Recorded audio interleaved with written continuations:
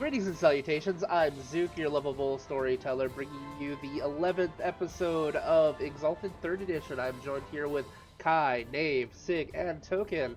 And who would like to do the recap from last week's episode? By the way, it's the 10th. No, it's the 11th. Oh, it is the 11th. Wait, Yep. You're right. Just kidding. I'm an idiot. Mm-hmm. I keep forgetting that I haven't Hee-hoo. our first episode was technically, I consider that a session 0, so Yeah, that's what I have technically on my that thing. is a session 0, but it's still the 11th episode on my playlist. You're So. The pilot episode is always the first episode. Okay, so who wants to do a recap? I like to talk, so I guess I'll do it. Obviously, That's nobody else fair. is jumping at it. I mean, I can. I actually have full finished notes this time. Listen, do Really? you want to do it, or do you want me to do it? Because Do I it. can do it. You volunteered. It's too late. All right, no, Volunteers that's tribute. fine. I'm not trying to get out of it. Fight. It's been a long time coming. Oh, okay. Oh, right. Snap. Trouble in Paradise. Alan cooks a sex meal for Radomir. Radomir splooges. Well, 14 Rat is- successes. Rat is depressed afterwards. Yeah. So we went over some stuff that Alan did the night before having food sex with Radomir. So the night before, but we did the recap. Last session was that Alan read some books in the library looking for things about the towers and the Devourer. The stuff that Alan found was that there are 4 towers.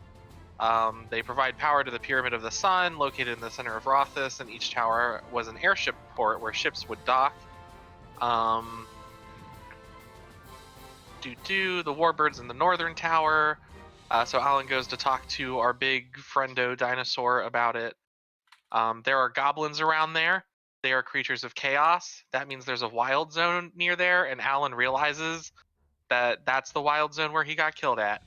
So that's cool. It's kind of a few miles away though, so it's not like super important right now. And my essence shard, or Alan's essence shard, remembered a charm that existed in the first age that could shape chaos into stuff. So that was really pretty cool. Alan talked to Hroth more about going to the towers. Hroth decided that, is it Hroth or Hroth. Hroth? Rough with an With a F. TH. No, F. F for It's her an F. respects. Crap. Yeah. I kept. Yeah, Mm. F Mm. for It's not Okay. Hrothgar. Well, I It's keep. not Hrothgar, it's Hroth. I know. I'm keep- pretty I sure keep it's writing it with Hrothgar a at this TH. point. So anyway, so Hroth said that he would help us get to the tower, but that they couldn't enter the towers.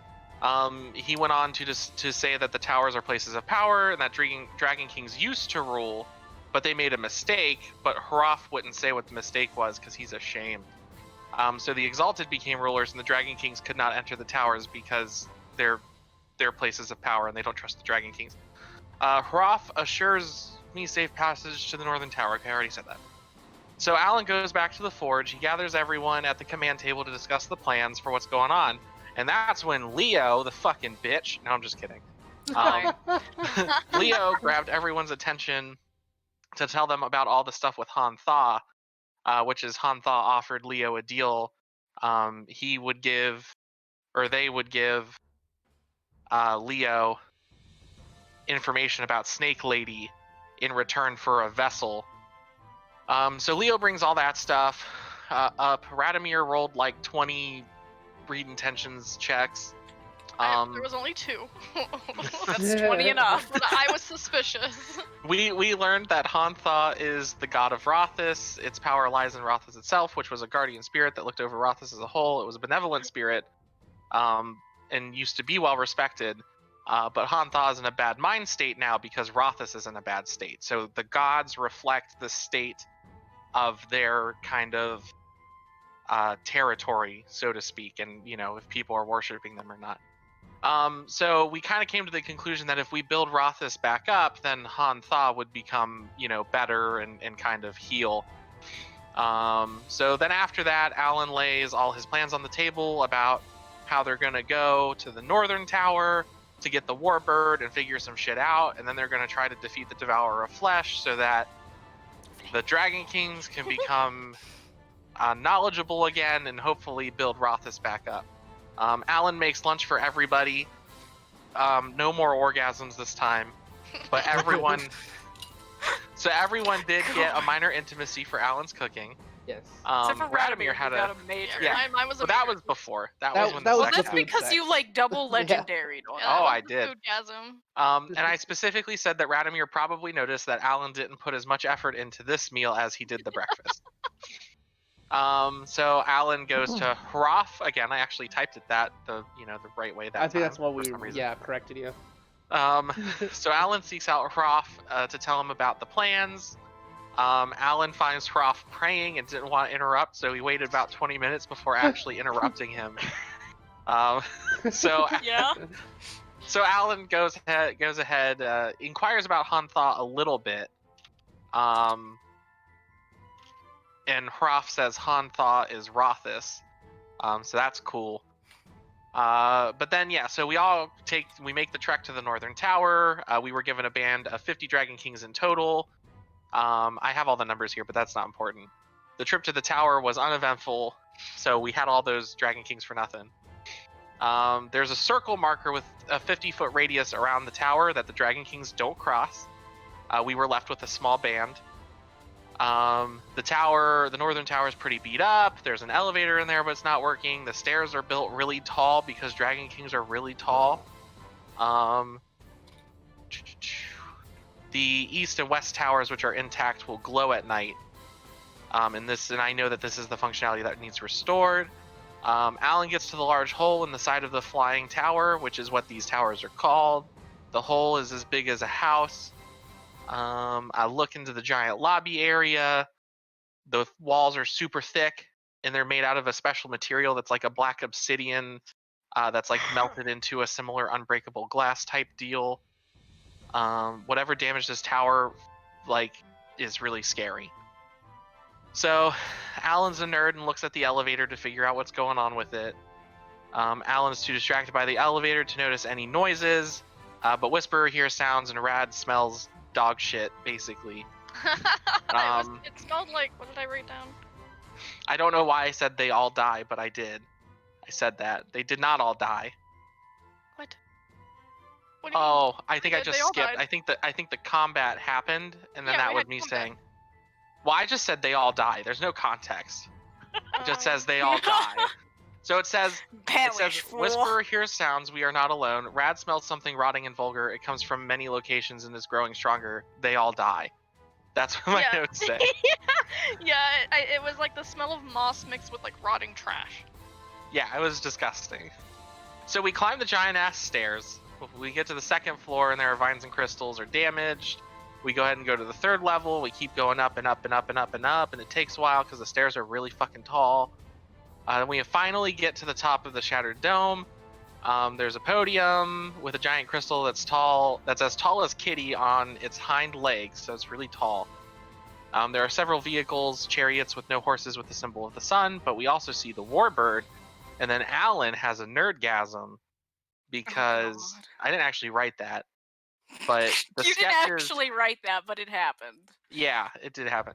The sketches apparently that Alan has seen in books do not do the warbird justice, so he had a nerdgasm. It is made not only with jade, but orichalcum and moon silver. So that's an interesting thing that Alan's going to have to figure out. But that's where my notes end. I talked a lot, but that's what you get. But that's what you get. Okay. Well, I thought about apologizing, but I'm not really sorry. And that's what you get. Yeah. Okay, so that is where we left off, and you guys are at the top of the tower currently. I don't remember what time it was, so I'm just gonna say it's like evening by the time you get there. So the sun is beginning to set. You've got like a purplish reddish sky from the sunset. Probably that. makes sense. I'm that- pretty sure it was noon when we left. Yeah, so that makes sense. And it's like disappearing. The sun is disappearing into Am I the glowing? shadows. Yes, you are right at the twilight. So you can actually see the view from up here because the dome has been shattered, and you can see where the ports that the airships would come in and where they would basically just stay stationed on standby. And like I said, you see two of the chariots with like the Dawncast symbol on it, as well as the Oh, it has the warbird as Dawncast well. symbol? Yeah, the chariots have a Dawncast symbol on it. Oh. There are also like other like remains and of like other vehicles that may have been used back then, and several pieces of that crystal that the dome was made out of, which was like a transparent glass made a lot like chiaroscuro glass was. So that's where you are. Like I said, the podium is there with the crystal that's supposed to be floating at the top is on its side and it's dormant. So what do you do? What do I know about crystals? What do you know about crystals? Go, Pokeball. Like as for like like The big ass crystal in the middle of the room, I want to know like what's wrong with it and like maybe how I can make it work again. sure. So I will let you do an intelligence and occult roll, and I will allow you to have your essence specialty. Ooh, okay. Math 5 plus 1 is 6 plus 1 is 7. That's how I feel today. Don't worry. I'm on that level.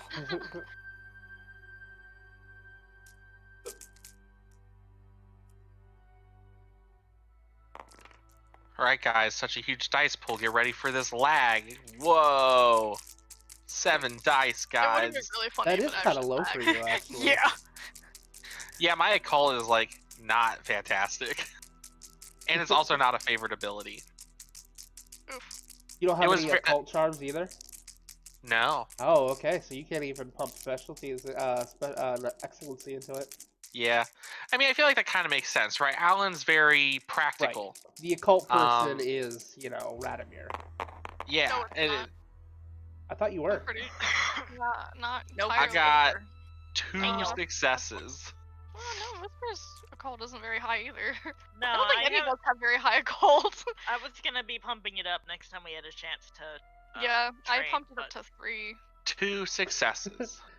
think I I have want to one. know about the big ass crystal in the middle of the room. What's wrong with it? Crystal's brain. Well, firstly, rude. Secondly, depression and lacking energy. Yeah, that feels I accurate. mean, that's actually what's going on with the crystal in the middle of the room too. It's lacking energy. Dude, it's just depressed. It's It is depressed. it is Gotta talk to depressed in the podium, and it is lacking an energy source of some kind. And that's Oh, okay. basically Does the anyone have a information that you Xanax? get. Xanax. So, Zach. get the impression that it is lacking energy. Yeah, there's some sort of energy source that it is not getting. That's So, about now- all you get with you. Now, with only hold two- on. You say energy source. Does that mean there's like a place for me to put a battery in there, or do I need to like jumpstart it with something? Well, your knowledge of machines So, says that it doesn't did anyone really... bring Yeah, your I AAA can't- I batteries? can't hear Zoo. Do I have him turned down really low or something? Well, he's at 100. Where? Yeah, oh no, I just have Sig up really high for some reason. Oh, that's You're all- because you're all last good. game, Sig was very quiet.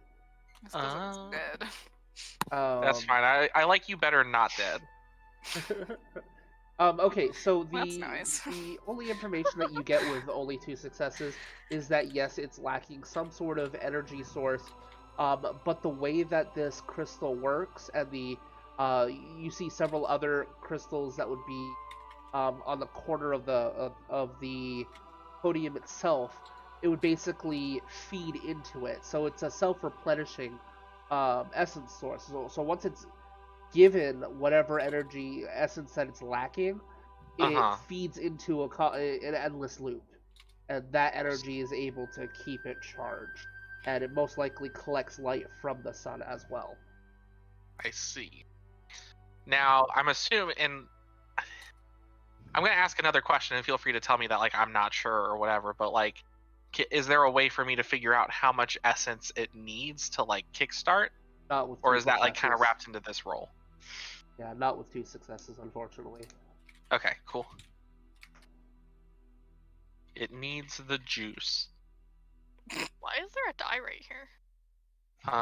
Because I'm trying to send you a message. Oh no, okay, that is from something. That was banked successes from something.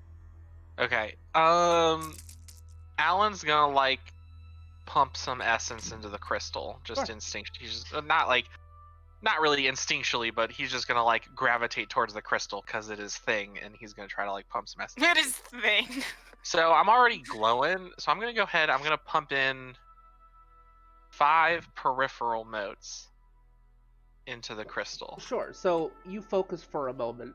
Your cast mark, which is slightly twinkly because of the twilight, collects and coalesces, and the twilight symbol begins to shine brighter, and then it basically illuminates you, crawls down to your arm, and extends outward as you have that small outline of golden energy, and it goes into the crystal, and you actually see it like basically come to life. It very like sparks alive, like very faded, and it goes whoa, and it looks like it's about to shake, and then it fades and flickers away. Okay. So 5 is meh. 5 is meh. 5 is meh. Um. Well, Alan's gonna go ahead and pump. um. Maybe he shouldn't do this by himself. Thinky. Gotta get Whisper will into- help. Just gotta. figure Let's out the do number. it. Yeah, no, Alan's going to. I'm just getting into like the state of talking in Alan.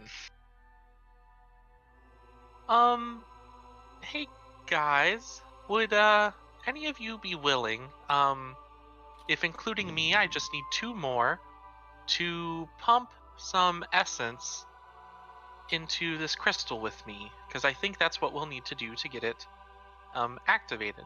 So specifically, I'm trying to pump 15 motes of essence into it. So I'll give 5, and then 2 other people would need to give 5. I'll do it. Easy peasy. So I Leo and also Whisper. will be right back because apparently food is done. Okay. Okay. So basically, the 3 of you, so Leonir, Whisperer, and Alan both extend their animas outward and do the same thing that you did, and you see it. Basically, the crystal begins to vibrate and actually lifts up a little bit. It is glowing the orangish kind of sunset color, and then it goes to a blue that matches the other lights, but then it like fades and falls back into the podium. Clearly, it needs It more. needs more.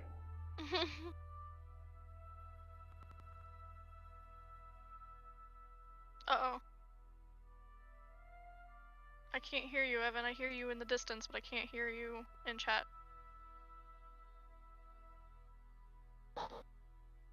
Hello, Tess? There you There are. you are. There you are. Yeah, my headset's been acting a little fucky. No, I started saying stuff, but I said I have to wait for Sig, so Gotcha. I'm basically just gonna ask everybody to like touch the crystal.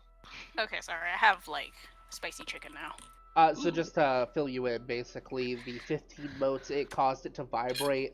It lifted a little bit off of the podium, turned a bluish color, and then fell back down.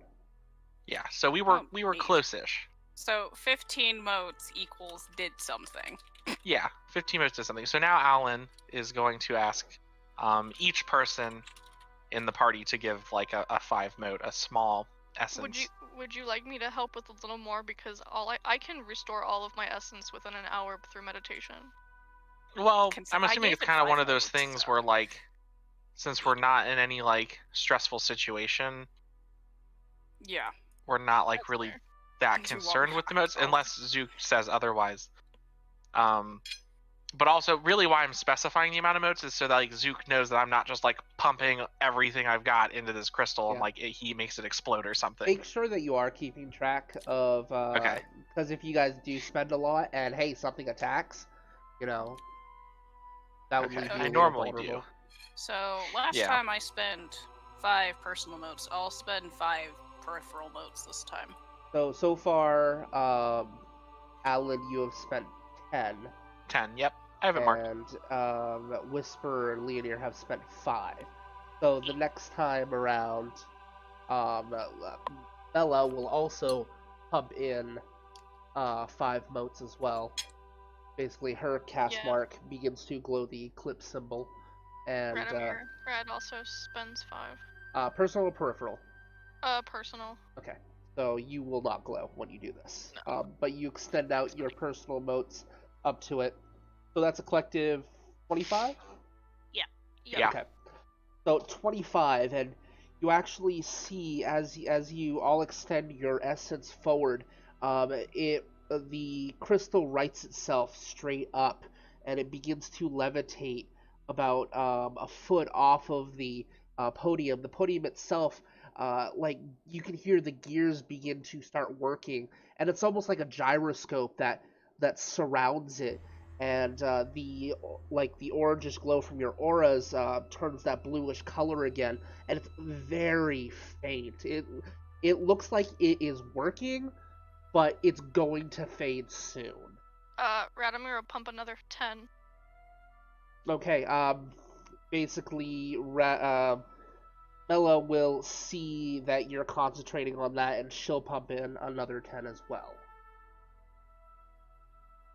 So that is, and basically you two connect. That's another 20 more motes. So that's a total of 45 this thing has gotten. As you see the gyroscope begin to speed up, it's starting to fade, and then you feel it go whoa, and it pulses outwards, and you can feel the essence, and it's enough for the gyroscope to begin working correctly, but you can see that the 4 lights that are supposed to basically cycle the essence through are fading before they're able to actually get it to the renewable source. So it's gonna work for probably a little while, but eventually it's not going to have enough power to sustain itself. So it's up who notices sustainable. this? I would say, since Alan, you're the person trying to get this to work, and you're proficient with like the machines and stuff. You're the one who notices that it's not it's basically got enough energy to power it right now, but it's going to run out. Could I, like, as we're like focusing and I'm noticing this, could I put a call out for more motes? Sure, absolutely. As you do so, Mela will pump another 5 in. So that's a total of 20 that she has spent so far. I'll pump in 10 more. So 10 more. Okay. So I'll pump in my remaining 10 personal motes. So hang on. So we were at 45. Bella does another 10. That's 55. Alan, you're doing another 10. That's 65. Leonir, how much are you putting in? 10. 10. That's 75. Rad will do another 10. That's 85. I'll do a 15 to round us out to 100. 15. All right. So basically, you're pushing forward, and you see this. The energy is like trying to deplete itself, and you can hear the whoa, and then the grinding of the gears, and you actually see some of the crystals in the room begin to grow as you're doing this, and some of the the vine work that goes through begins to churn and begin to pulse with that energy as it starts to do what it's intended to do.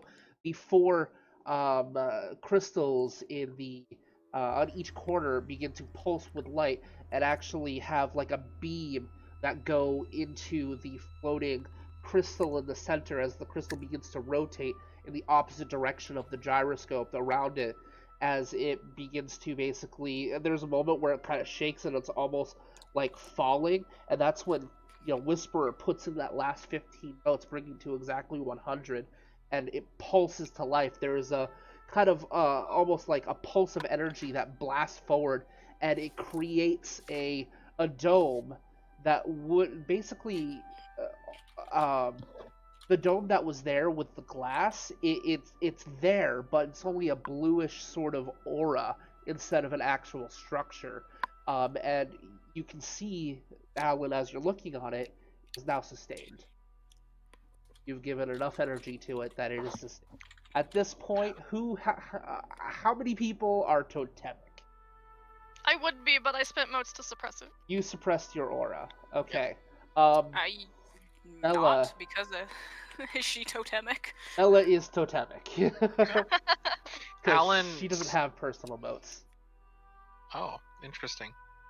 Alan spent only 10 peripheral, and then the rest were personal. So Okay.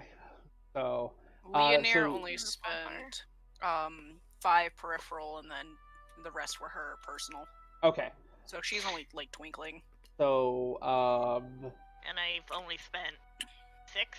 Mela and 6. peripheral. Okay, so Mela's the only one that's totemic. So basically, and you get it working. You get it. You hear that. Hang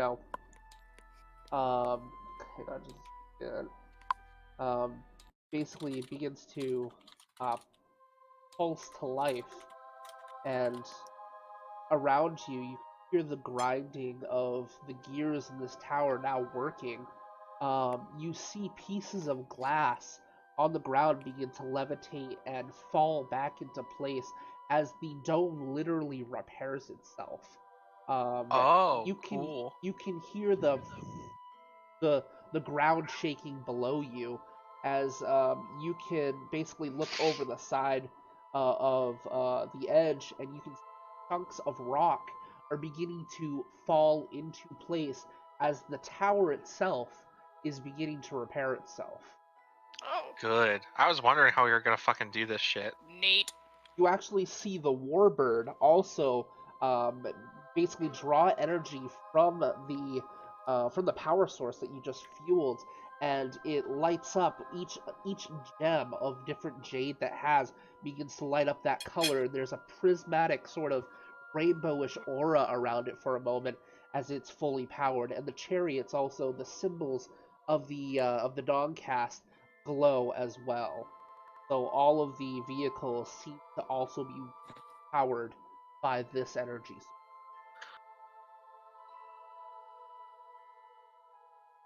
Okay. The tower seems to be working. What do you guys do? Well, we found the warbird, which is good.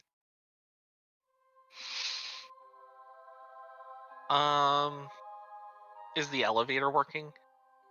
Do you check? Yes. Alan checks if the elevator is functional. So you look, and it looks like the vines and stuff are beginning to repair itself.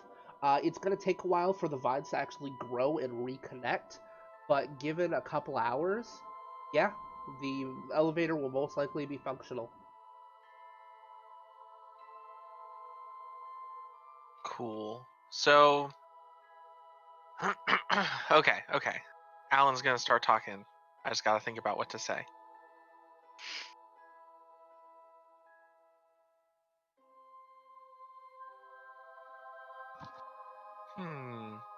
Well, I think that went better than I expected. I thought we were going to have to repair this thing ourselves, but just pumping enough essence into the crystals seems to have done the job, so that's very convenient. This is quite the wonder. Indeed. At least I don't have to carry anything. Yeah. Yet. Yeah.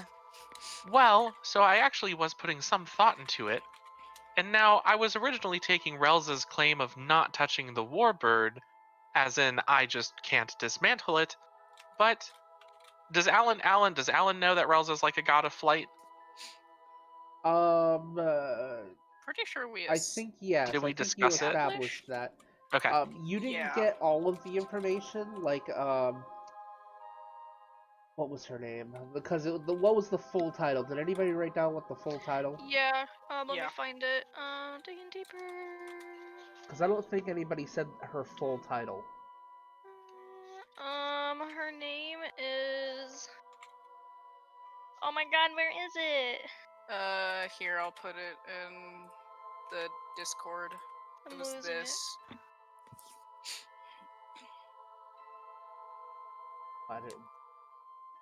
I put it in the Discord chat. Relza the satrap to Vanillith. Yeah, Venilith. Actually, yeah, I remember saying Venilith, and that's something that Alan remembers. Venilith is a goddess that is actually revered by the Hislanti League, because she Oh.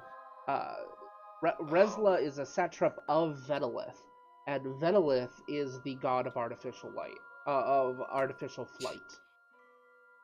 I see. Oh. Well, Goddess. That's regardless still of bang. yeah, regardless of if Alan picked that up or not, like no, like at least knowing that is it Resla or Relza? I thought Relza. it was Relza, but Did I? Relza. Okay. Oh, yeah, I must have I also spelled thought it was wrong Relza, but then I read it and okay. So then. There we go, it's fixed. just knowing that Relza is like a god of flight in general, regardless of the Venilith part, I think would be enough to like kind of make Alan sort of second guess.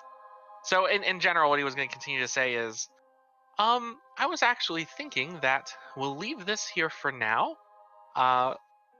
because knowing that Relz is a god of flight, it is very possible that she doesn't want me to, or anybody, to lay a single finger on this, and so I'd rather not chance it. It'll be easy enough for me to build a large frame here in this dome later to, keep a door to my workshop open so I can work from here when I need to replicate the warbird. So I think that's what I'm going to do instead. And we're just going to leave this here. So no lifting for anyone. Oh, cool. But the tower needed repaired regardless. Pretty nice when you can just bring your fucking forge with you. Yeah, Yeah. I know, right? Yeah, so, I personally think we should wait for the elevator to repair, which should only take a couple of hours, because I really don't want to deal with those stairs again. That's fair. Perfect. That is fair, though. I was just gonna jump. Well, Unfortunately, we are not all jumpy. Well, actually, Alan's surprisingly the jumpy. funny thing is, if you stunted it, the way that it's angled, you could probably slide down the side pretty easily. Oh, of the tower? Yeah. Yeah. Alan still wants to ride on the elevator because he Radomir wants is to, just gonna sit down and watch it. start meditating. Okay. So you begin Well, to meditate, and you're gonna basically regain your essence. Yeah. Does anybody have any fun games we can play while we wait for a few hours? Radomir is silent. Mela begins making shadow puppets with the light that's bouncing off of the crystal. Leonir Alan will joins clap.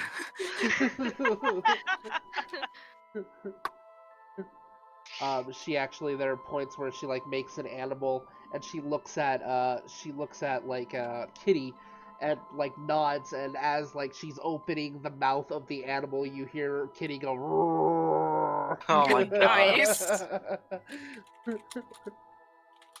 And you guys are just kind of keeping yourself occupied for the next hour. It goes by uneventfully, as you hear basically the vibrations, aside from what's coming from the natural gears of the tower itself and the pulsing energy, from the crystal. The rocks stop shifting and whatnot, and everything seems to be repairing itself. Cool. Repaired seems to have repaired itself. What do you do?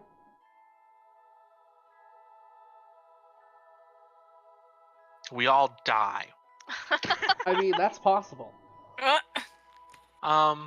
Well, once Alan notices that all the rumbling and shaking has stopped, assuming everything has been repaired, he will pipe up as he does and say, "Well, I think our ride is reassembled, we should make our way back down to the tower, and probably make camp with our Dragon King friends, so that they know that we're safe and we can make sure they're safe. And then tomorrow morning we can make the trek back to the Undercity.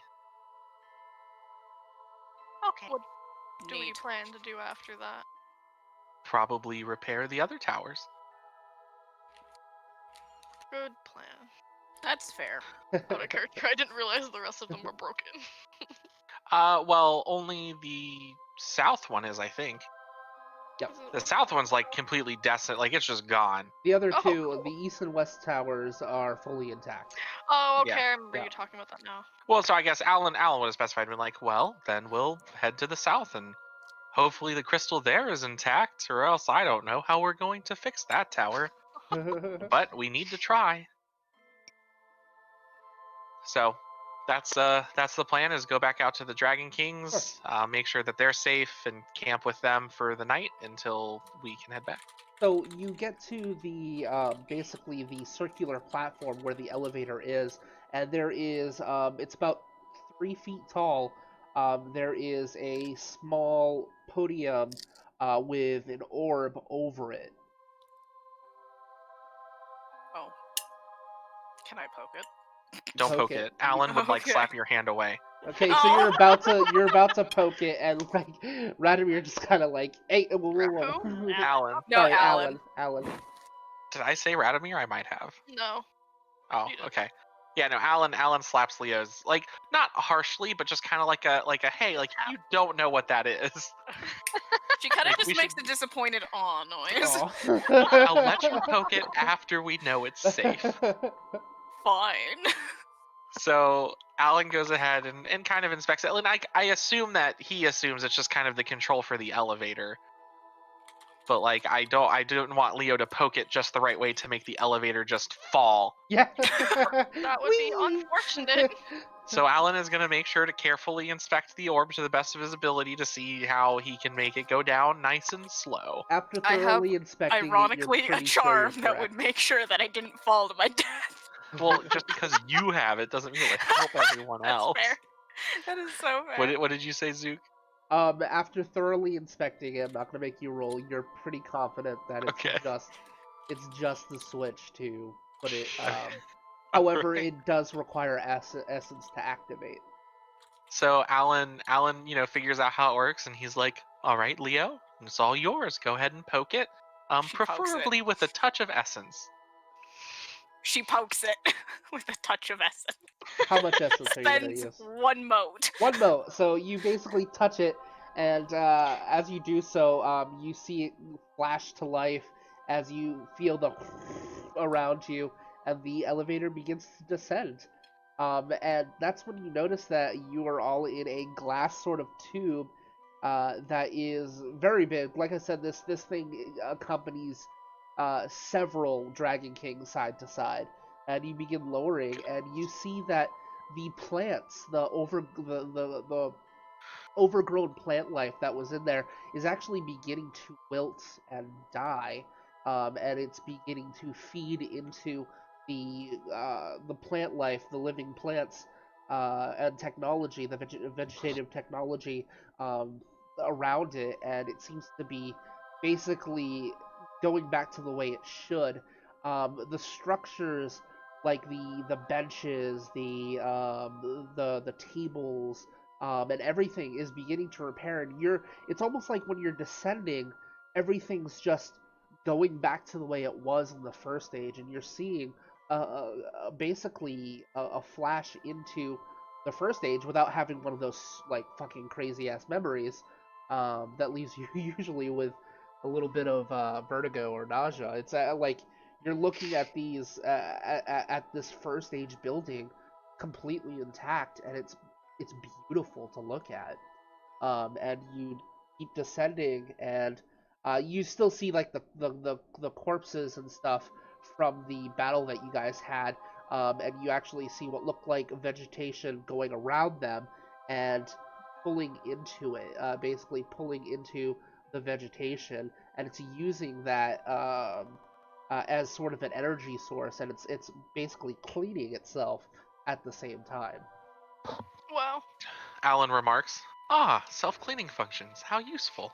And then you get to the Jesus. bottom, and it sets into place, and the glass door is open. You guys can walk right out if you'd like. Neat. You can do Yes. so. No, we Yes. just stand in the elevator. Yeah, we're just Okay, what Give me now? just a second. So Okay, so do you leave oh. the tower, or? yeah, so we're gonna go out to the Dragon Kings. All right, you leave the tower, and you see the Dragon Kings. They're all on their knees praying. Oh, my okay. God. This Oh, is really God. odd. Mm. So what I actually wrote down which ones we have with us. So hold on a second. We have fuck. We have 5 raptor or raptox. Why did I say raptor? We have 5 raptox, 1 Tarok, and 1 Masak. Yep. So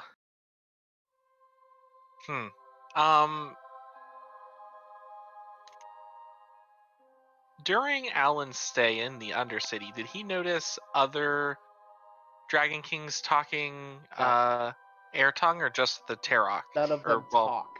that's right, none of them do talk. They just understand. Okay, so never mind. But yeah, the Tarok did seem to understand air tongue. Yeah. Out of character, I have the theory that like they kind of understand the tongue that kind of has to do with their element.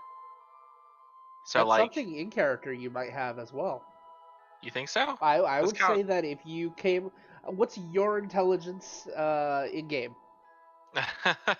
5. Right. So if you, Evan, I love you, but you do not have a 5 intelligence in real life. God. That's fair. You definitely are very smart, No, but you are not one of the got you. smartest people in the world. A 5 Yeah. intelligence means you are one of the smartest people in the world. So if you, Okay. Evan, came up with that idea, then it's safe to say that Alan also came up with that idea. Sweet. Okay. So cool. Well,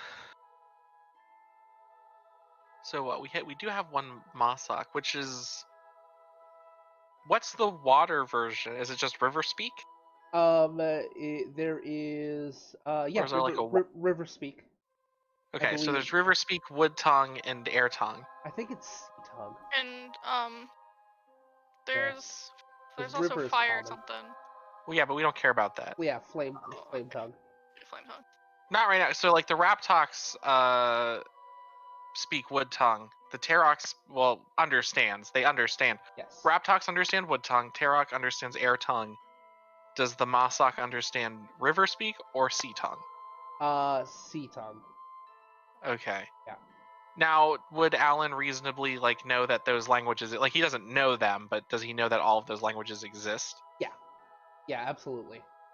Okay, so It's kind of like we know that Latin exists, but we might not necessarily know how to speak Latin. Yeah, like German. We know what the languages Yeah, are. we could probably identify it if we heard it. Like if I hear someone talking German, I can usually think, okay, that sounds German. Yeah. Okay, so Alan will say, does anyone in our group speak Sea Tongue? Nay. No. Well, that's unfortunate. Whisperer, you speak Wood Tongue, correct? Yes. So, I will need you to communicate with the Raptox for me, and I will communicate with the Tarok. And we're just going to explain that we're going to camp here for tonight, and then make our trek back to the Undercity tomorrow when it's daylight. Okay. Awesome. Awesome, man. Yeah. All right. Thank you. And so Alan then proceeds to tell the Tarok that the plan is to make camp, and we'll head back when it's daylight and everybody can see. The Tarok will look at you and he bows his head in reverence, and then he looks up at the tower, and then you hear in air tongue, "Miracle." Oh. I tap him on the head. Isn't he taller than you? Yes. The Tarok, Alan jumps and hops and taps him on the head. Well, he bowed his head in Or reverence maybe Alan anyway, gestured. Yeah, he did bow his head, Yeah, so. so Yeah. I can see you kind of patting his head as he's bowing to you. So, yeah, but he utters, that's the second you've never heard any of the other ones speak, and Hroth even said they can't. Okay. But this Interesting. Tarok said miracle. Well, so Alan actually would probably probe a little bit and kind of be taken aback, and in air tongue continue the conversation and say, "You spoke. Can you say anything else?" You kind of hear it. It's like it's trying to force out some words, and they're somewhat intelligible, but not as good as Hroth. Like very guttural. It's like he's searching for the words and seems a little frustrated. Okay. Well, Alan will recognize this and be like, "No, it's okay. I just assumed that if this tower might have helped you, then I'm assuming once we get the southern tower fixed, it'll probably help a little more. So just be patient, and we'll get it figured out." Nods his head, and that's when you see him kind of perch down to the ground, and then he flaps his wings once to get a nice big takeoff, and he flies up into the air. Was he gonna like scout or something? Yeah, he's flying Okay. off ahead, Cool. out the way. The Mossock will look at you, and his big towering, alligator-like visage stands up. He's got a big club over his shoulder, and he nods at you. Did he understand me? You don't know. He just gives you a nod, like a sort of. Like a greeting. Alan will like nod back, like, "Sup, bro?" Yo. Good lord. Pounds his heart and gives you, flashes you a peace sign. No. Well, while this was Radomir, what have happening, you done? nothing. I've done absolutely nothing. I don't believe you. Radomir teaches all the freaking dragon, the Dragon Kings how to do Nexus gang signs. He totally would. He would. You've already taught them how to wave and finger gunning. gun. Yeah, he's definitely finger gunning at them. Trying to encourage it more.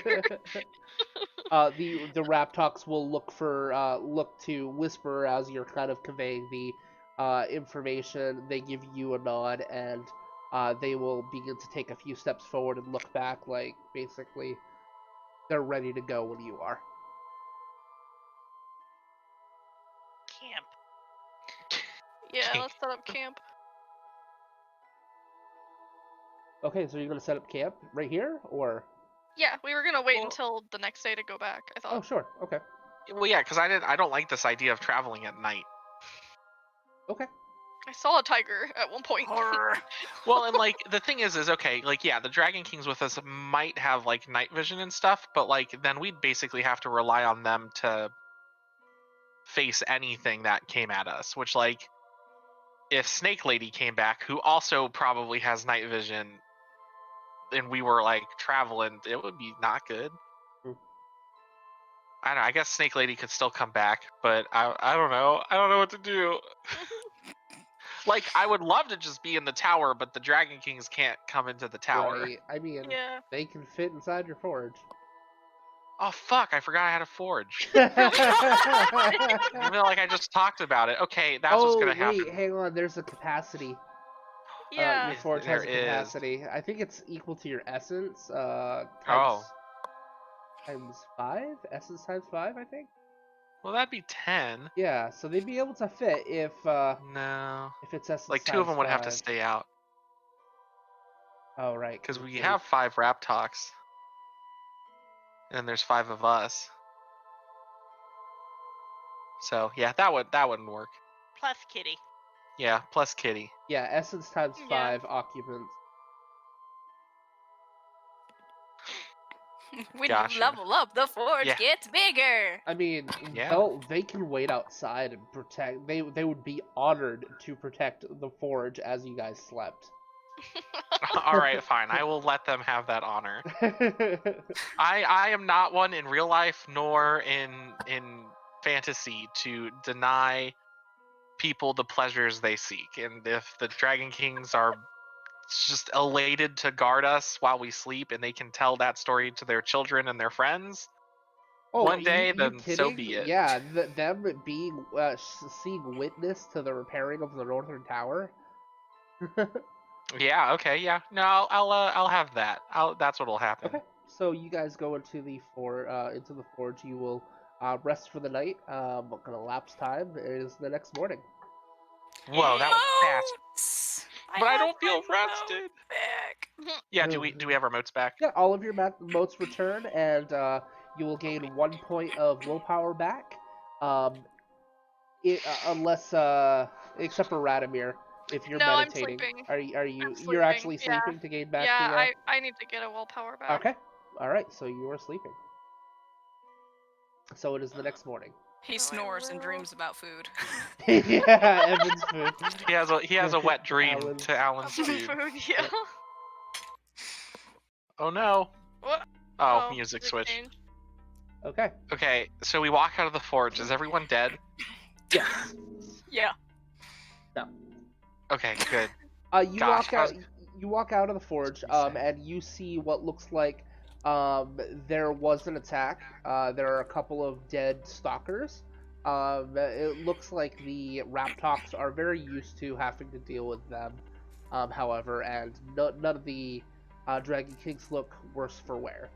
There Okay. are 3 dead stalker corpses. Okay, let me note that. Oops.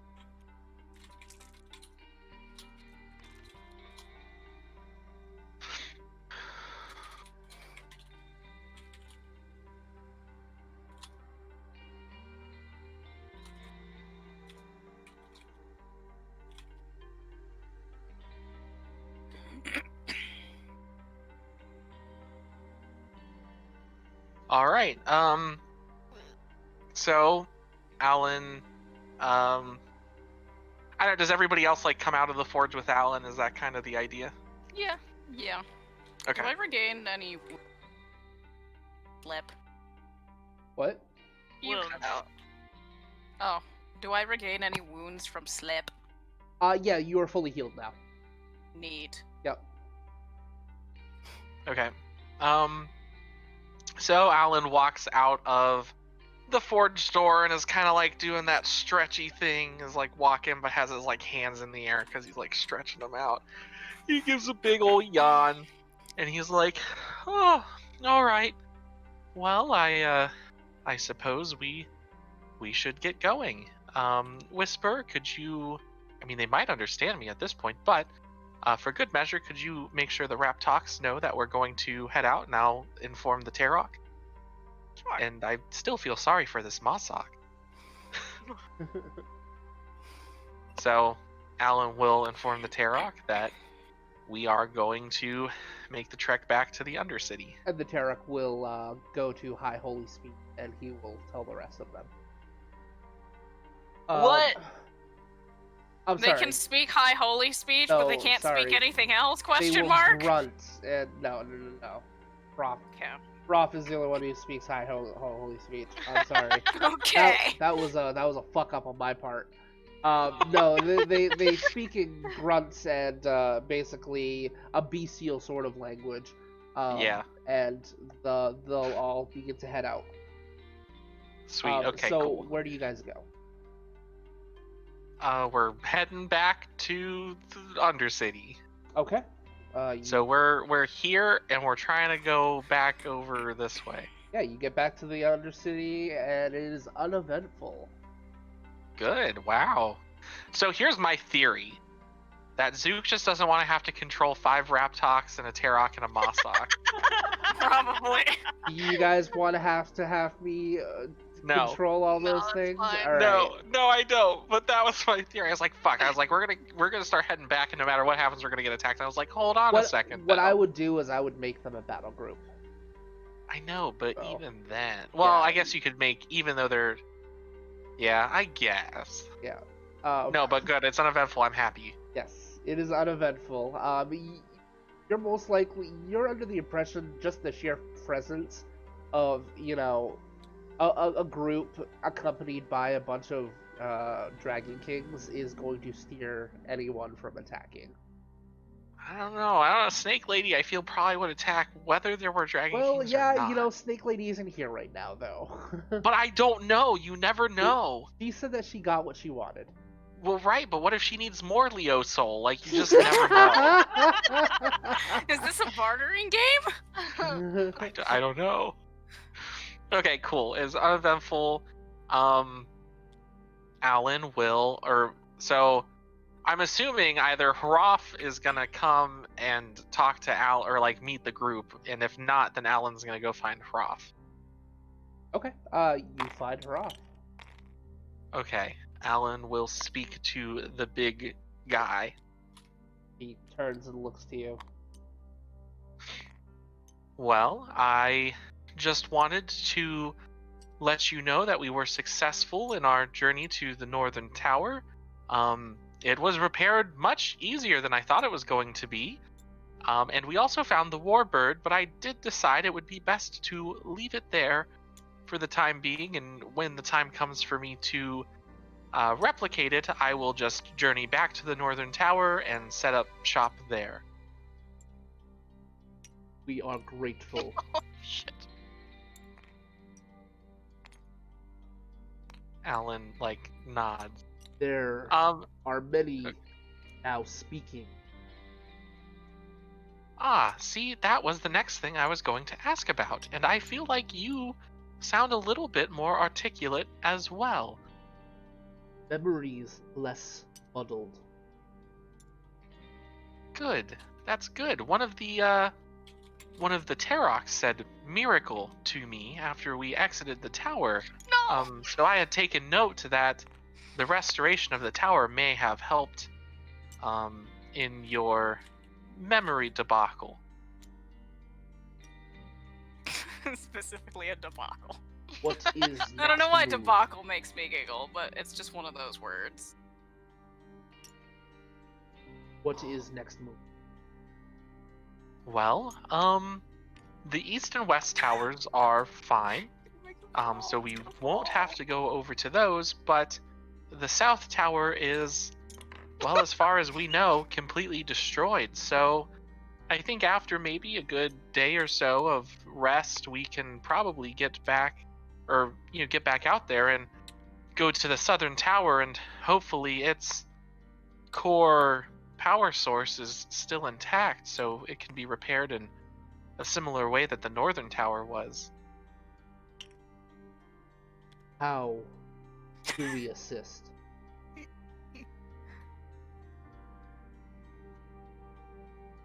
So Alan kind of, puts his hand on his chin for a second, does kind of the thing where, like, his left hand is cradling his right elbow, and then his right forearm is going up to his chin, and he's kind of, like, thinking. And he's like, No, well, it's fine. I think what we did going up to the northern tower would be just as helpful if we could have a group escort and have a few guards stay with us, and that would be much appreciated if that's not too imposing. But I also would like any information on any dangers that may be at the southern tower that maybe weren't at the northern one, if there are any. The squad that was with you will accompany you south.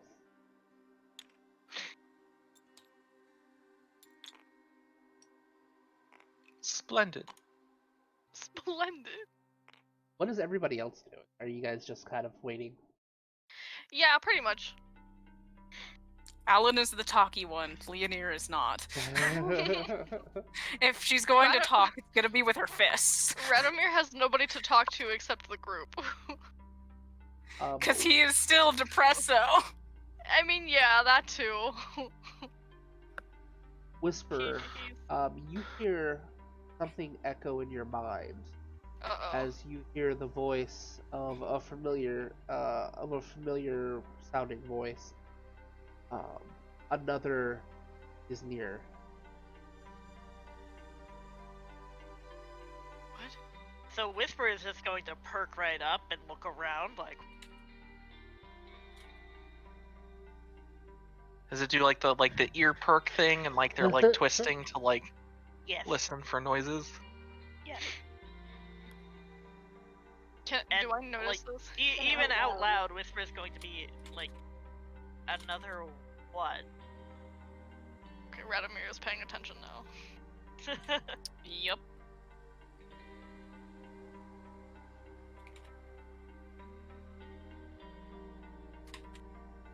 Are you still there? You hear no response. What the fuck? You hear a squawking come from the entrance as a Tarok flies in, and you hear it like it flies over and lands next to Hroth, and Hroth nods and looks to you, says, "The Goblin King approaches."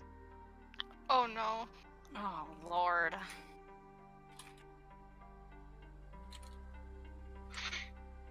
What Alan is gonna speak to Hroth and say, what does Alan know what the Goblin King is? Does he have knowledge on this? No, you do not. No knowledge, okay. No. So then Alan will then ask to try to obtain knowledge and say, what exactly is this Goblin King?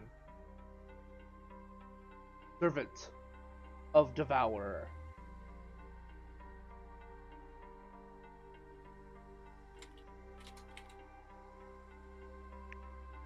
Would I know anything about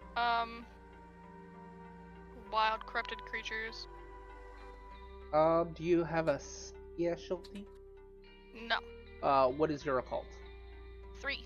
And what is your lore? Nothing. Nothing. I would say your occult and the fact that you probably have a special interest because you are Fey-blooded. You would know basic knowledge of Fey creatures. Okay. I'm so back at the beginning session where it's just your grandma. Back in my day, I fucked a Fae. Basically. Radomir was all about hearing about the Fae stuff. It is not David Bowie. For the record, it is not David Bowie. You said Goblin King, and that's the first thing that comes to my head. Legit, Stop. Oh my from God. the book, Ugly the guy's as fuck. title is the Goblin King. Legit. It could be the Goblin King from The Hobbit. Oh, God. Yeah, that thing's pretty That gross. bitch was I ugly mean- as fuck. Yeah. Visually, it's not far off. Okay, Yeah. so what do you guys do? Radomir is excited. Roth begins heading out. Like, you don't see him leave Radomir very is often, following. but he's going. Radomir is following. Okay, Radomir is following. Is everybody else following as well? Yeah, Might as Alan would follow go. suit. Okay. Let's go. Good. I just have in my notes, Hroth mobilizes. Roth mobilizes. He's now Optimus Prime. Okay, Dragon So- Kings, roll out! you all exit the Undercity, and that is when you basically see. It looks like a group of Dragon Kings have kind of they're like standing guard outside of the Undercity entrance, and that's when you see Hroth basically stepping out of the entrance to the Undercity. The Dragon Kings will part and respectfully bow as he passes, and he basically stomps his way out with that big crystalline club that he has over his shoulder. You guys are following shortly behind.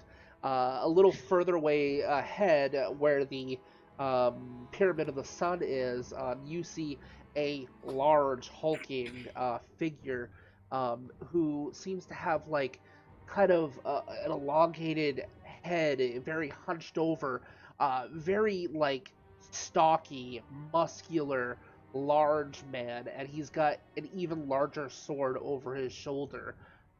He's got bracers with spikes coming off of them, and a giant pauldron over. As you see this, Oh, look into the on. stream. Oh dear God. Oh boy. Oh. How got tall is he again? Several piercings. He looks tall. You're not really close enough to gauge the height of his actual height. But he has over his shoulder a diclave, which Oh is dear. usually about 6 to 7 feet tall, a grand Jesus diclave. Christ. So that can kind of give you a point of reference. This guy is probably 9 to 10 feet tall. Jesus Christ. Oh boy. And you see him just kind of standing there with his, pretty much in this pose. So how tall is Hroth? Roth is roughly 8, 9, about the same size. Okay. See him just kind of waiting. And Hroth will step up and says, "What?" And you see the Goblin King will just point at the 5 of you. Oh. Hroth will turn and look to you guys. You do. Radomir will start to step out. Kind of glance Oh, at the rest boy. of you and expect you to follow. Alan does not. No, I'm just kidding. Okay, so Radomir will basically lead the group. Sure. Yeah. Why not?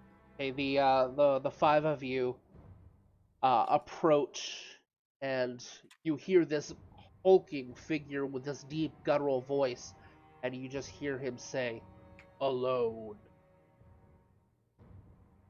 And Hroth will look to the 5 of you for acknowledgement.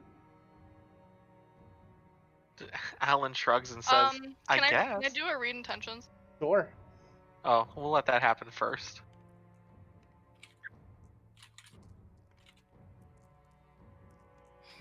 Presence and this 1, 2, 4.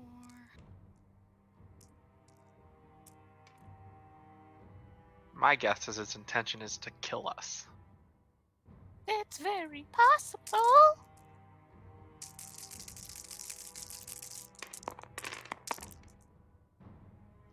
1, 2, 3, 4, 5, 6 successes. All right, so Legendary. 6 successes, legendary. You look at him, and there is something clouding your ability to read intention. There's something there that is just preventing you from getting a read. Normally, you'd be able to tell what somebody wants with that kind of roll. This guy, the blank slate. What in the absolute fuck? Well, I'm glad I didn't use a charm. I don't like that.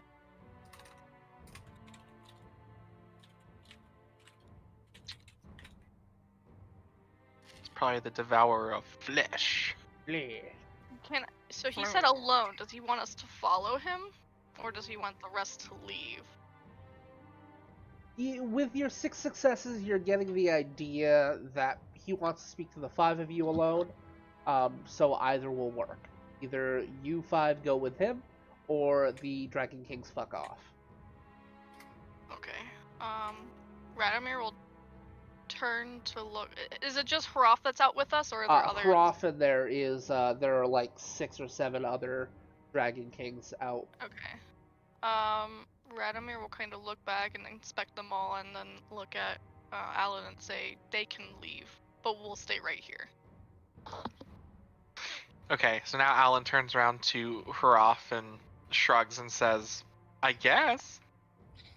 Prof will nod and signal for the other with a quick motion with his head to go inside, and the other Dragon Kings will go back into the Undercity. They close up the gate, and you are now face to face with the Goblin King. I am. Can I like assert my presence to be intimidating? Sure. Are you going to be using Radomir a is like charm real or? fucking. Hold on. I might have a presence charm. My tower.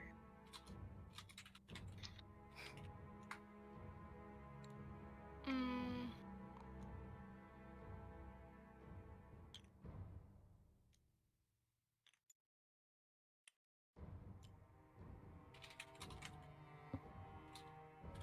I'll use harmonious presence meditation. Sure. It says the lawgiver embodies virility, magnetism, and grace, empowering her forces of persuasion. For 5 motes, this charm grants 3 bonus dice to all forms of social influence from all abilities except stealth. In addition, the cost of all social influence charms are reduced by 1 mote to a minimum of 1. Hey. So it just basically boosts you get 3 extra dice for 5 motes for the scene. All right, that's awesome. Yeah, to all rolls. Cool. Okay. So I'll do that. Then it would But yeah. be an appearance and presence roll. Okay, 1, 2. And did you want to boost it with an excellency as well, or are you just using the 3 Yeah. extra dice? No, I'm using excellencies. Okay. Instead of appearance and presence. 1, 2, 3. I'm not glowing, by the way. I'm Okay. still suppressing. Yep.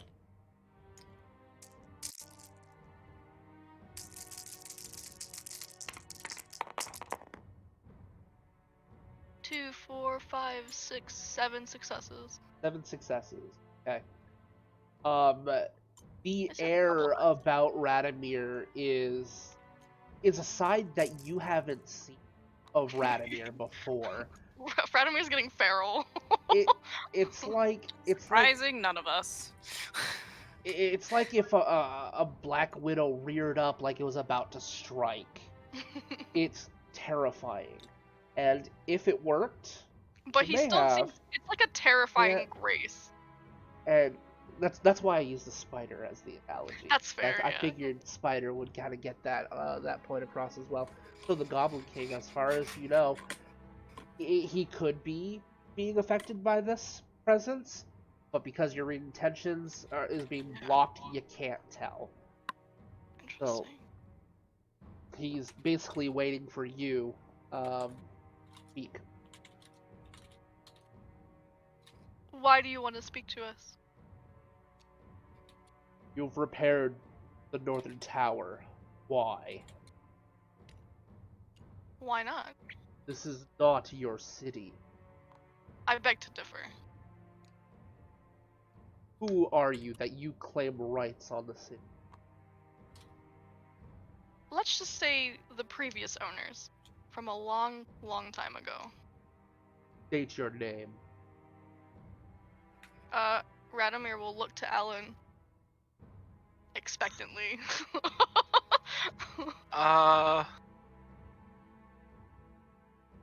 Okay, well, Alan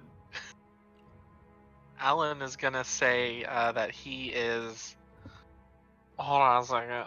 What's my first age name? I know some Gyrution of the it. 7th Light. Gyruchin. Okay. Alan will step forward from his position, but not in front of Radomir. And say, well, as far as you're concerned, I am Gyruchin. And then just kind of look at Radomir. Radomir will smile very gently. So the 7th flight returns to Rothis. And what are we supposed to do? Bow at your feet? Well, I mean, I never asked that of you, did I? Indeed. What makes you think, after being gone for so long, that you can just return to Rothus and reclaim it as your own. Well, Relza didn't seem to mind as long as I can replicate the warbird. Relza is irrelevant. If it doesn't concern her flying birds, she cares not. Well, let me ask you this then. Why does it concern you? This is my home. I have been here for 100 years. Only 100. I know. That's kind of what I was thinking. Leonir would probably just whisper that too. Only 100? Can you answer me? Who or what is the devourer of flesh? Is Rothus. Fucking knew it. That was out of Well, I character. thought Han Thaw was Rothus. Then you know his true name. I see. So Han Thaw has turned into the devourer of flesh. Flesh. Is it time to fight God? Yeah. Apparently one of them. I see. And Well, I suppose... Hold Go on. ahead. Alan's go still ahead. going. Okay. Well, why would it? How would it affect you if we continue fixing the towers?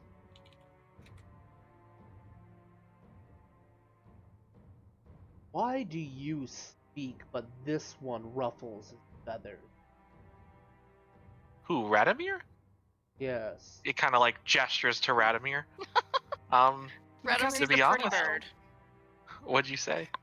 Radomir just smiles. Alan's just gonna say, to be honest, I'm not really sure. Your servant. That's just then. how he be. No, he is No. not my servant by any means. Just a friend. Radomir will wink at Alan. Oh, Alan blushes. He doesn't know, he doesn't understand. So, the Solar Exalted. To think, because there's 5 of them, they can just come back to Rothus and have it as their own once more. This is Hantha's city. You You have no stake in it. You follow him so devoutly then. I follow his ambition, not him. Well, what's his ambition? Why would he not want the city to be repaired? Some things are best left untold. Well, now, I just frankly think that that is not true.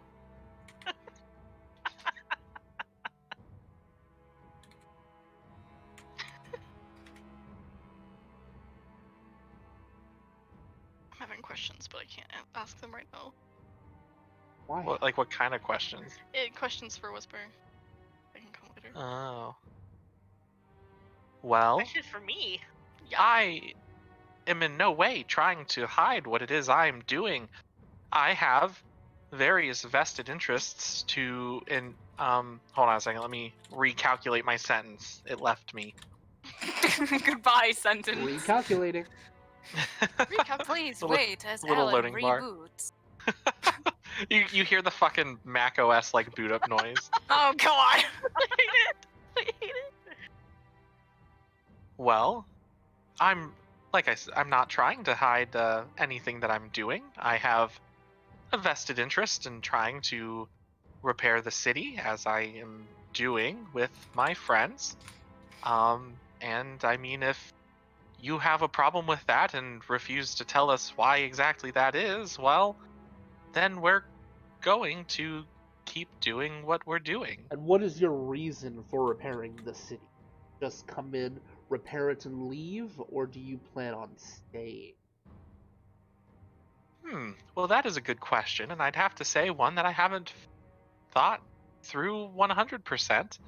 So to lay now you've got Alan in story mode because he's just gonna like basically say everything that happened. Like before he goes on a rant, Radomir will like hold a hand out to stop him and say, "Why do you care?" Because unlike you, this is my home. Unlike And I ask, you, I have claimed it. The name of Hantha. The Dragon Kings know their place. The Undercity is theirs. The surface is mine. The pyramid is mine.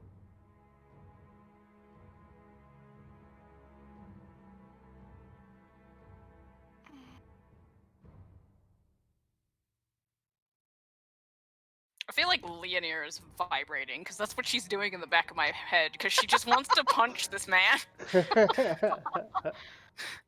I'm not stopping you.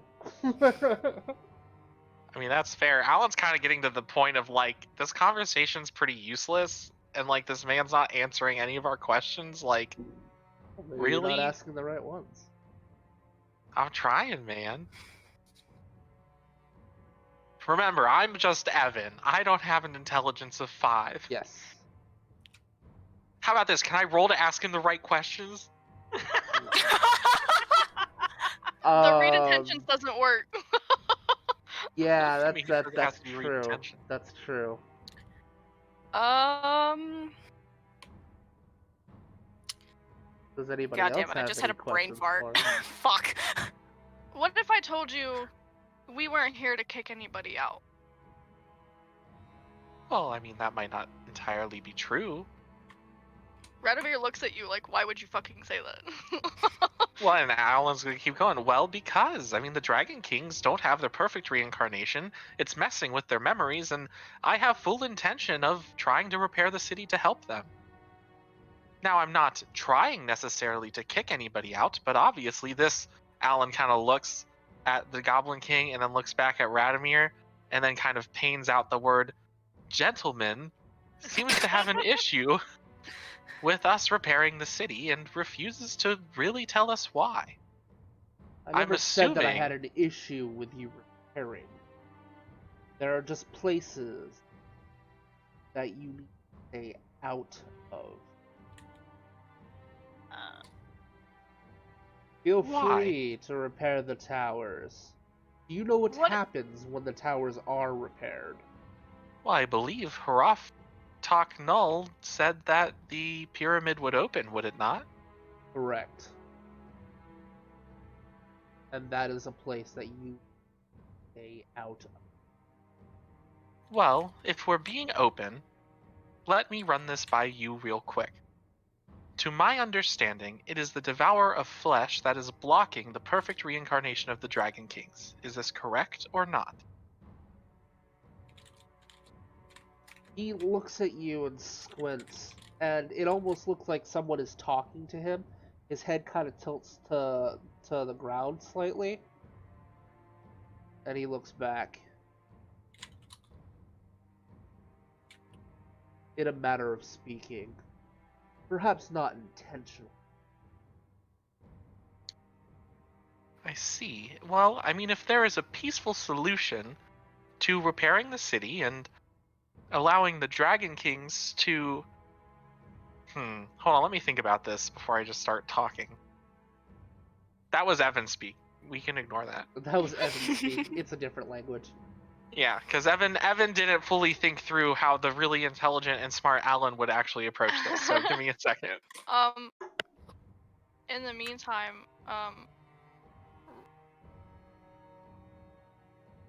Radomir will ask, do you have a name other than the Goblin King? Yes. May I have it? And what is yours? My name is Radomir. Radomir. What is your true name? Do you need your first stage name? Or I'm not sure if that's what he's referring to, but it's 9th hour.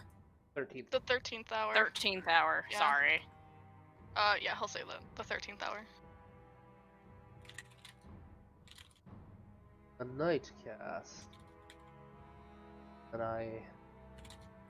This Goblin King's a lot more intelligent than I thought he would be. Well, again, he might be listening to somebody. It's true. That's true. very well. The Goblin King is merely a title given to me by the Dragon King. My true name is Filial Wisdom. Radomir looks back at. Leonir's just going to point and say, "Motherfucker!" What if I told you the Devourer of Flesh has already come to us for help? Has he? Indeed. Seems to kind of, his focus goes elsewhere for a moment. And? He told us to tell you that we're a friend. A friend. Though I doubt he would use that word. The meaning seems to parallel what Hantha is telling me. However, that does not change the territories and the rites of passage in Rothus.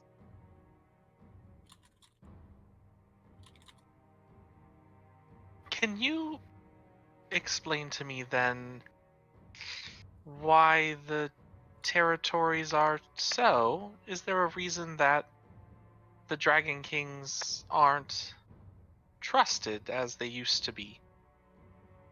Dragon Kings lost their privilege for the surface. They must never rule again. That is why our kind was created. Now, what did they do?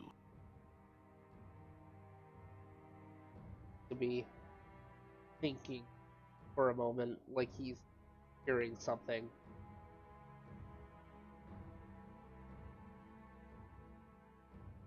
And he looks back but does not answer.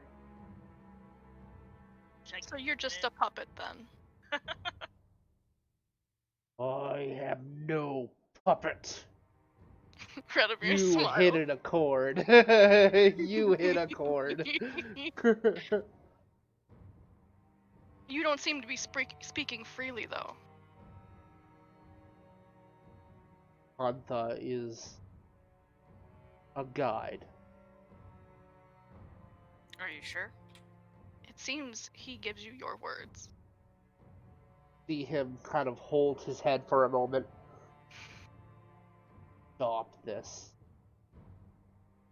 I have given you my terms. Respect them. Or suffer the consequences. I dare say we can't come to a decision just yet. You know my terms. Feel free to repair your city. Play with your artifacts. Stay out of the pyramid. Or suffer my wrath. That's so cliche. This is I what just Leonir is also saying. She's just background like, what the fuck? I imagine the Goblin King like says all this like, you know my terms and blah blah blah, and then he like turns around to walk away, and then he like quickly turns back because he forgot, and he's like, or suffer my wrath, and then like leaves. He brings down his Diclave within inches of Leonir's face, like Ooh, you're that's the face wrong to one. face, with the blade, which looks very sharp, and then Break it. you see him Snap raise his other hand, and that's when you see hundreds, if not thousands, of eyes looking at you from all around. She does the Pikachu face. Radomir's gaze never fucking leaves the skies. Like he's like, this is a dick competition. Like Radomir, this is clearly oppressing the Dragon King's passions. You're gonna have to roll limit. Wait, what? They are being oppressed. They are not able to have the passions that they have for Jesus Rothus Christ. because Oh no. of the city. They're limited to the Undercity and unable to do what they want to do. They are being oppressed. Don't like that. Let me see if anybody else is going to be triggered by this. Uh, No, you're fine. that's my limit trigger. Is that just my essence? I roll my essence. That is 3 dice. 3. Oh Jesus Christ. Again. Innocent suffering. They're not innocent. There's yeah, I'm not gonna have. There's something. There's a reason behind this. So, Leader, you are not triggered by this. Fuck. Okay, she's just standing there with Pikachu face then. I got a success. Success. Oh No. shit, you're up to 5. Wow, you Yeah! filled up quick. I fucking rolled 4 successes on 3 dice last time. That's right, I forgot about that. Oh god, you're I'm all still pretty at close, 7 except and I for haven't Whisper. moved since then, so good. Whisper's at 2. Yep. How many is Alan at? Watch 5. me be the first to fucking limit break. Despite the fact that I didn't fucking roll for so goddamn long. So, Happens. Belial will take the blade away from Leonier's face. He looks around at all of the eyes around you, which Radomir, you immediately recognize as goblins. They are Yeah. they are somehow this person who you're not sure who or what the fuck this is. This does not look like a typical Fae. Has control of this army of Faes, of these goblins, and he just raises his hand and they all disappear back into the background. Wait, so Felial doesn't look like an actual Fae? No, Felial does not look Fae. What in the fuck?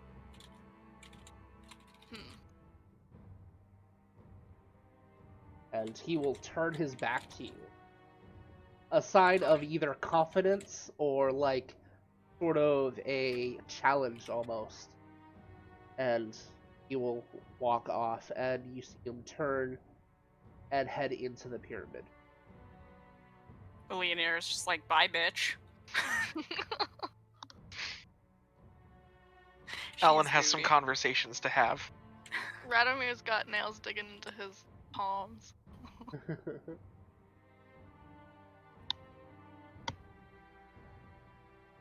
Okay.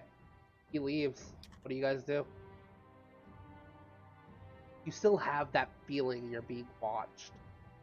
Alan's just like even long after you agitated. guys leave, you feel that feeling like you are probably surrounded by these goblins right now. I'm gonna fucking take over this army, I swear to God. I fucking will, I'll do it, I swear to God. The new Goblin King. Someone who's fabulous like David Bowie. Hell fucking yeah. Alright, Alan has to have... I'm trying to decide. Alan wants to have words with Hroth and with Whisperer. But I don't know which one to talk to first. Radomir kind of like silently pushes through, not like violently pushes through everybody, but like kind of glides between everyone to head back to the Undercity. Yeah. Better get Yeah, let's go back inside. That he's just pissed right now. let's not even. It's not even because he's worried. He doesn't give a fuck.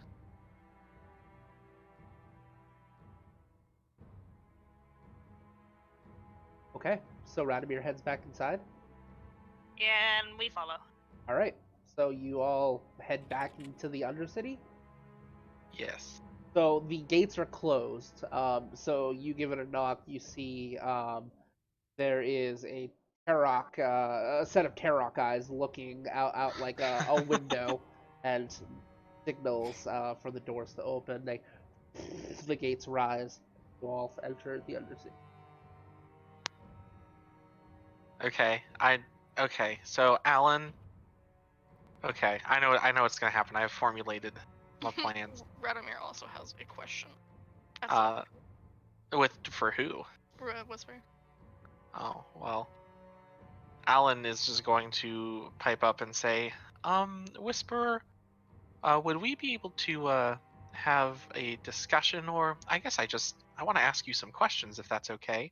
At some point, in private. He doesn't Okay. really need to be in private, but he just wants to be in private, I guess. No distractions. That's good.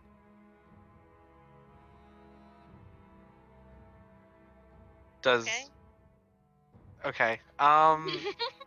Well, I didn't know if like after Alan said that, if like Radomir was gonna like do or say something, or if he's also waiting for alone time with Whisperer. No, it's fine. So does that mean Alan has alone time with Whisperer? Yeah, absolutely. Sounds gay. Okay. All right. So Alan and Whisper find some room somewhere that's unoccupied, and in general, Go kind to of. the forge. I guess I could make a separate room. I didn't want to go in the forge because everybody else goes in there too. Yes, but if we're in the forge, then the city can't hear us. In theory.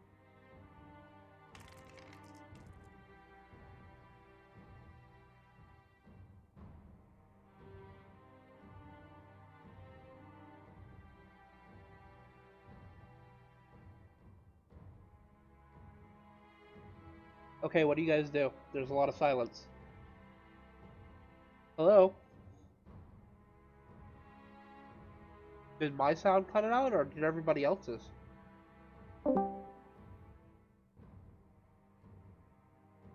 Hello? Hi. Odd. I lost connection for some reason. I didn't hear anything that Evan just said. Yeah, Did just you- went quiet. Yeah, so I think it was. Oh, maybe it was both of us. Maybe it was our internet. Discord just flipped. Oh, yeah, that's possible too. Just Okay. a seizure. So quick recap. Alan and Whisper go in forge. Alan and Whisper go in unoccupied room by themselves. Nothing sketchy is going on. Alan is very small. Can I roll? I was gonna roll a stealth check to have Well, to follow. what I said is like, I did say just kind of for Zook's sake that Alan is not actively like trying to hide anything. It's more of a no distraction sort of a thing. Mm-hmm. So like if the event somebody was trying to listen, like Alan Yeah, is not right. actively trying to hide. Radomir would have followed. Okay, Sure, like fine. like we know that you're following us? If you're going into the forge, then yeah. Well, Alan would politely turn around and say, excuse me, Radomir, would you mind if, Whisper and I, were alone for just a few minutes?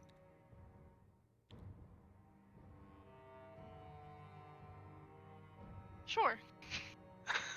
Okay, so then they go into a room without Radomir following them, or at least they don't know that Radomir's following them, I guess, at this Well, point. I mean, Evan. Well, I can't exactly follow into the. Well, yeah, I was gonna say, Alan. You know when somebody is in your forge. Oh, So you're right. You're right. I can do. instantly expel someone out of the forge if you want to, as a reflexive action. Yeah. Oh, sweet. Okay, cool. So I don't care if Radomir's in the forge because Whisper and I went into a separate room. But I would say that if I feel somebody like, well, I guess I don't even really care if they listen, honestly. Again, just it's distractions. Right. Okay, so that took a lot longer to describe than I wanted it to.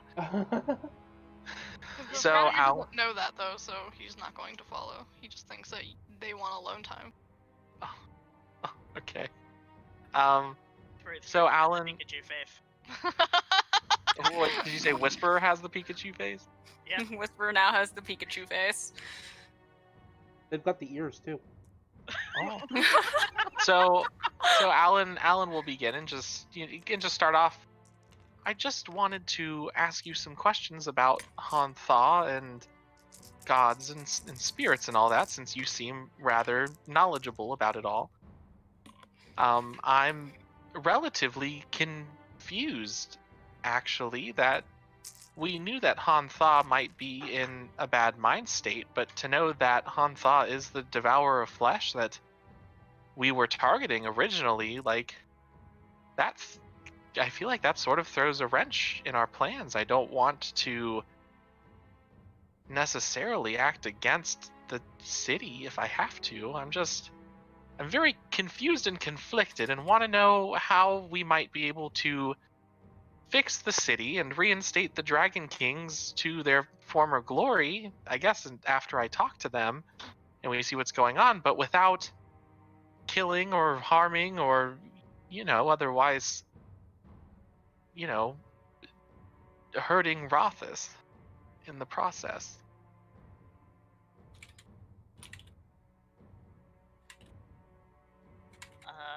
Whisper's gonna sit there and take a minute Okay. and think Thonk more. face.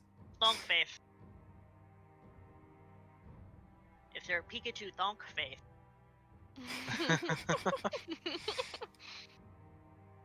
Sorry.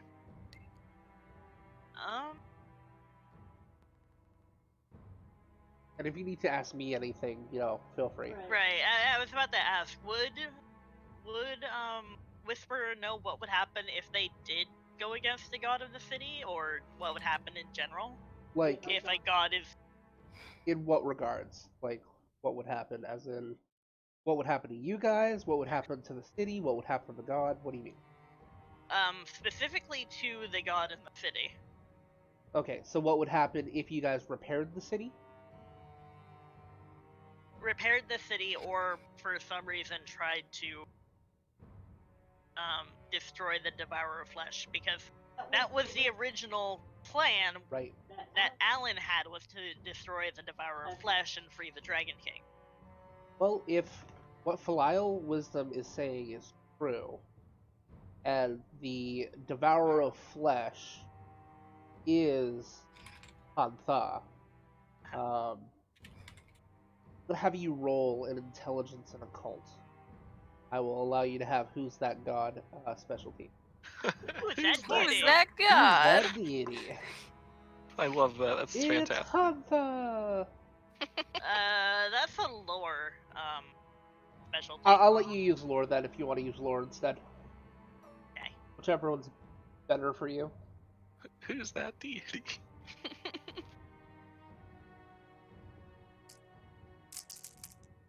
I love the names that we come up with some of our stuff. Yeah. Mine's Right. the most bland, but that's because my brain can't think of shit.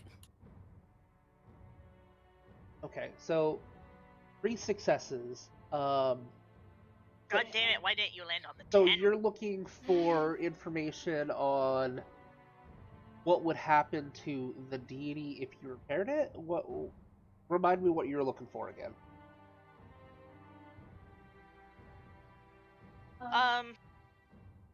Or Well, getting rid of Whisper's Hantha. That's what you were saying, right? if we were gonna go with Alan's original plan of getting rid of the Devourer of Flesh. So,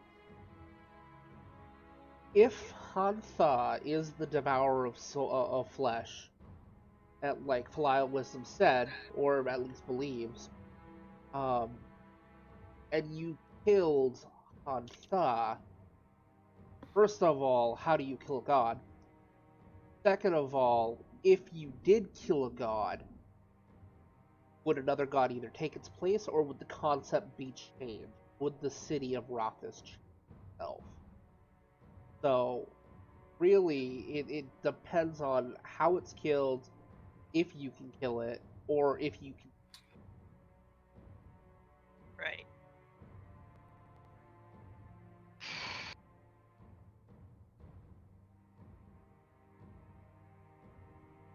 I honestly don't know. Because if the Devourer of Flesh is Hantha is the god of how the only way to really change that is to either kill the god, and at that point does something happen to the city? I don't know. Or we can try to change the city and it will change the god.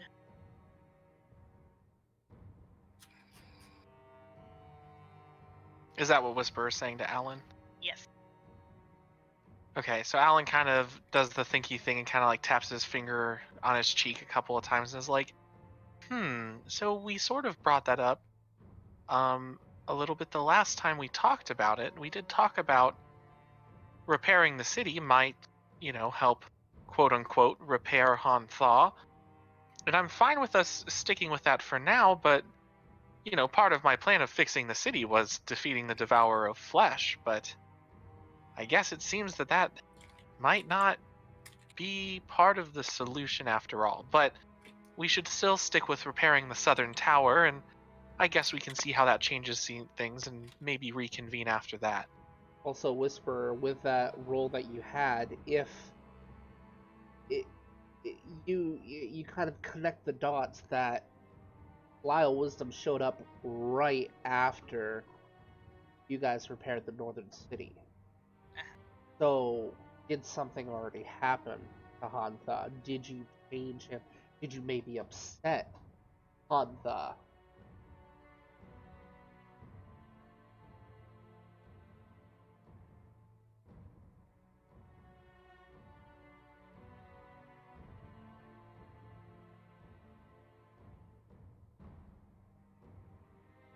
Let's see. Changing the city changes the god. Then repairing the towers will change the god.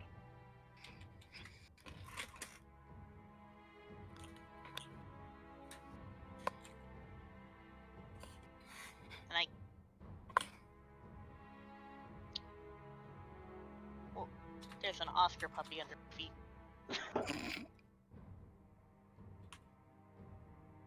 Let's see.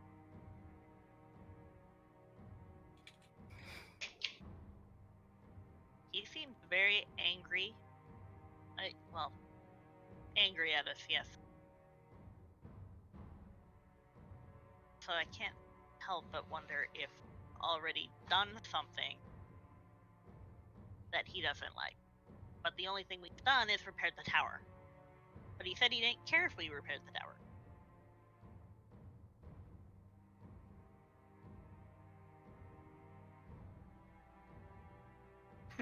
I do see what you're getting at. I mean, from that, I would reason that repairing the towers is either affecting Han Thaw in, a non-destructive manner. I think the Goblin King specifically seemed to worry about us entering the pyramid. And the reason he was concerned about the towers being repaired is because they would open the pyramid. Which would let us counter the Devourer of Flesh, yes? Yes, that was the original plan. But here's But another... Well, go ahead. But if we repair the towers, what's to say that the Devourer of Flesh can't get out?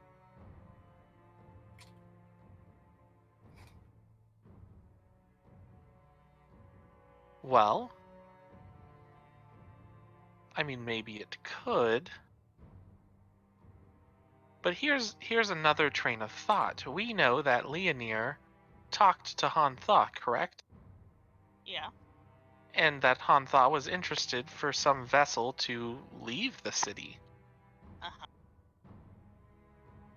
But if Han Thaw wants to leave the city, and the Goblin King is concerned with us opening the pyramid, how do we really know that the Goblin King is actually talking to Han Thaw and not something else?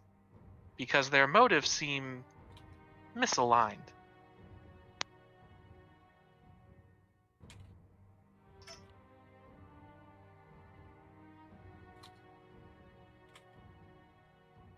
Although, well, actually, I don't... Did Leonir tell us about the filial wisdom thing? I don't remember. Yes. Yeah. Okay. But Leonir did mention that Han Thaw mentioned filial wisdom by name. So that does lend some credence to Filial's claim that he is, well, working with Han Thaw. But I still feel like their goals seem unaligned if Filial's goal is to keep us from opening the pyramid so that we don't let the Devourer of Flesh out.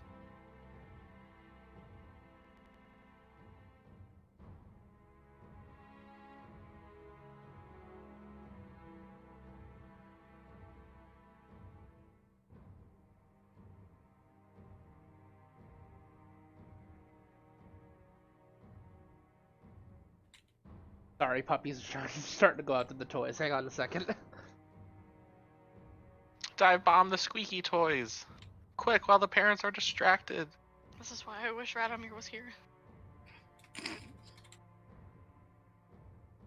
I mean, again, Radomir could be listening. Oh, He can't. He didn't go into the forge. you didn't go into the forge? No. Here was what my visual was: is Radomir followed them into the forge and was like kind of still following them as they were walking towards their destination. And so Oh. Alan just like asked basically for him not to go into the room, not for him to not come into the forge. Like Alan wouldn't do that because there's like livelihood things in there, like food and other things. So like he's not going to ask you, at least like right now, he's not going to ask you not to come into the forge because there's like stuff in there that you might need. All of our supplies are in there. Yeah. Yeah, but like when we talked, it sounded like because Radomir was gonna follow them into the forge. It sounded like Alan had stopped him before they entered. Yeah, that was not my intent. Our visuals were apparently different. So Radomir could be in the forge. Alan would not ask Radomir to like stay out of the forge. Okay, so what did you ask Kai before we got distracted by Sorry. fucking dogs? No, you're fine. You're fine. Puppies are puppies. Yes, So they basically, are. Alan is just expressing confusion that we know from Leonir that Hantha wants to leave, wants a vessel to leave. But then Felial was telling us not to enter the pyramid, and Whisper had mentioned, that if we fix the towers and the pyramid opens, then what if the Devourer of Flesh is like let out? Now I don't know if Whisper was specifically saying like that's what the Goblin King is like trying to get us not to do. But if that is the case, then Hantha's, what Hantha wants seems to be different from what the Goblin King was saying. Like, but now the interesting thing comes in that Hantha did mention Filial Wisdom by name, which does lend credence to Filial's claim that he is working with Hantha. But in general, Alan kind of feels like if Hantha's goal is to leave, then the Goblin King telling us not to enter the tower, which is where Hantha is, seems kind of counterintuitive to that point. So that was not really a question, but sort of like a rebuttal of maybe we kind of need to rethink like if the Devourer of Flesh really is Hantha. So I don't know. That was pretty much what I said. Whisper is just all jerboa. Yeah. Yeah, so I mean, I would kind of assume that like Alan and Whisperer would just put kind of some intense thought into it and like both be a bit stumped because I feel like there's just not enough info currently. Well, yeah, no, okay. I think Alan's going to enact the next phase of his thing. So Alan will excellent. Alan will kind of wrap up just by saying, well, I mean, it seems that we're both a bit stumped. I just feel like there's not enough information yet. Thank you so much, Whisper, for indulging me and letting me ask you some questions. Just, God stuff is not necessarily my strong suit. So I appreciate your counsel. But yeah, let's go ahead and break from this. I want to go speak to Huraf, too, and maybe see if I can squeeze a little bit more info from him, because he has obviously not told me things that may be important for us to know. Okay. So Alan gives kind of like just like a courtesy kind of like head bow sort of a thing, and kind of like, opens the door for Whisperer, and, I would assume they both leave the room. You walk out and Radomir's just right there. And Radomir takes Whisperer right back in. It's like, wait. No, actually, no, he's not going to. So hold on though, are you outside of the door to the room they were in, or Yep. outside of the door? Okay. Yeah, he was listening. Okay, that's fine. Alan knows and just kind of like looks at Radomir sort of confused, but Random Doesn't really care smile. that much.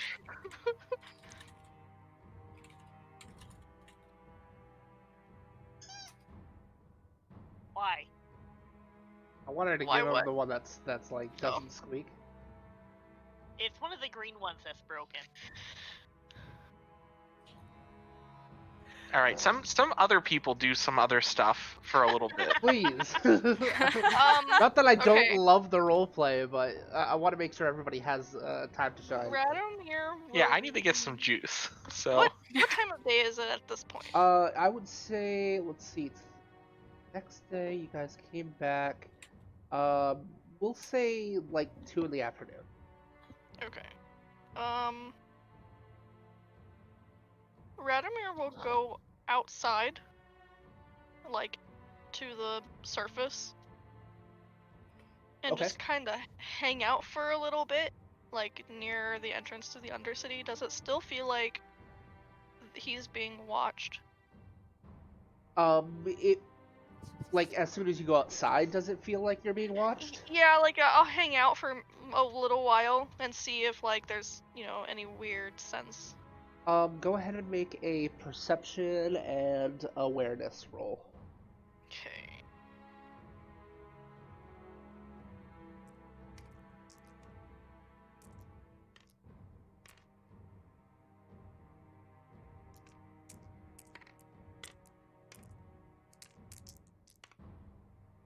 That's a big roll. Yeah, I'm spending excellencies. Ah, okay, you're using an excellence. Nice. Yeah, oops. My normal roll isn't that big.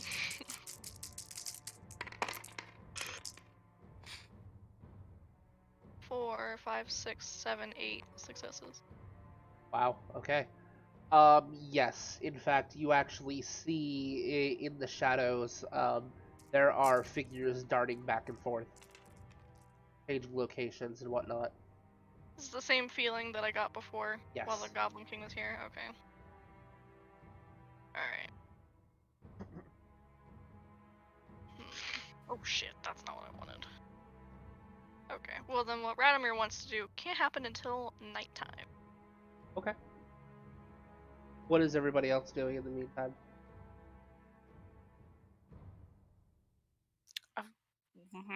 What is Leonir doing? Leonir's been very quiet.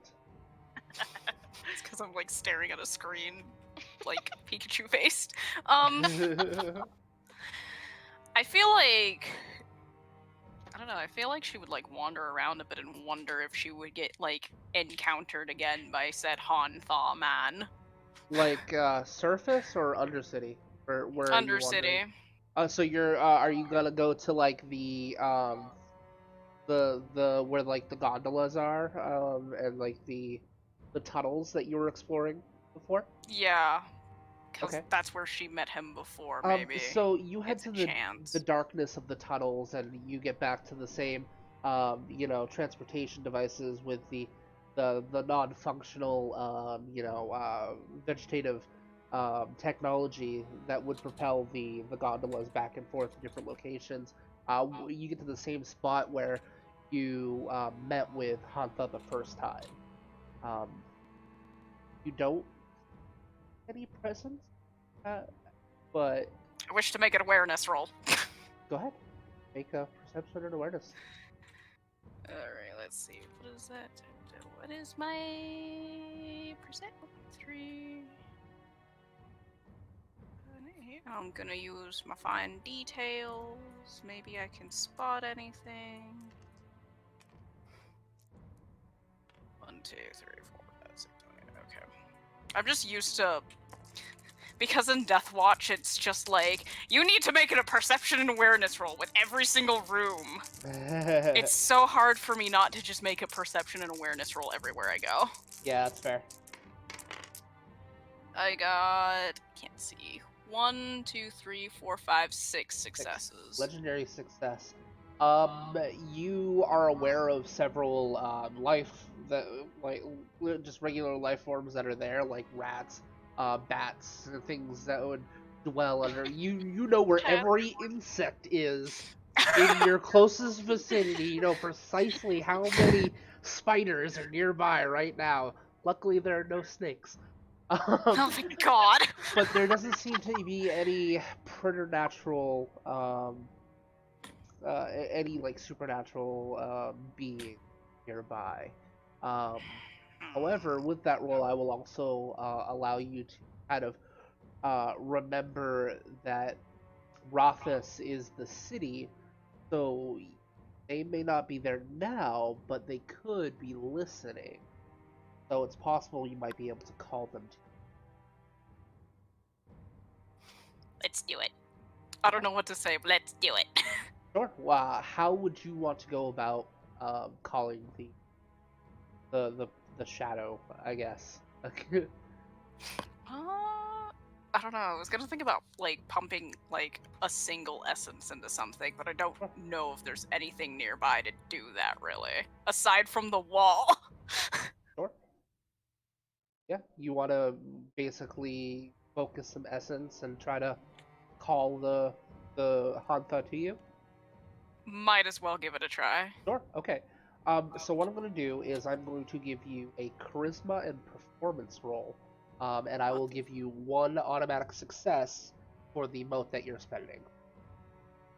Wow, that's 2 whole dice. Let me just put. Well, my charisma is 2 and my performance is 0. You could also spend a willpower Fuck it. for I'll another do automatic that. success. Oh, Cool. I have 2 successes. wait. Let's. Did you mark down a permanent one? Oops. I keep forgetting to do that Yeah. instead. There we go. Okay. I just don't want you to like disappear your willpower. Well, I have how much willpower I actually have recorded. It's just I accidentally click buttons. Okay, I got 1 success, so that would be 3. 3 successes. So you focus for a moment. The cast mark on your forehead illuminates a little bit of the room, almost like a flashlight. You see several shadows kind of pulsating around you. It seems like you're calling out, but you need a little bit more. So I'm gonna have you do an extended roll and roll again. Okay.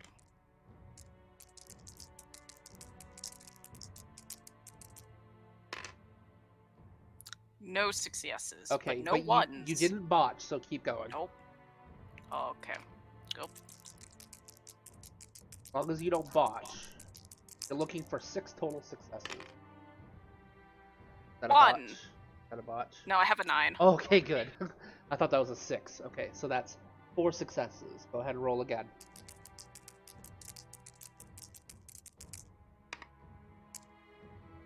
3.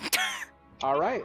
So basically, you're concentrating a moment and you're thinking of Hantha, you're thinking of Rothus, you're thinking of the being that you contacted before, and that's when you see the flickering shadows take form to that familiar being that you spoke with before, and you see it like it's basically kind of imagine you know Disturbed, right? The band Disturbed. Yeah. You know that grin. Yeah. All right, so imagine that on the wall, just kind of smiling before it takes a shape. Yes, my child. I was kidding. God, what would she ask in this situation? That he would actually answer. So is Flail Wisdom always an asshole, or? I was literally thinking about asking that, yeah. Fuck it, we're gonna ask that. Is Filial Wisdom always that big of an asshole? Lyle Wisdom has goals of his own, but he also serves me in a matter of. He's very territorial. How? You don't fucking say. Bork! Bork is the true answer! He serves you in a way, but not truly? Or differently? He is my eyes and ears. He is my muscle. He is my vessel without being my vessel.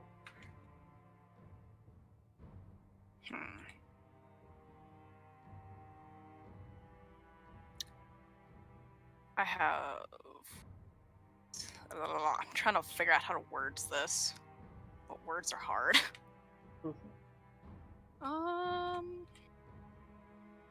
He doesn't want us to go into the pyramid. Correct. Which, from what we know, or that we have established, and she kind of just vaguely gestures, aren't you within the pyramid in a technical sense? There is a part of me there, yes. So there's a part of you in the pyramid. Okay. Is that necessarily a bad part? There a part of you that is bad that you don't want to get out. What would happen if we somehow managed to either contain it in a different way or destroy it? Because wouldn't you want your bad part to go away? You have anger, yes. You are No very shit, Sherlock. short-tempered. Would you want somebody to take that away from you, or is it part of you? I would like someone to enlighten me better to help control it. Control, yes, but not to eliminate it, because it is correct, Yes. and so too is this. And so too do I not want you to enter the pyramid. All I want is for you to open the door.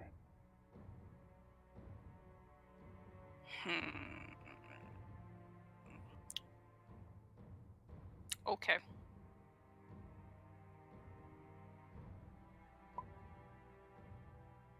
I don't have any more questions because I don't know what to ask.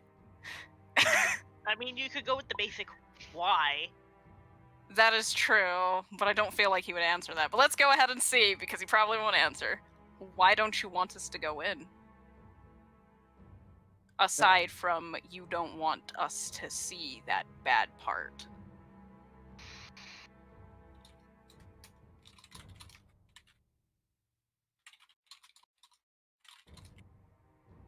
There are things in that pyramid. There are more.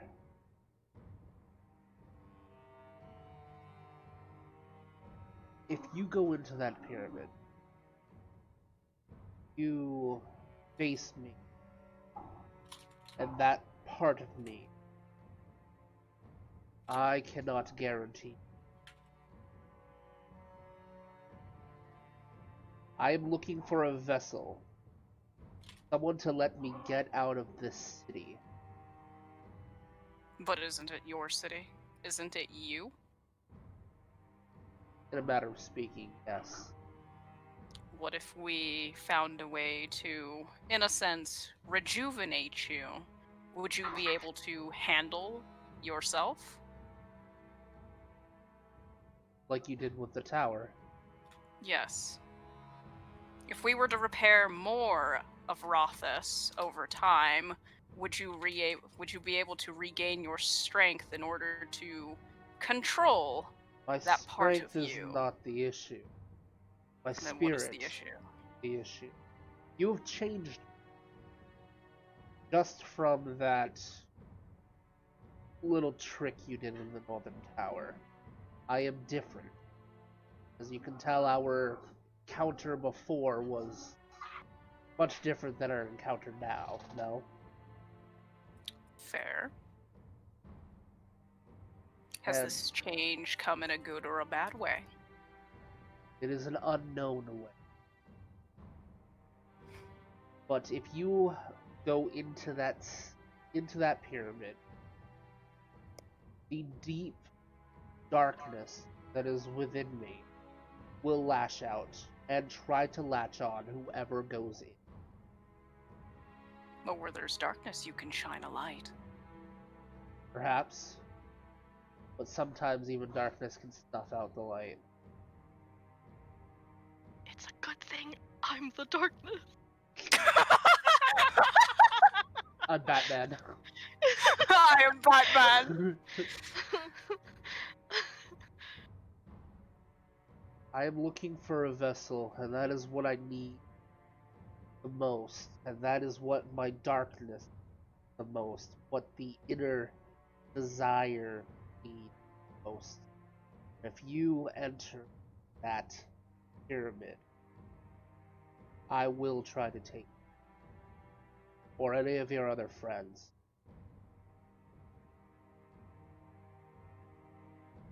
I advise you not to enter. Just open the door. What happens when it opens? You just walk out? What if there's no vessel to claim? I What will happens find then? one. Hmm. And in the process, you will help your Dragon King. And I'll get to smack that bitch, too. Yes. You will get what you want. I will tell you where the location of her. Her is, because that's a proper sentence. I lost, I forgot her name. Uh, like, it would have Um, been funnier. It's funny because it's an improper sentence when you should have used she. where she is, yes.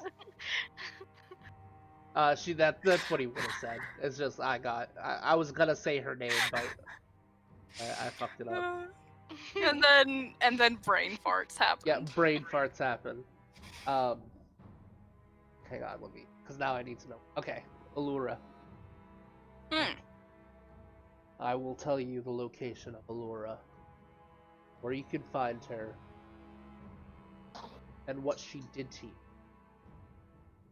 What exactly did she do to me aside from lop off an arm? That is what she did to your physical form.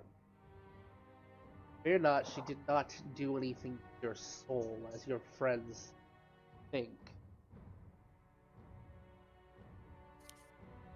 She took something much more valuable.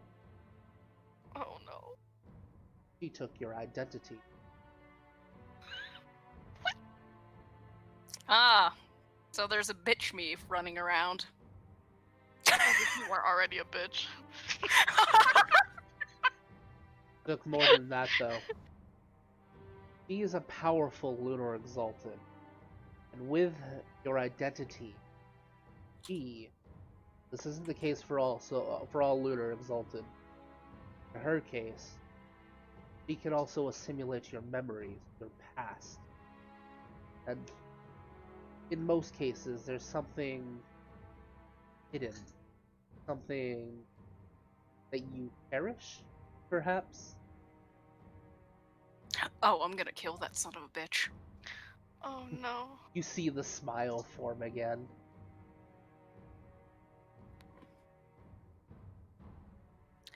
Alright. She heart splitted your bitch. God, that's fucked up. That's If you help me, I help you. I help the Dragon King. You get what you want, I get what I want, everyone wins. Too easy. That is too easy, but alright. We'll probably talk again later. I count on it. And then you see it's almost like a stone getting thrown into a lake as the shadow ripples outwards and face is gone.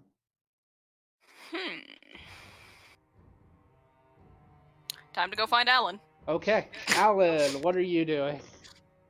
I believe you were with Radomir and Whisper. Yeah.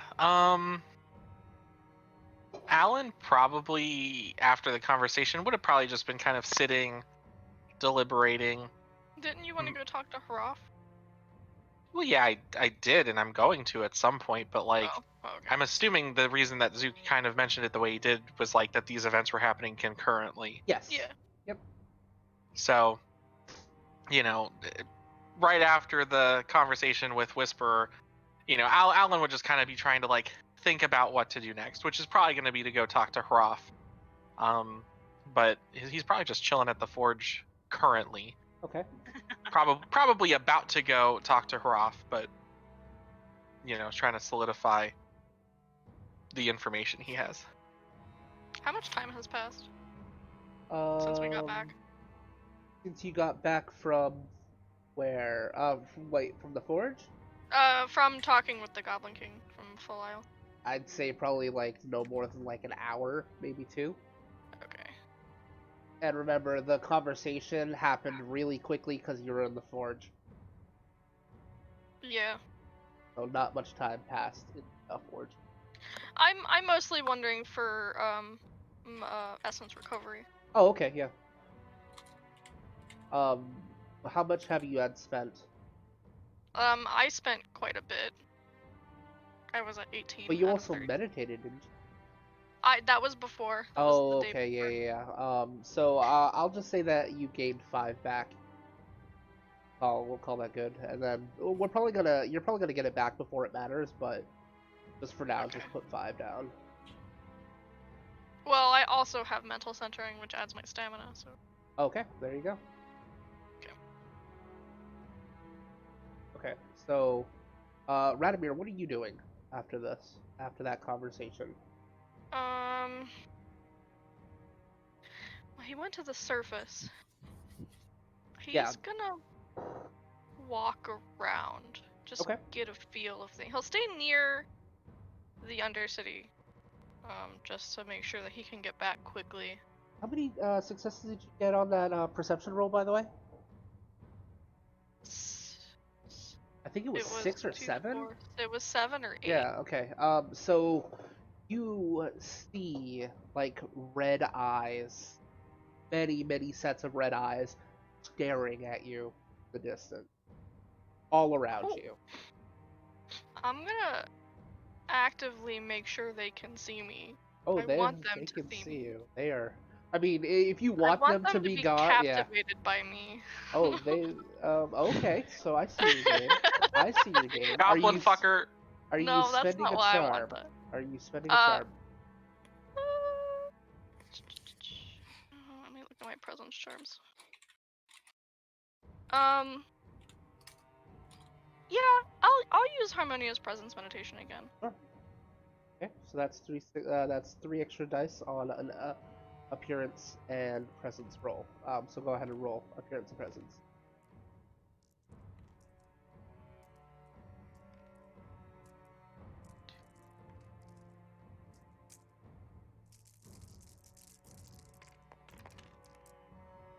Uh, 2, 3, 4.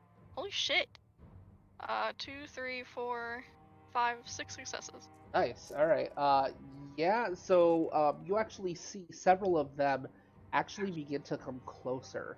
That's when you can Ooh, see their good. form, and they're like outstretched, small, green, twisted, almost looking. None of them look identical. They all look twisted, or some of them have like snarling teeth. Some of them have like friggin' jagged eyes. Some of them have multiple eyes. Some of them have tails. Some of them have horns, and you Yup. see several of them begin to kind of come closer to get a look at you. That's fine. I'll just kind of casually walk around and They seem to take a not be. stroll. They're not attacking, but they're also no longer hiding in the darkness. They seem to be actively looking at you. I'll kind of catch their gaze every now and again to make sure that I know they're there. Oh yeah. Or to let them know that I know. Okay. When you look at them, they kind of like duck behind a building or whatever. Like they know that they were spotted, but they're ducking behind, into shadows. Yeah. They're trying to stay out of sight, but they're not like they know that you They're know not doing they're a very good there. job. Right? Yeah. Exactly.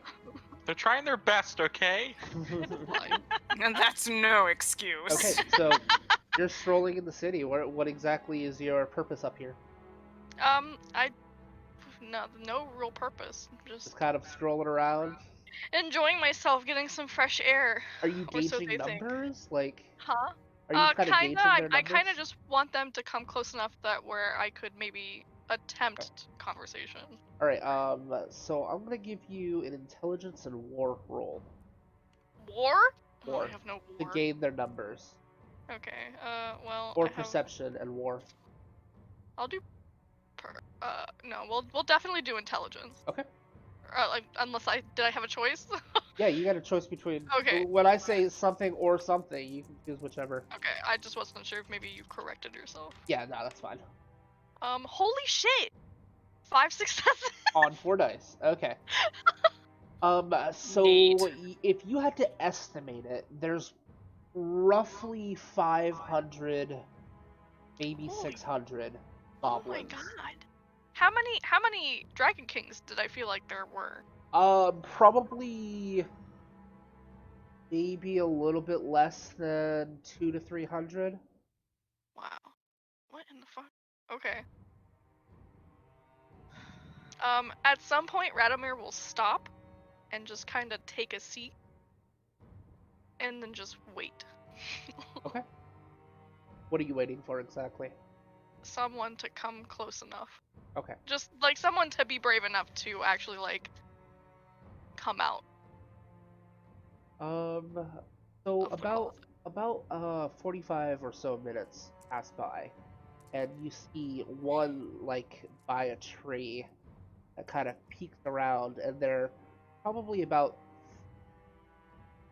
they're I already said they were about 45 feet or so. Oh, I said 45 minutes. You said 45 minutes. So they're about 30 to 40 feet away behind a tree, and they kind of peek outwards and look in your direction. I'll look at them and then give them a very gentle smile and maybe even do like a little hand flutter. And you hear it go, "Yeah," and kind of dirt back behind the tree. There's no need to be shy. Kind of peeks out again. That's when you see it's huge teeth that go like, you can see its elongated like mouth. It could unhinge its jaw to be probably about half the size of it.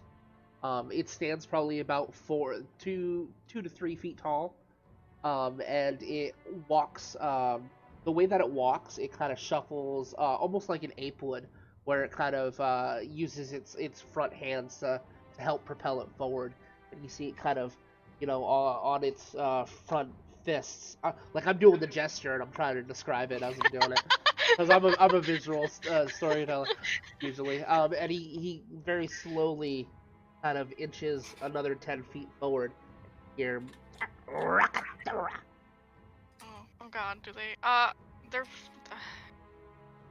Of my knowledge of Fae, I imagine these aren't necessarily. These are probably creatures that were just warped by the wild, correct? No, they're probably actually Fae. They're actual Fae. They're Okay. actual Fae. They're just really unintelligent one. They're not like a Raksha, which is an actual like coalesced intelligence. They're more animalistic. Yeah, like that's me. It's like my ancestor. Yeah, you would be more on the like your ancestor was a Raksha, most likely. Okay.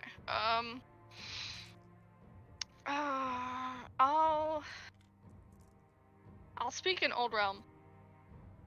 And I'll say, do you have a name? Did I hear something out of that?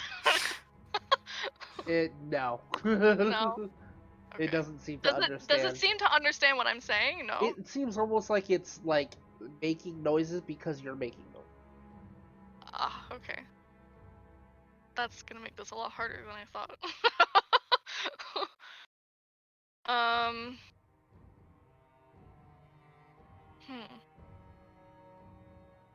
Man, if only Mello was here. She'd be the one to do like the animal handling. That wouldn't work either, because Oh, they're yeah, not not animals. real animals. They're They're fucking not real chaotic as shit. animals.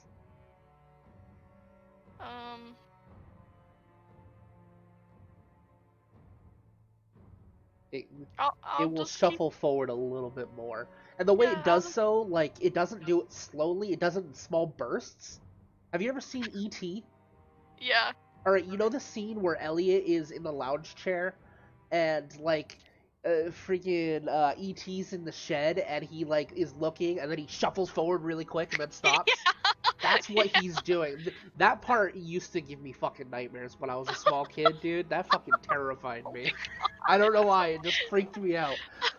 So that's what this guy's doing, where he's like he stopped for a moment, then he'll like and come closer until he gets like 5 feet to you, and you can see his like his nose, which kind of curves upwards into these huge nostrils, and he sniffs you, and that's I'll when kind of you... like hold my hand out and let him. Do I feel like he's aggressive? Like, No, he's curious. okay. Then yeah, I'll just hold my hand out and let him sniff me. So he sniffs it, and then you hear a like a whistling through the wind as a spear comes out of nowheres and jabs him in the head and Oh God! pierces him into the ground. And he's Well, and that's when you see his body just kind of begin to dissolve and go into the ground. yeah, I expected that. I'll shout out. Well, that was unnecessary. There's no response. What kind of spear is it? Do I recognize it as maybe one of the Dragon King's weapons, or is it? It is not a Dragon unfamiliar? King weapon. No, it looks like a warped branch with a jagged rock tied to it. Okay. Yeah, Vladimir will just shout that and then kind of huff. All right. What is Whisperer doing while this is happening?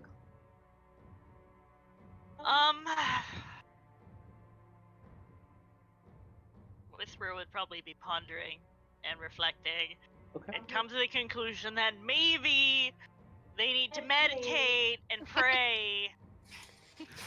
Okay. Oh god, this poor little Jerboa. They don't have the patience for meditating. They don't. Sure. So what are you gonna pray to, and why? Specifically try to reach out to the voice that they heard before saying, and there's another one. Sure. Because a little more clarification would be appreciated. Thanks. Sure. I will give you a charisma performance roll, to attempt to pray to the being that contacted you before.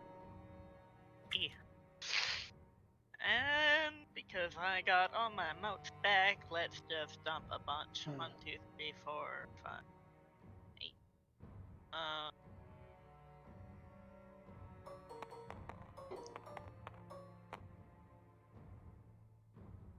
Yeah.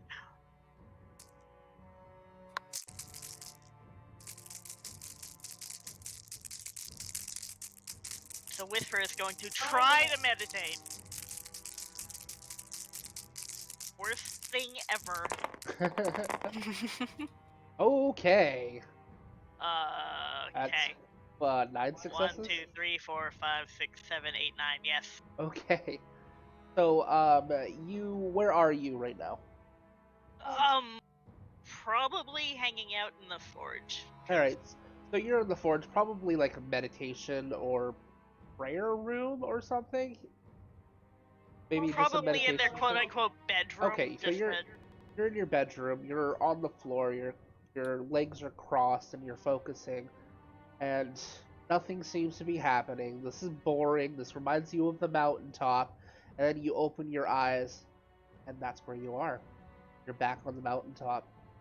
Feel the cool wind back in your hitting your body, and you sniff that familiar air, and you hear you hear footsteps behind you as you see a man with a cane, a familiar looking man with a cane, a walking stick, walk your way and sits down.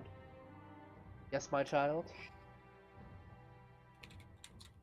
I'm just imagining for a split second Whisperer has to go, was it all some weird fucked up vision?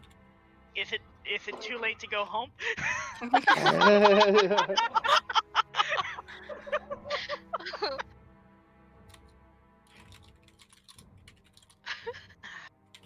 And he sits down next to you.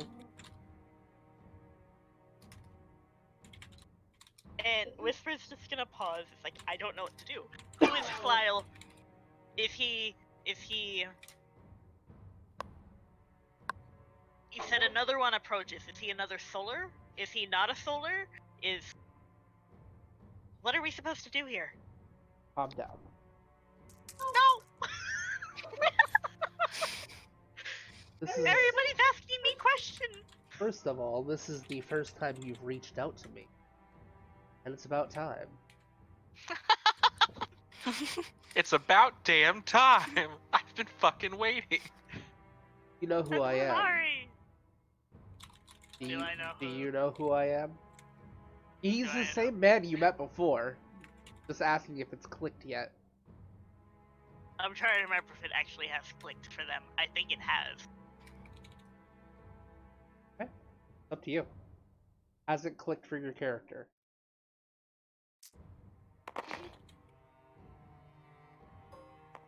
Gonna say, are you rolling to see? Maybe. Yep, that's exactly what what they're doing. Nope. It's probably clicked, but they don't want to believe it. And they're just like,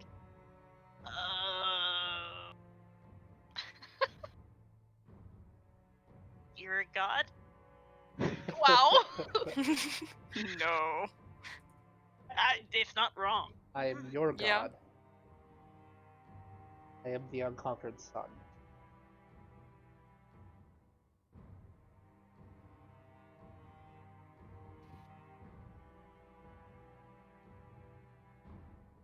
Okay. Now, why have you called me? Everybody's asking me questions I don't know the answer. And I need... Guidance? Yes. But if I have to meditate every time, this is gonna suck. Well,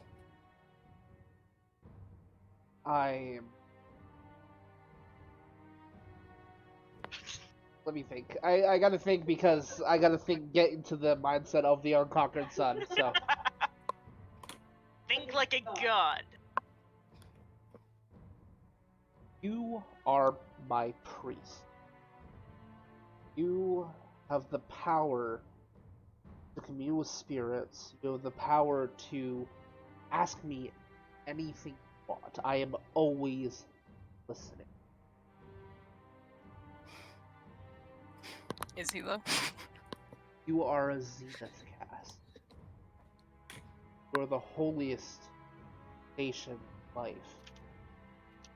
I have chosen you because of your wisdom and your potential. Now ask me your...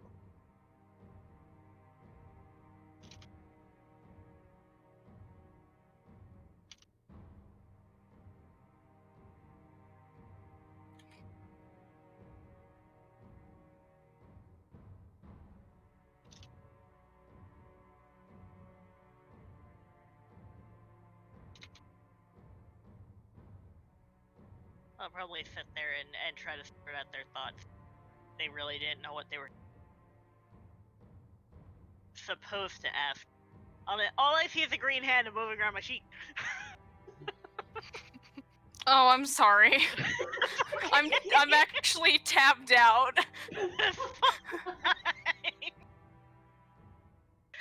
um.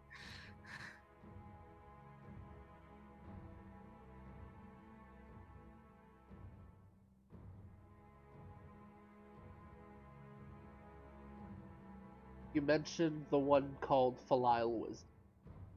Yes. What do you wish to know? Who is...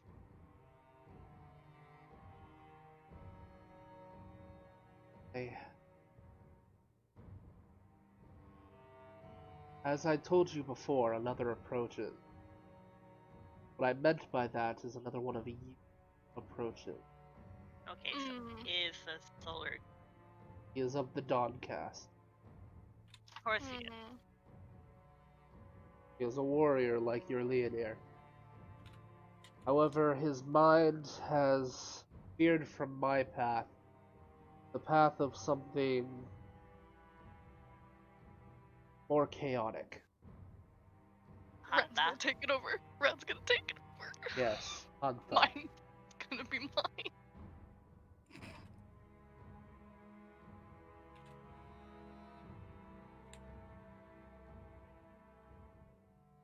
Okay.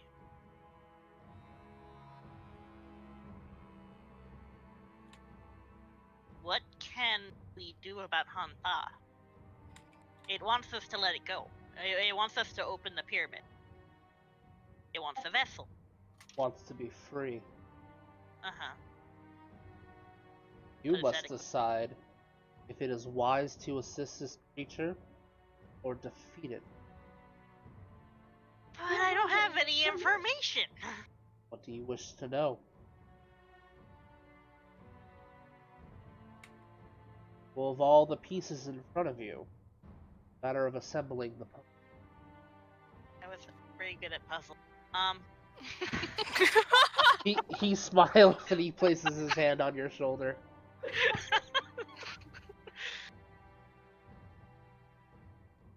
As a child of the sun, you have every right to Rothus. Uh-huh.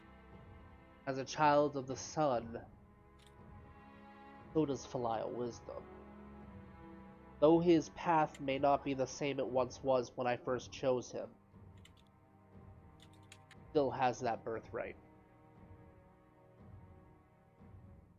So you need to decide if you succumb to his wishes or force him to. Yeah, but he has an army of things. He does. So do you. I don't want to ask the Dragon Kings to fight for us. By just with your circle mate. That is your choice. However, you are a leader. There is a leader in there.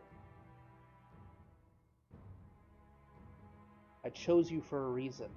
I chose you as a priest for a reason. Not only are you able to commune with spirits, you are able to command people's respect. You're able to lead an army, do your bidding, your ambition, your choices. You just need to muster the courage and the self-confidence to do so. That is why I chose you, because I know that potential is there. I can only open the door. You have to walk through it.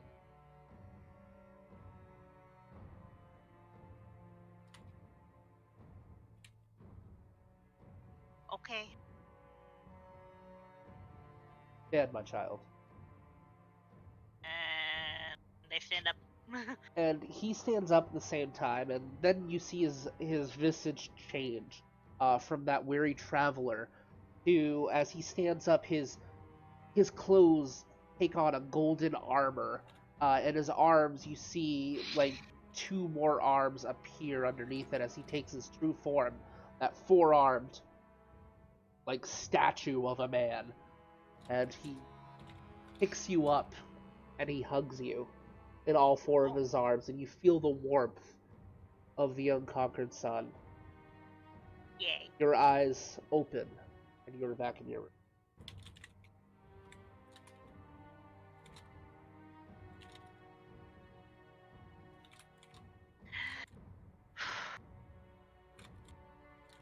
Okay, I'm gonna go see if anybody else is around.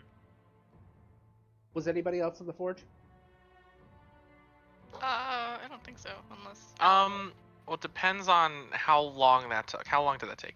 That would have happened in the. Yeah, but Well, how if I long was in the forge. how long was Whisperer trying to meditate for beforehand? Probably about an hour. Yeah, okay. So Alan probably would have. Gone to. Yeah, go Alan see probably would Hroth. have gone to Okay. go bug Hroth for more info. So you, Also, probably to try to scour the library some more. sure. You find Hroth. He's Okay. pretty easy to find. Yeah, yes, he is. All right. So Alan is gonna go up to Hroth, and kind of with sort of that stern mother look and tone, he's gonna say, Hraf, we need to talk. He Mhm. And nods. And similar to like, so Alan can't, obviously isn't tall enough to like grab his ear, but is like essentially going to command that feeling of like Hraf being dragged Sure. like by his ear in like Make- somewhere so that Alan can ask questions. make a Make that presence roll. presence roll. Exactly. Make a presence roll. You can What's a use presence roll? either charisma and probably charisma and presence by what you just said. Charisma is, is Yeah. higher. Luna, shut up! I'm so sorry, but gosh. Charisma and presence? Yes. Ooh, it's just 4 dice.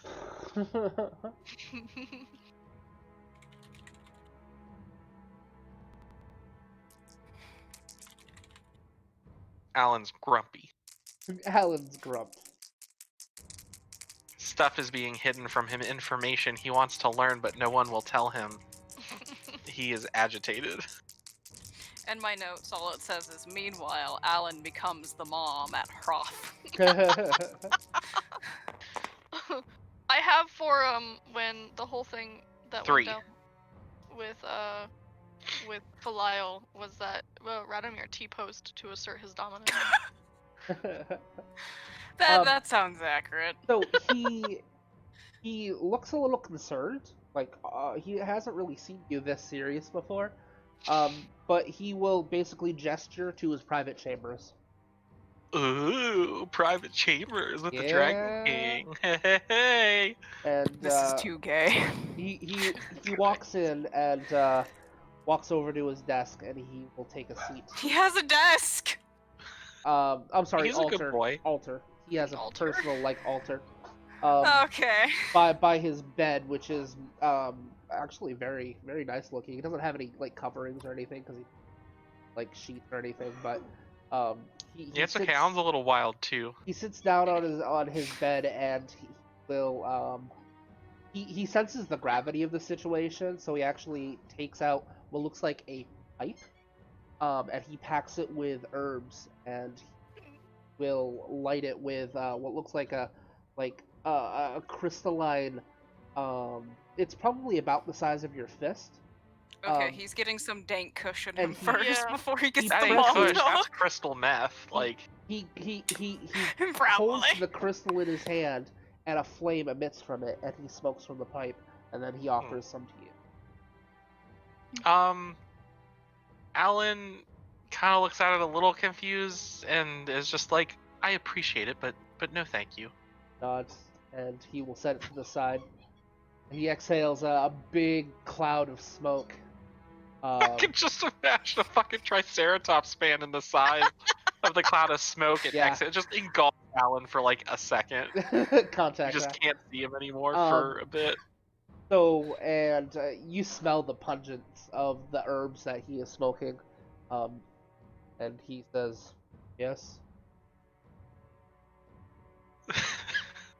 Yes? He's Hold gotten on. high already. He's ready. Yeah, hold on. I'm just trying to let this image sink into my head for a second. It's Trying to pretty share this great. dank kush with me. Probably get me to calm down so I don't seem so mad. That's probably Ugh. exactly what it is. He was like, all right, I've seen this before. This is what we gotta do. Okay. This is All right. all I gotta do is get this man high. Well, he's trying to save his own skin. He doesn't want to get chewed out. All right. Yeah. So, Alan is gonna take a big breath, not like a super deep breath, but like a, getting prepared to say a lot of words. It's one of those Hroth? breaths. I need to know everything that you can tell me. I understand that you are ashamed about some of what happened. Not that I know what it is yet. But given the situation that we are now in, I need to know everything, or else I don't think I'm going to be able to help you as much as I want to. He exhales deeply, and I will be right back. Hey! On the next episode of Dragon Ball Z. On the next episode of Exalted, we will have the mom talk. The mom talk. The mom talk. Radomir is like very mad that something killed his almost goblin friend.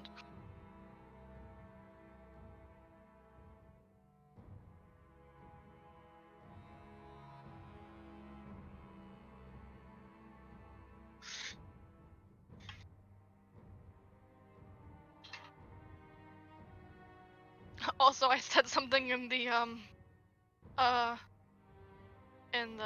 tabletop chat where someone says, "Do not do the thing." Radomir immediately wants to do the thing. I'm gonna Yeah, do the I thing. did see that. You can't stop me. Okay. Nope. You're not my mom. Alright. Well, Alan might be. I'm back. I will never cook for you again. Oh no! Oh no! Hold that over his head. Oh. Okay. So he exhales deeply, says, "What do you wish to know?" Okay, I'm taking notes. I'm catching up just real quick. Like one more sentence. Sure.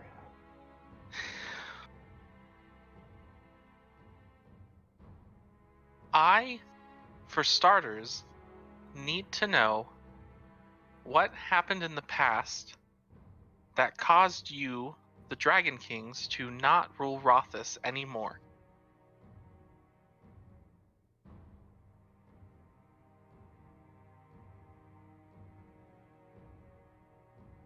You know the primordials? Yes, I know. Well, actually, how much does Alan know about the primordials? That would be probably an occult roll. Oh boy. So is it like into an occult? Yeah, into an occult, Okay. not Oh, essence related. oh boy. Yeah. Oh boy. I mean, yeah. that's at least 6. This is before lore.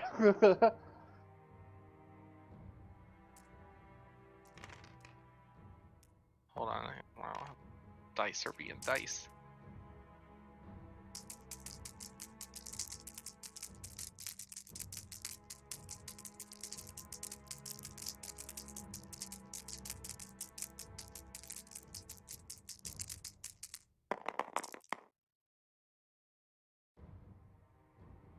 Two 2. successes. Not much. You know that they're basically. You know of the concept of chaos forming into. Basically, nothing forming into something is essentially what you get from it. Basically, the primordial soup of creation is all you kind of get from that. Other than that, Big you Bang. don't know much about the primordials. Okay. And you do know, you because of your past lives, and what we've already established in the Tomb of Leonir, you do know that you guys fought beings called primordials.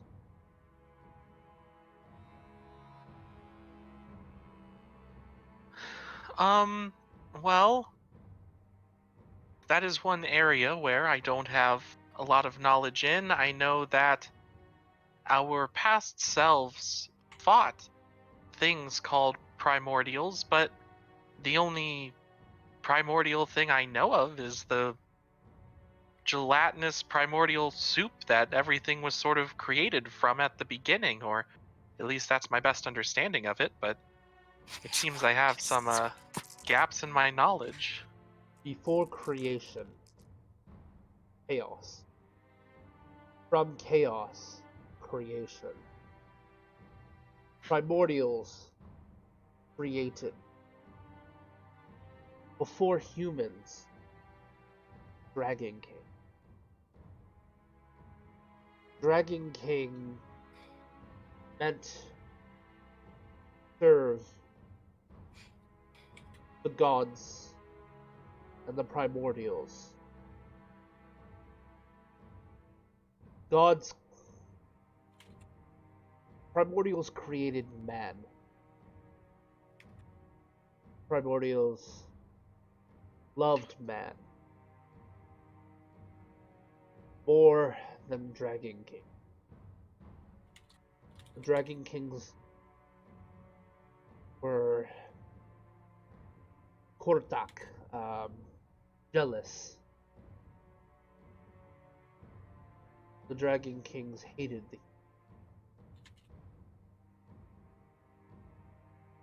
We were at war with them. The Dragon Kings lost. The Dragon King swore never rule again. The chosen of the sun, he gestures to you, killed the primordials. Dragon King's humble servant. That is the way it is, and the way it should be. It is our shame that we defied.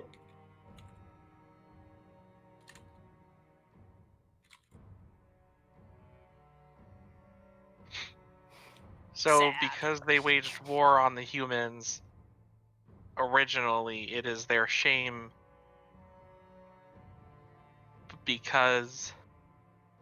Can you like wrap that up a little like Sure, nicer for me? yeah, because he's broken English. It's very hard to roleplay someone who's not able to articulate their words correctly. Yeah. But essentially, what he's trying to say is the primordials created creation.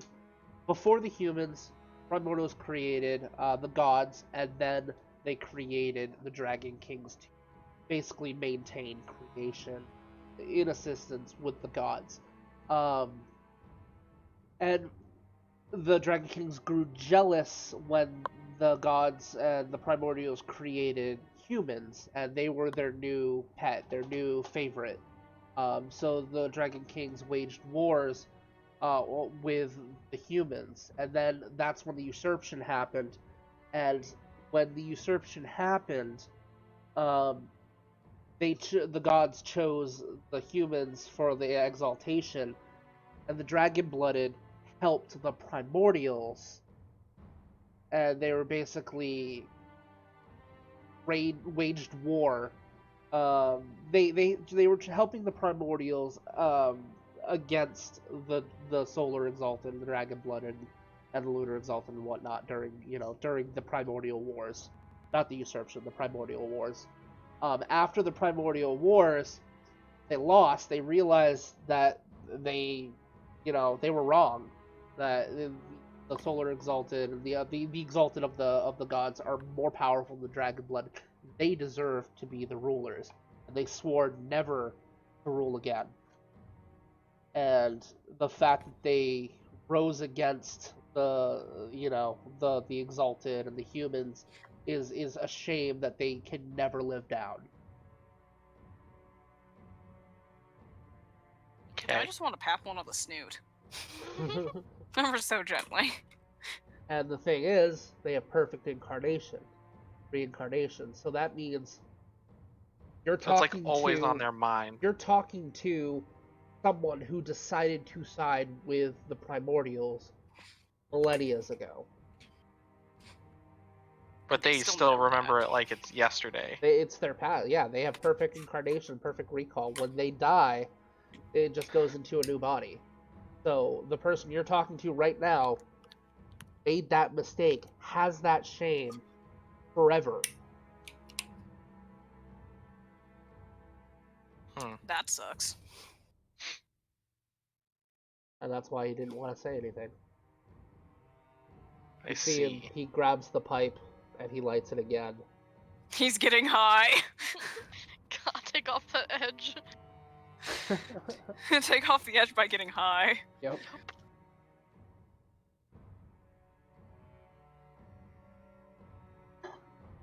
Okay. Okay, so let me try to think of like what my next question is.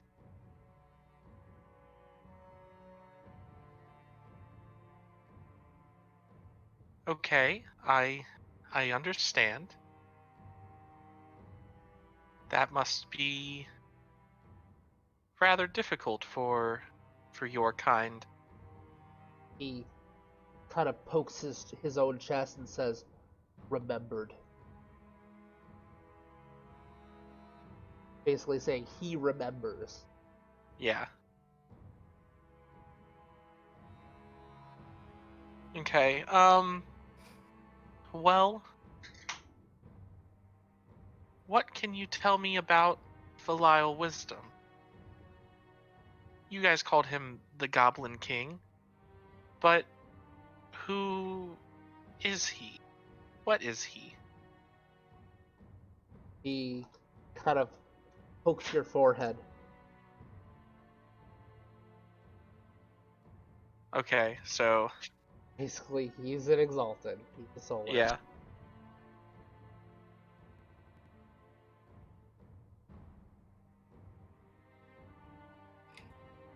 He has right to rule. I see. Belial has surface. Dragon King have undersea. Harmony. Together. Balance.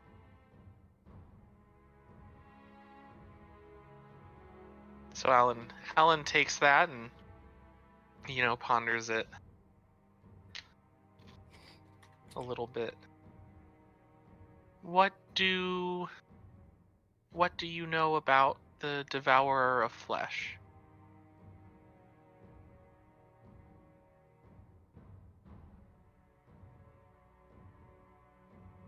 Trying to think of what he would know. Because I'm trying to think if I've already mentioned. Have they said anything about the Devourer of Flesh to you guys? I think I'm the only one that has been told about it, and just that it is what blocks Right. their memories. And I don't actually think Alan probed, but I don't recall. He, with a heavy sigh, says, Antha. He is Rothus.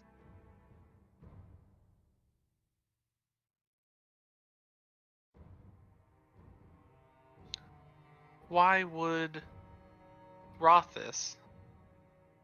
Why would your home work against you?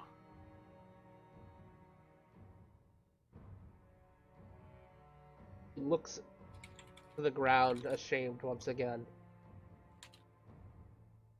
Dragon King betrayed Solars.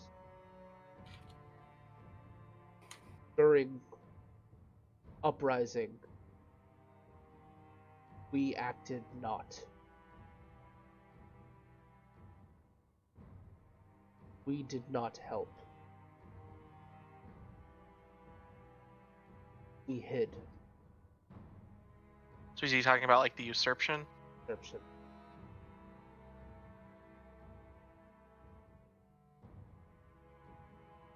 The Exalted, too powerful.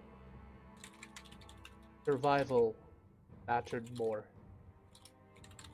Dragon King hid.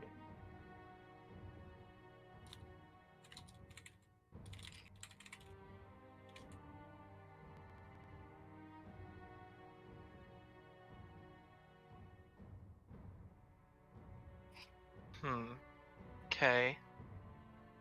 Uh.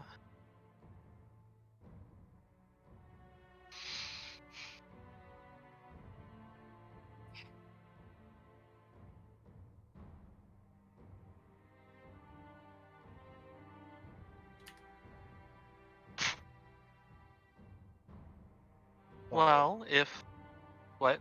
He just apologizes. Oh no! Don't do that, And he looks down at the ground, ashamed. Alan's soft heart. It hurts. So Alan, oh gosh, I'm still a little wacky on the scale. Alan puts his hand on Haraf's shoulder. Can he do that? He's Can you sitting reach down that right high? now. You'd have to basically stand up, but yes. Yeah, I would. Okay, I would stand up. put my shoulder on Hraf's.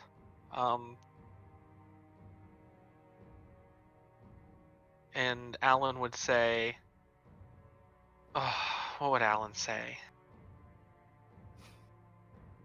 Alan came in for the mom talk, but then he got depressed mom syndrome. Yeah.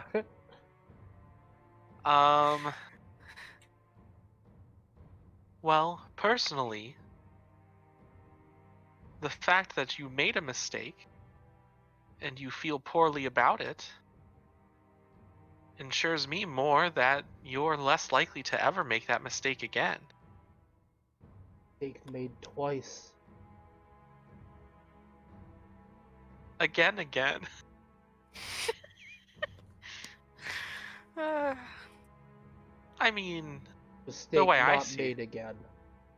you said We mistake fight. made again? Not made again. Will not be made again. Oh, that's what he's saying. Yeah, will not be made again. Dragon Kings die for Solars. Oh no. Well, personally, I think we'd prefer that not to happen, but we definitely appreciate the sentiment. But if Belial is the same as us, and he has a right to rule, then that means we also have that same right, correct? He nods. Interesting. Alan actually says that.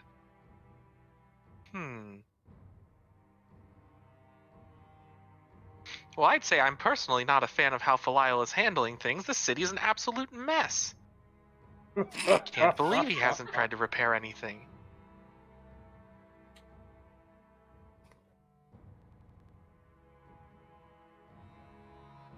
So, to just get some clarification, though, you think that Han Tha has been put in their current state by the two mistakes that the Dragon Kings have made. Am I correct in that understanding? I'm sorry, can you say that one more time? So basically, like, Alan's looking for clarification that Hraf is basically saying that Han Tha is in the current state that they're in because of the Dragon Kings, like, making this mistake Yes. twice. Yes. If they would have helped during the usurpation, they could have probably made Rothis more protected. The shit that would have happened wouldn't have happened. They wouldn't have lost their memories. Prantha would have had all that time to be corrupted and dilapidated like he is now. Oh, okay. So they're kind of saying, as a result of them making the mistakes that they did, and Yeah. the fact that the Solars weren't in Rothis to, like, rule and do their thing, that it degraded and Yes. everything, and that's exactly, why Han because Tha is they the way. refused to rule. Even with the Solars gone, they refused to rule. Gotcha. Okay. I'm understanding it a little bit more now. At first, it kind of sounded like Hraf was like, we made bad mistakes, so Han Tha got angry. He no talk.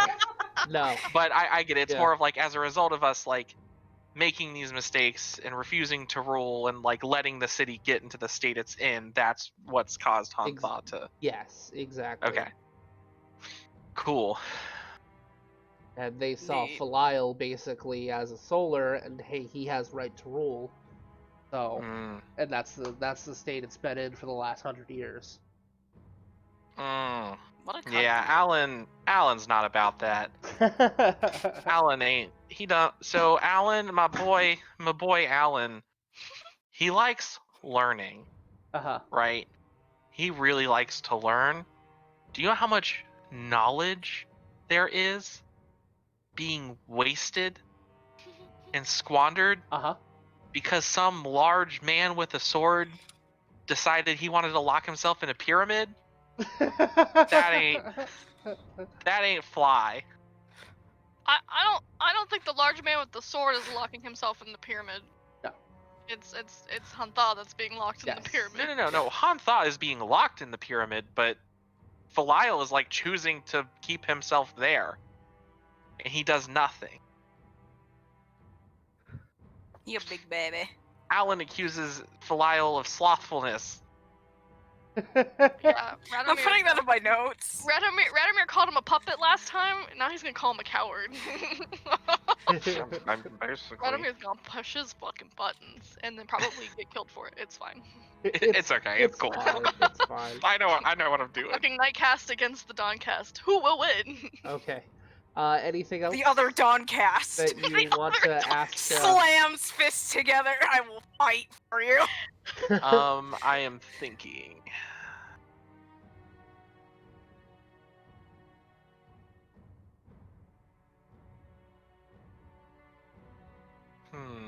So I touched on Felial.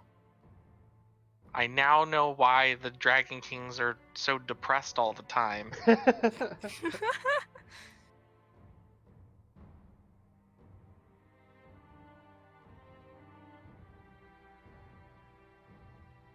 You guys are basically a shimmer of hope. Yeah. So I have one more question for Hroth. Okay. Hroth, I have one more question for you, and Okay. it's okay. Okay. It's It's Do you know who shot down Guy Ruchin's ship?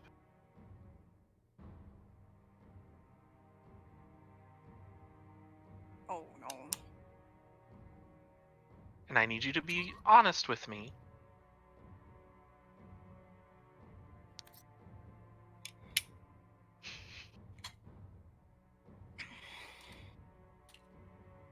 He stands up and he's going to walk over to a wall. Okay. So Oh, you no. take out a crystal and he places Okay. it into a recessed hole. Oh. Okay. The wall will slide open with a and opens up, and that's when you see what looks like another room with ancient devices. There's a console looking thing, and several there's like several what's it called? Crystal technology going all the way around it, and he points to it.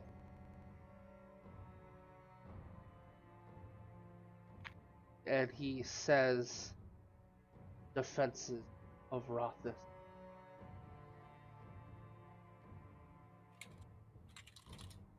He will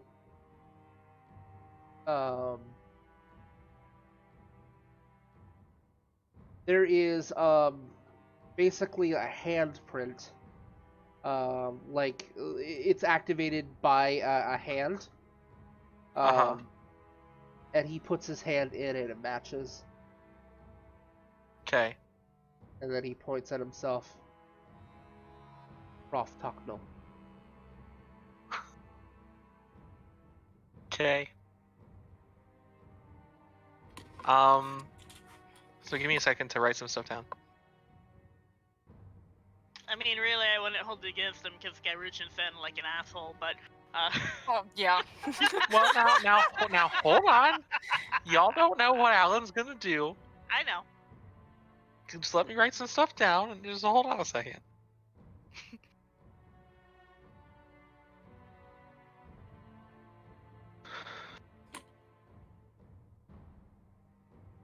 I feel like if Leonor was in that situation, she would be like, huh. I'm an asshole and I probably deserved it. Good for you. Considering she knows that her past life was an asshole. Yeah. From all, like, the visions and stuff for the most part. And then they had to fight her, and it's just like, Well, I'm a so dick. the interesting thing is, I don't believe Alan has really seen his past self being a dick in any of the visions, but Most Relza of was you like, haven't, actually. The only one that you've confirmed, hey, this guy's a fucking dick, is the hungry Yeah. ghost of Ishigara. But No, we're even talking the, about Gairuchin now too. yeah, well, even Ishigara, like the past visions that you saw Leonir, um, it didn't seem like a bad guy. Okay, well, anyway, That's fair. what Alan is gonna do, so Hroth points to himself and says, Hroth Talknull. And Alan's just gonna give him a big smile, like an actual, like, warm smile. Because he's just happy that, he was honest with him. And Alan's gonna say, well, for what it's worth, I forgive you. I hold no hard feelings about that. A I've been tear having the falls time from of his my cheek. life, tracking all of this down and learning all of this new knowledge. I couldn't ask for anything more. You see a tear fall from his cheek. Oh, Oh no. Good. good. He Good. reaches next to the console, and he pulls out an orb. That is probably about a foot in Oh my gosh. a foot in diameter, and he hands it to you. It looks like a solid chunk of orichalcum. Oh my goodness. My Can Alan God! actually lift that? Well, I guess he's a solar. It's heavy. Like you grab it, and it's like, oh, okay. I only have 1 point in strength. What does that mean? But yeah, no. You basically it's taking you everything to pick it up, basically hold it up. Okay. Well, I'm gonna like sit it on the ground. I'll probably just roll it You away. can attune to it if you want. You can I attune can to what? it. Attune to it. What does that mean? It's kind of like what you're doing with you're committing motes to it. I can commit motes to the orb of To the orb. orichalcum? Yes. Oh no. What does that My do? sound went out. I don't know if that Basically, happened for everyone else. because this has runes all over it in Old Realm. It's not Oh. just a chunk of Hello? orichalcum. It is. Yes, Sig. Oh, Sig. my sound cut out. Oh, okay. Oh, So I So was just like, what's I think- happening? I think Discord's having a seizure. It's not just an orb of orichalcum. It Okay. has runes all over it. And you're getting the idea this is an artifact of some sort, and he's handing it to you. Oh. So you can attune to this, or you could like basically commit some essence to make it as light of as a feather until you get it back to like your forge or something Okay. to better Well, analyze it. well, if I see that there are runes and shit on it, it's not just some random ass ball of orichalcum. I would Alan would ask and be like, what is it? Strained. I can't do a strained Alan voice, but Alan would ask Croft what it is. Orb called Map of Azure Victory. Could you put that in chat, please? Because I don't know how to spell the first word. Not map. Azure, The other word. Azure. What? That. It's blue. Okay, thanks. Azure, yeah. So it's a map of the ship? Map of Azure Victory. Oh shit. What is Azure. it? So, yeah, Alan's gonna like set it down so he's not like strained anymore. We say that What? word very differently. That's probably why I couldn't figure out what you Yeah, were I saying. say Azure. Like I've always said it Azure. I've grown up to say Azure. So Alright. that was so confusing. That's fine. That's fine. All right. So he hands you this ball and he says it's the map of Azure Victory. Can I ask him what it does? It will assist you in battles. Okay.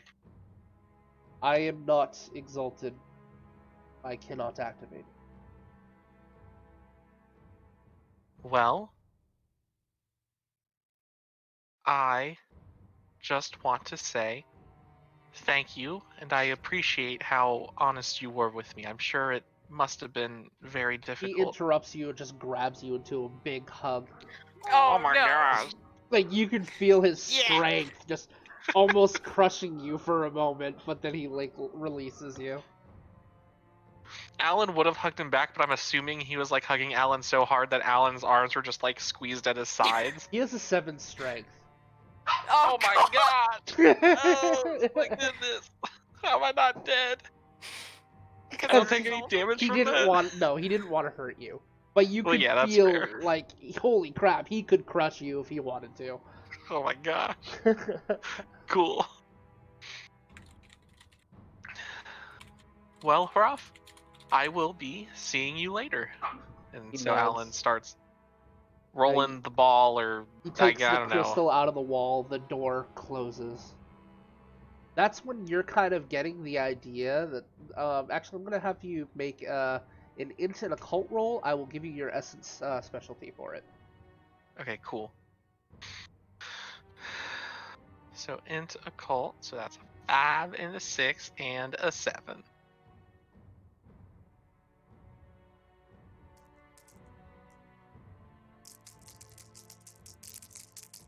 Please be good, please be good, please be good.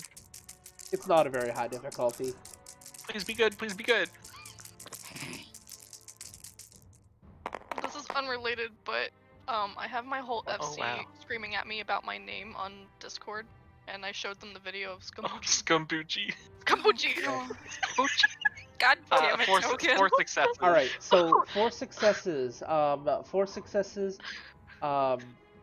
It kind of clicks when he showed you the room.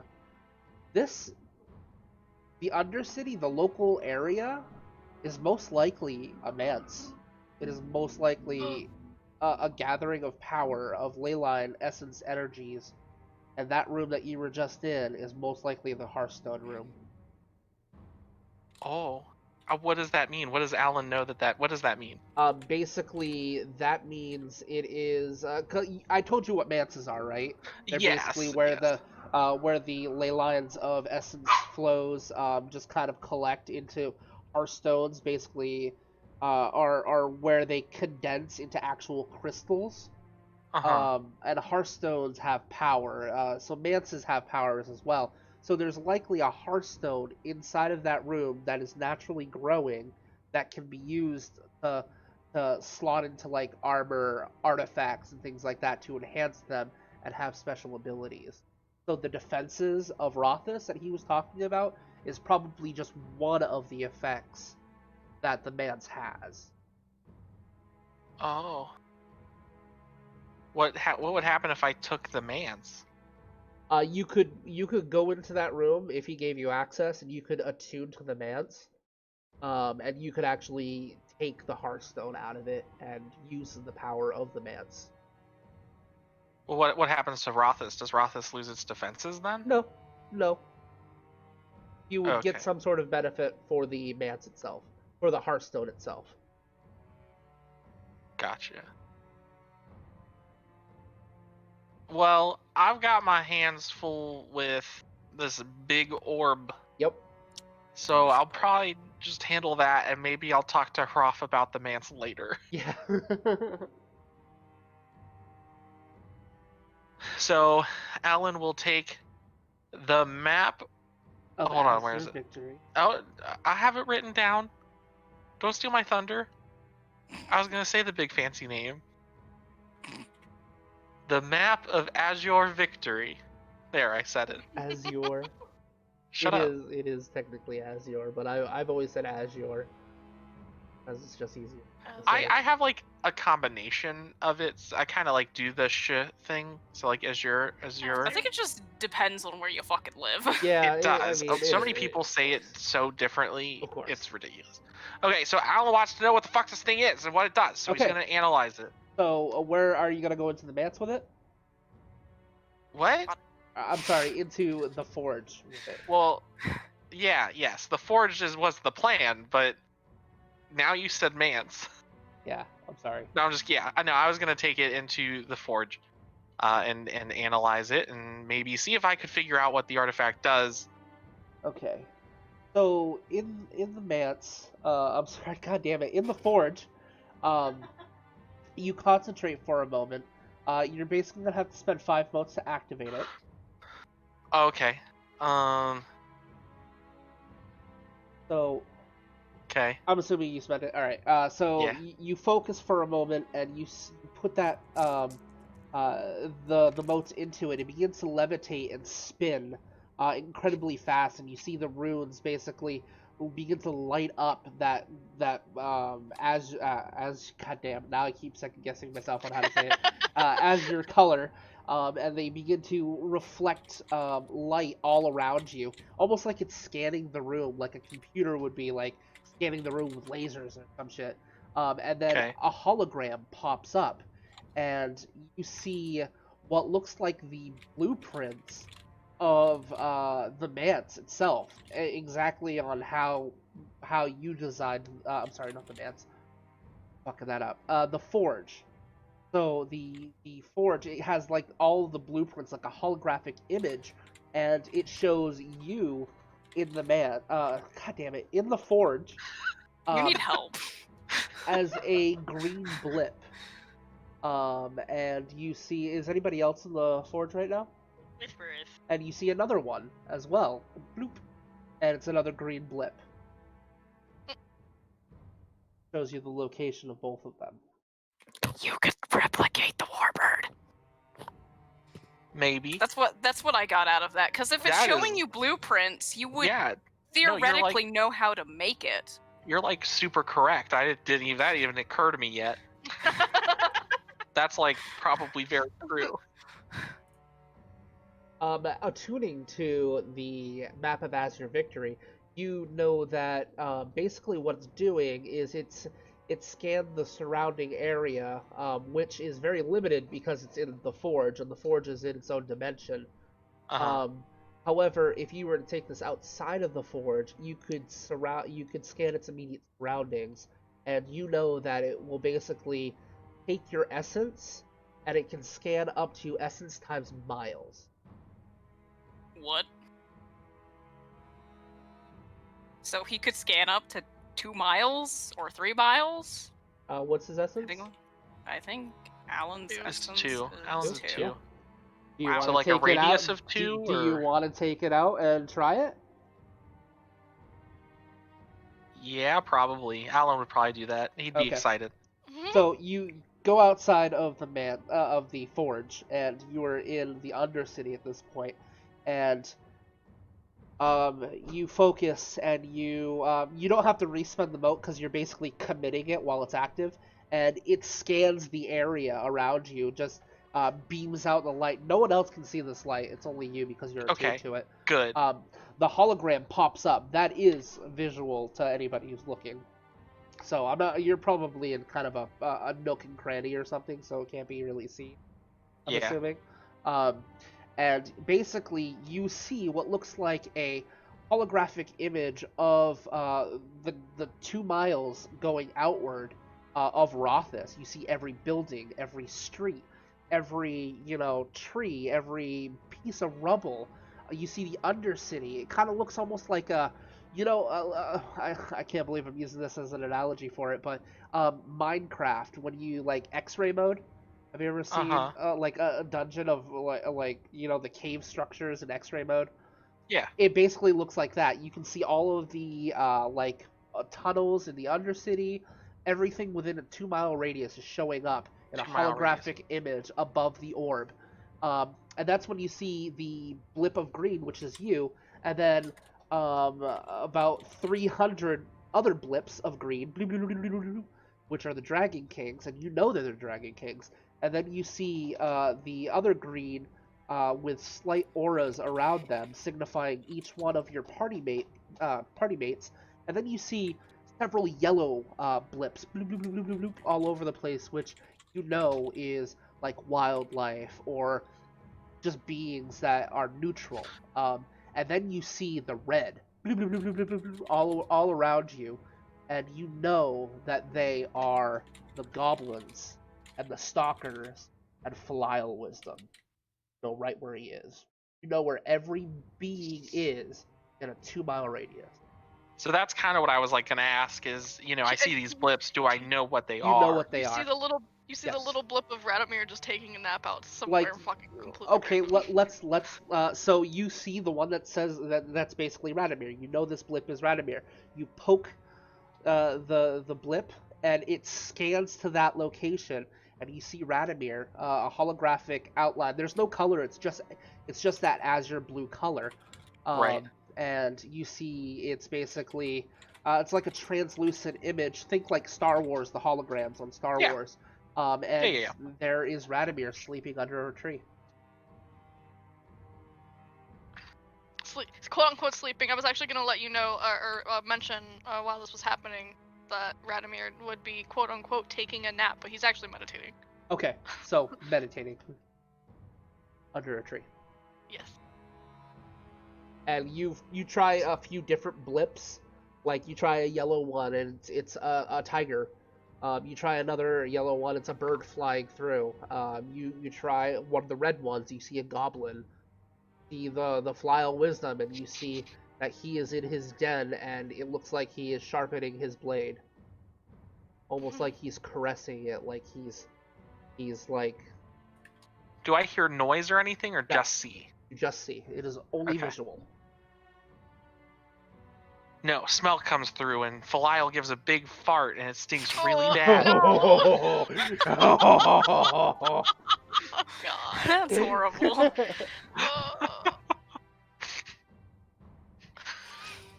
This is one of my favorite artifacts, by the way. It's really cool. Yeah. I like it. It seems very Alan.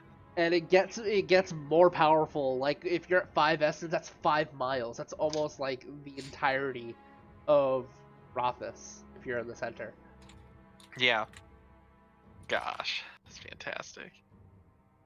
Cool. But it's still like a 1-foot orb of orichalcum following me around. Well, you can keep it wherever you want. Okay, so I can keep it wherever, but Yeah. like because I'm attuned to it, I can use its power wherever I want. No, you have to be near it. You have to be next to it to look at Okay. it. Yeah.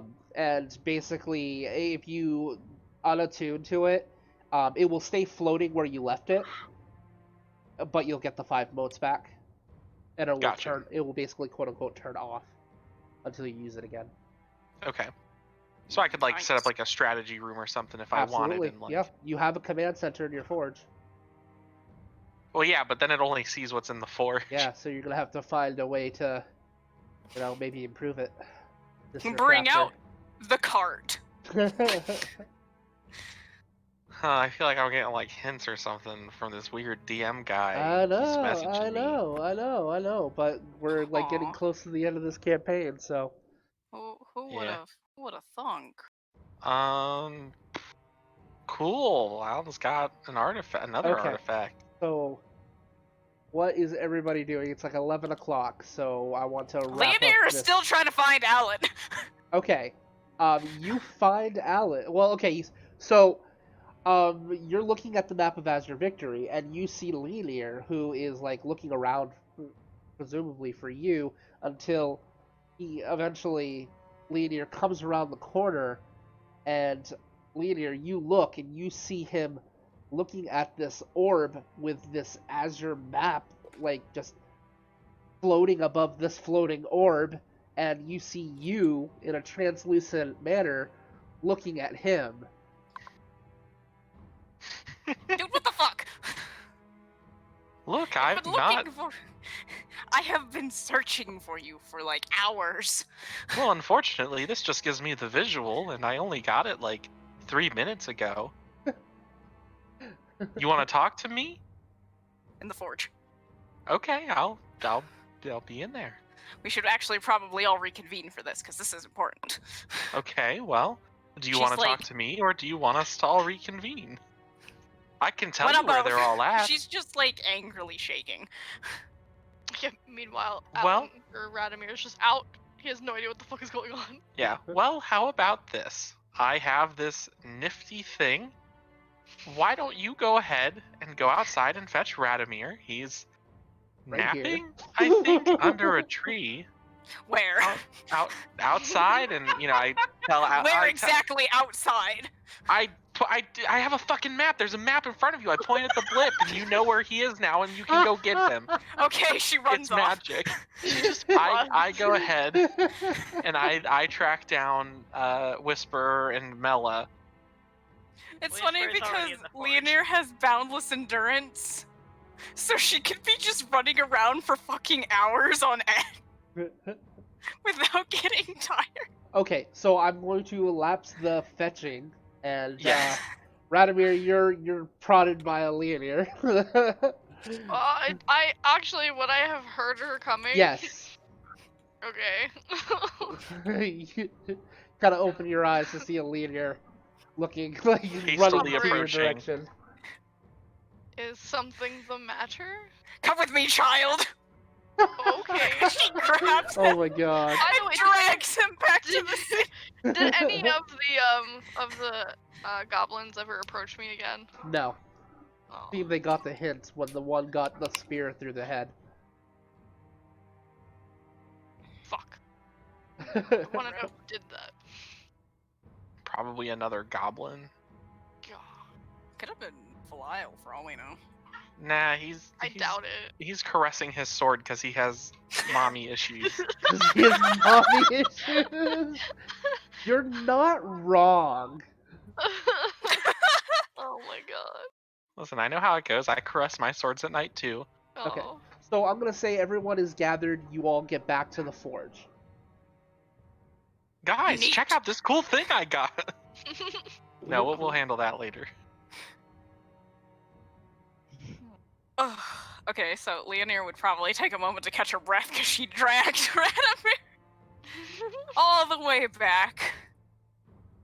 The whole time he's just like, you realize I can walk on my own, right?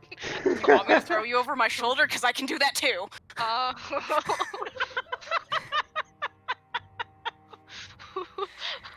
That was my initial mental image. Like, Leonir wasn't even going to warn Radomir. It's just like Probably throwing him not. over Just the can I help shoulder. you get swooped up like a sack of potatoes and run back to the city? You're coming with me, child. This could have been a lot more graceful than it was. Okay, so you all reconvene in the forge. You're at the command center. We have a problem. Yes, we do. Should I state my problem first or your problem first? I you're think the we one all that have drug us all problems, but here. Go ahead. The only problem I have, actually, just to keep going. Radomir, nobody asked you. Radomir is still over Leonir's shoulder. She hasn't put him down. Oh my god. And he like raises his hands, but he's not facing anybody. He's just a butt. He's just an Yup. ass. Apparently, Filial wisdom is telling the truth. A piece of Hantha is within the pyramid, and I spoke to him earlier, and it's him. It's part of him is in there, and it wants out. And we probably shouldn't go in there, question mark? Because it wishes to possess a vessel. However, we have more problems too! Mostly personal problems that I wish to murder for. Okay, now put me down. She drops him, just unceremoniously drops him. I need to kill that wench who lopped off my arm. He stands up and like casually and gracefully dusts himself off.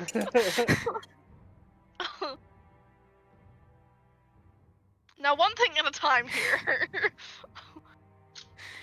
She's like vibrating with anger. With extreme, vivid anger. Yeah, actually, roll your intimacy. It's major, so Yeah, that's how many dice is that's that? 2. 2 dice. It's 2? Yep. Oh boy, here we Uh-oh. go. Uh-oh. This is gonna be bad! Fuck, Oh, I got that 2. was- No! Hold on though. That 7 was almost a 0. Oh. I watched it teeter. You were 1 fucking point. Holy If it was shit. a 0, Oh, she would have no. limited. That 0 teetered on the, like, oh my gosh. Okay! Living on the edge. I have 9 limit! Fuck. Jesus Christ. She is vibrating with hatred and violence. Oh boy. What does Leonir Oh. say?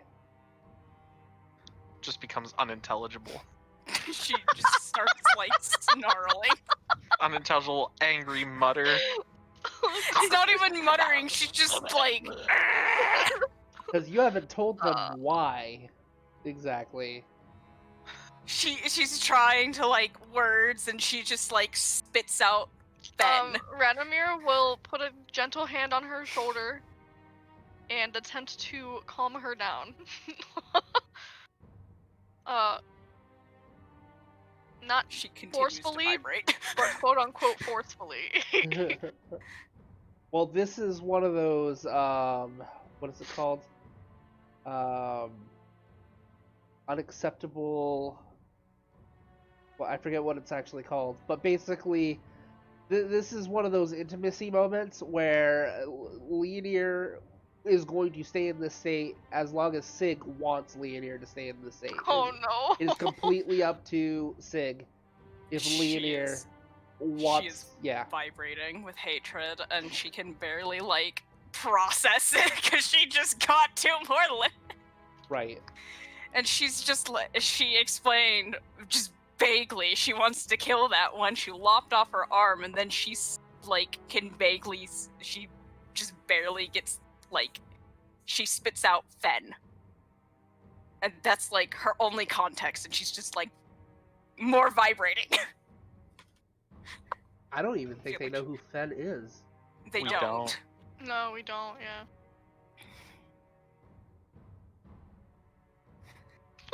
Unacceptable influence. That's what it's called. I typed in a chat saying, update, our angry Dawncast is 1 point away from limit breaking, and then someone says the Dawn always breaks first. Yep. You're a ticking time bomb! I am a ticking time bomb, I know. Yeah, in this case, it's called unacceptable influence because it's such a boy. major intimacy for you. It cannot be altered unless you want it to. Radomir is Unless somebody going to uses a try. charm. So. I wish I had the charm I want, but I don't. Yeah, some powerful charms and spells can compel Wait. characters bowing into an I unacceptable influence. have listener swaying argument. I don't think that's powerful enough for an unacceptable influence. Is it a role? Does it specifically state that you can affect unacceptable influences? I don't know. It says the solar's passionate appeals can soften even the stoniest of hearts. This charm supplements an instill or persuade action. So that would be a roll, so. Yeah, then no. Damn. Oh, Leonir is vibrating. She is ready to explode. Add out the word Fen. You spat out the. Who's fed? Radomir says that while attempting to calm Leonir down. She hisses, sister. Ooh. Yeah. The loved one thing. I feel that. She is still just vibrating. He doesn't actually Alan- say that. Oh, I was hoping he did because Alan would like. Radomir will say, I understand. She kind of just like stares. So, is she in danger? Yes. Ah. Yes. Captain Yes. Yes. Yes. Yeah. Yeah. Yeah. He-Man. No. That's exactly what I was thinking. Exactly. Yeah. Okay. D- So after a you- few minutes, you are able to articulate more words other than just one letter bullshit. Yeah. Oh. Do you know where your sister is? In theory, I should. But that is a long, far away. That is a long far away because I can't process words. I think we left her here, didn't we? I mean, I'm just saying. Because if in we get a theory, she giant-ass should still be there. If we get a giant-ass airship, we can just zoom right up there. Radomir said, or was Radomir was about to say, Radomir will look at Alan and say, how long will it take you to replicate the warbird? A while.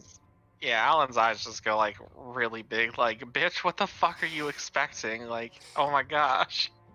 Well, actually, like, I mean, even with the new toy, it's still probably gonna take him quite a while. Alan me a will definite respond. Well, let me think about that for a second. Zook, what do I need to roll to know how long it's gonna take me to craft that? I'll just tell you, it would take you probably either 2 to 3 seasons. Oh, for fuck's sake! Yeah. Fuck! She would be dead by then! I'll fucking split the party. But Leonir also, Hanta said, help you find her. That's true. Fair! How long would it take you to craft a vessel? And she's pointing accusingly. Accusingly. And Alan kind of like looks sort of a little confused and is like, what do you mean by a vessel? Something mechanical that can move. That can be, like, I don't know if she would know what a robot is or if robots exist. Fake body? There we go. How long would it take you to craft a mechanical fake body? Alright, Zook, how long would it take me to craft a mechanical fake body? What? A mechanical fake body? What? Yeah, a vessel for Hanta, a mechanical fake body with sex organs.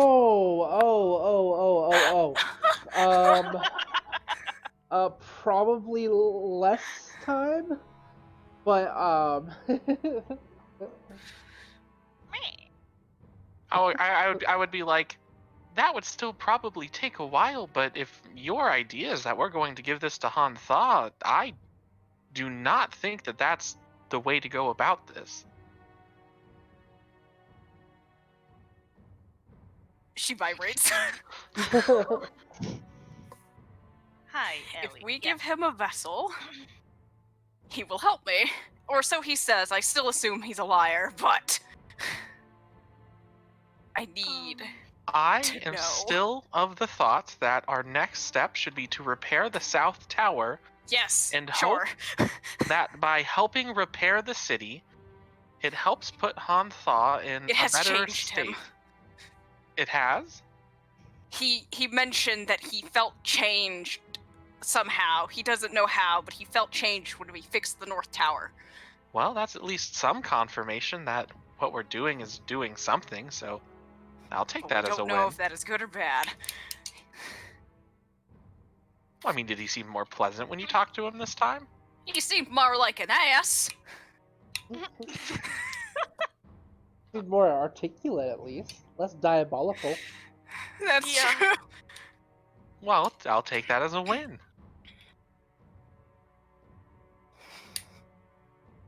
Sorry, that accent shift was because I drank water. That's fine. I just thought Leonir was getting so angry that she was just flipping through dialect and like. No, but I can actually do that. And I'd prefer if I didn't. It was once in this voice chat with Sevatar, and I kept changing accents every time I spoke a different sentence. He was so confused. See, and that's Leonir. That's when you get the realization that if she took your identity and she's a shapeshifter and she has your memories, she could basically just waltz to your sister as you. Mm-hmm. Anger! In the meantime, well, hold on. I was gonna look something up and I got distracted. Shapeshifter, yeah, she that. can base. Oh no! Let me look at something real quick before Radomir speaks. What is happening? Adobe, why do you have to be a piece of shit? Okay. That's a good question. Because Adobe is shit. Come on, please load. Don't not respond to me. Adobe Don't you raise your voice at me, Adobe Reader. I just want I to will look ground at you. something I will force task end. Martial arts and sorcery. Sorcery. Terrestrial circle. How does infallible messenger work for people that I've never met?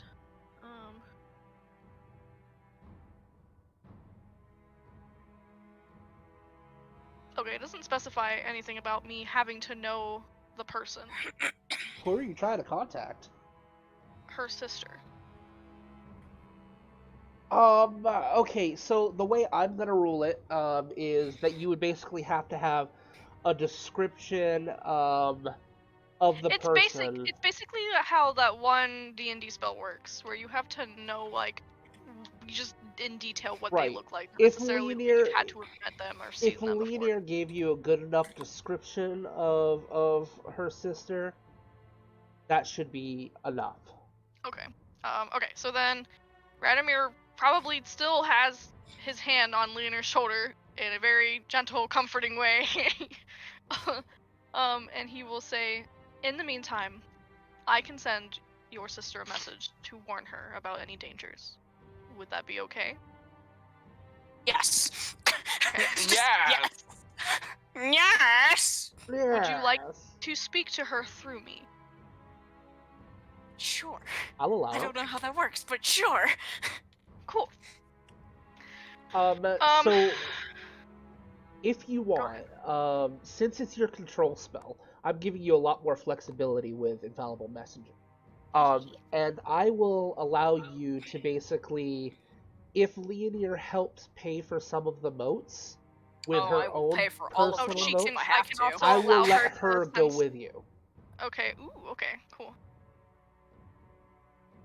Cool. All right. Well, we will Do have what I to need to find a say. place to. You do set have to up. be on creation, so you won't be able to do it in the forge. Yeah. That is fair. We can go back to the spot where. No, I don't want to do that. I'm gonna go back to the fucking spot where I contacted Lise, and then have like more flashbacks, and that he's just depressed. Oh, God. But it's a good spot for Infallible Messenger. Fuck it, he's gonna do it. Whenever you are ready and we are done speaking here, we can go contact your sister. We should probably just spout out everything we need to first and get it out of the way. Who's next? Whisper, you had something to say, didn't you? Okay. So I feel it is important to note that, Philio Wisdom is a Solar Exalted. Radomir's like the only one that hadn't figured that out Yeah, yet. no. Right. I mean, he has nobody to talk to find that out, so. Right. He's over here trying to fucking woo the goblins.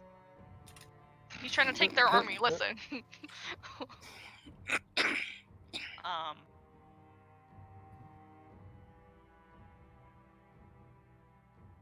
I mean, to be honest, the Unconquered Sun wasn't all that helpful. God wasn't Who- helpful. The who, what now? It was more of a pep talk than anything. Right. He gave you a hug, and that was it. It was a Hey good man, hug. hugs are powerful. Yeah. That is true. He has 4 arms. It was a good hug. It was a good hug. Excellent. Did you say that the Unconquered Sun wasn't very helpful? Did you actually say that? That was No. That would have been so funny, Because though. I mean, like, yeah, just telling them that you spoke with the Unconquered Sun, like, what? Yeah, no, Radomir was just like, the who, what now? Excuse me? Say that one more time. So,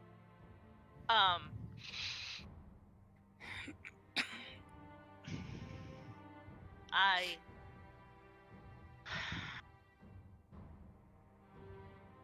trying to think of how to word.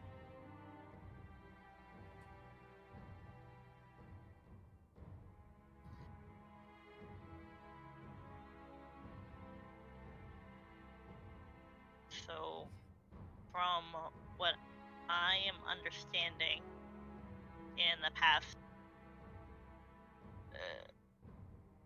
100+ years, Flow Wisdom has become corrupted? Is that the He's word he been- used? I thought he was swayed. He's been in the wild, of course he's corrupted. Fair enough. How do we know he's been in the wild? He owns a goblin army. So? The So? goblins are fae. So? I don't, like, legitimately out of character, I don't necessarily know I Oh, I think thought it's you were a, saying I exactly think, what character. significance. I think it's a fair assumption that yeah, he most likely was in the wild to get that. Kind of hard to Yeah. deem worthy But also or explain how he's intimidating so to big. the goblins. How he's so deformed. Yeah, that's why that bitch is ugly. Well, yeah, okay, and like that makes sense. But I also know that he's sort of working for Han Tha, so like I didn't know if that was like a god thing. Fair. So that was kind of that's where my confusion came from. So okay, so it can be reasonably assumed that that bitch has been corrupted by the wilds Yes. Yes. And Okay. Hantha. and Han Tha. And And Han Hantha. Tha, yeah. Gotcha. The which came first, though, is the better question. Right. So We the don't know bitch the needs to answer. die, and the other bitch needs to die, and then that other bitch also needs to die. It's Lots of basically Yes. people what I'm that picking need to up. die. Who's the third bitch? The snake lady. Oh, yeah, so the Han snake Tha lady. needs to die. Yeah, Belial Felial Wisdom needs to die, and then Snake Lady needs to die. Whole lot of death. We got a lot queued. Murder!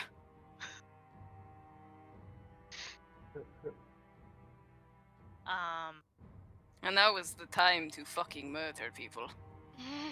But we're not in combat, so I can't do anything about it. Well, I mean, you could have punched him. That's very You true. could have. I could've- Honestly, I was. Oh.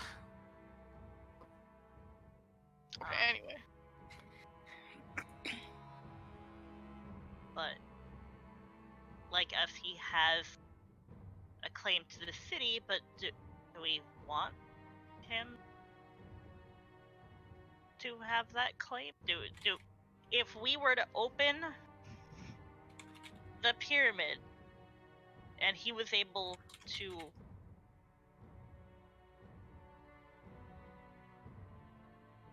is that why he doesn't want us in there? Because he wants to be the vessel?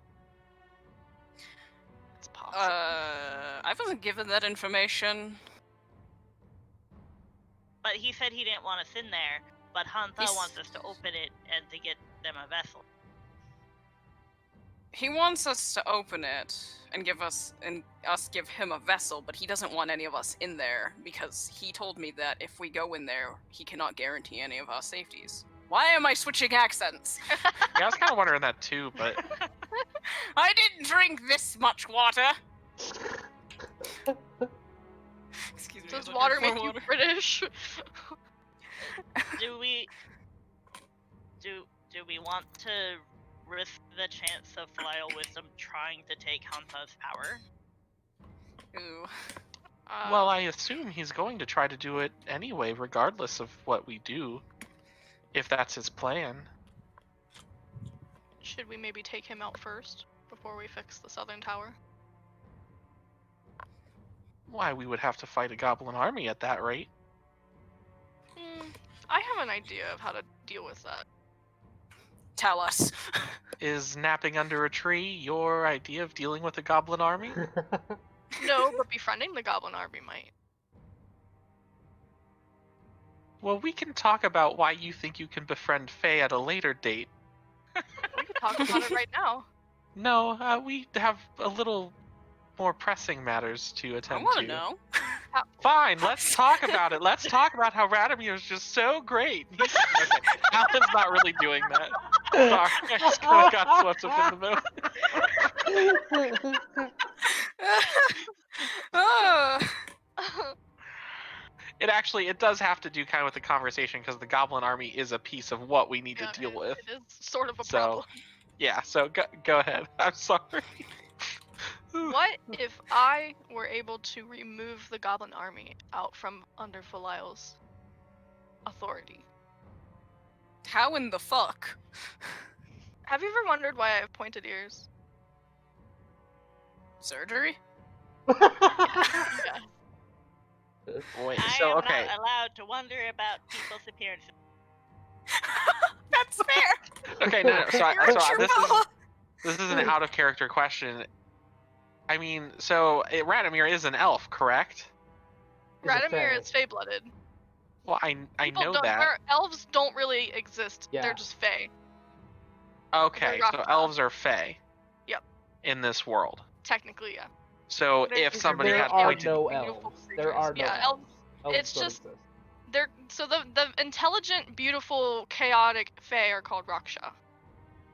And his grandfather was a pure-blooded Raksha.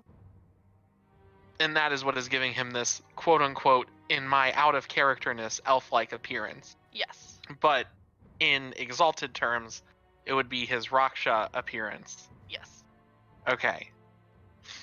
Like, there are other people that have, pointed ears, but, that's because, people do have, from time to time, tiny amounts of fey blood that could give them pointed ears. Not as pronounced as probably Radomir's. But yeah, it's safe to assume that if you see someone with pointed ears, they most likely have a hint of fey blood. I like how Leonir's first response was basically cosmetics. Aesthetics, my dear man. I guess Alan just kind of shrugs. He didn't put that much thought into it. I am fey-blooded. I could walk right through that wild zone right now and not have a single bit of it affect me. You But see that's- Mela raise her hand. Oh, yes, Mela. She begins to sign. The Fae will not attack us. The Fae are not an issue. How do you know? He pokes her forehead. Radomir kind of tilts his head. The Fae cannot attack the Eclipse or any of the party members. What? Really? There was a pact in the first age. Oh. Oh. Interesting. So long as I am there, the Fae cannot attack us. As long as we are not hostile to the Fae. Well, I definitely wasn't hostile to them while I was out. In fact, they were hostile to each other. That was a little disappointing.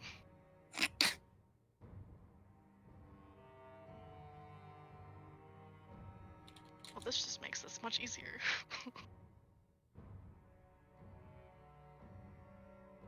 Well, that solves that problem.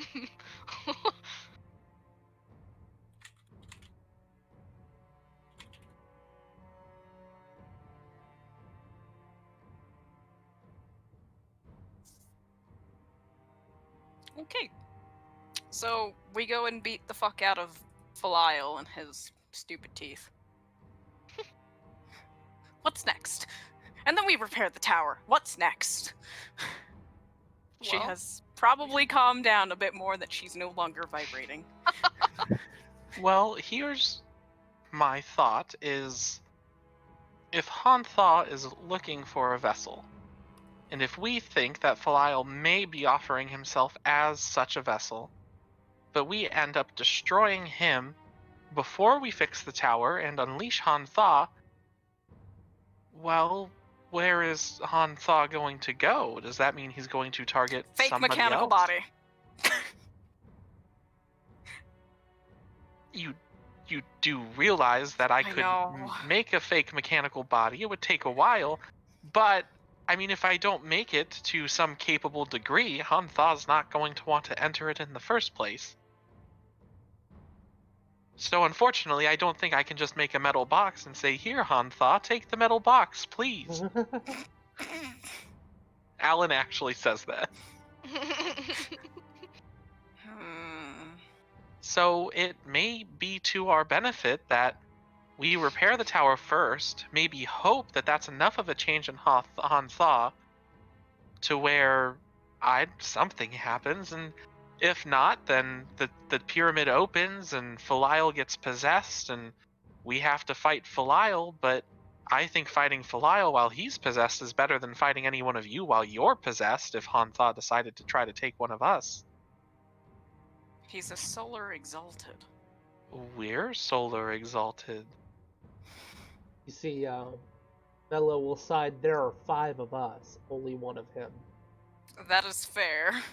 But how Yeah, powerful but he's is also been exalted for over 100 years. yeah? Yeah. On top of him there's- being possessed by a god, or at least part of a god. Potentially. We are still not sure if that's really what's going to happen. It's likely, but we're not sure. So my proposed plan is we fix the tower, and then we might have to kill someone. Bella will side, I'm game. Alan Leader. high fives Just- Mela.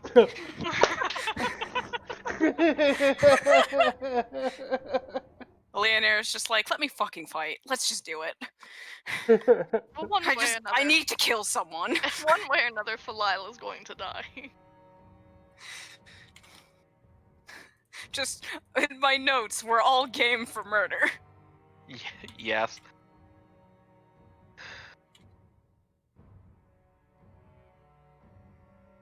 Okay, well, I guess that's the game plan then, huh? Yeah. Yep. Well, since that seems to be all well and taken care of, Leonir, would you Let us come go. with me? Yeah. Okay. She So- will not throw Radomir over This her scene will, shoulder this time. the infallible messenger will make this the last scene.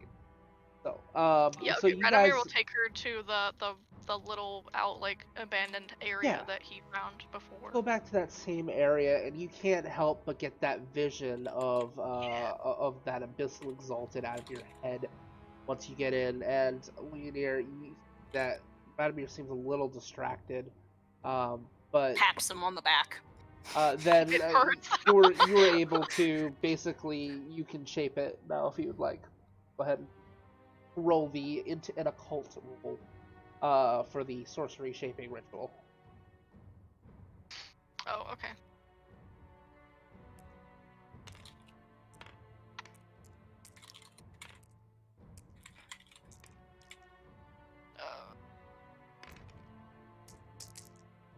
Wait, why am I rolling this? You're shaping the spell. Oh, do I have to roll it?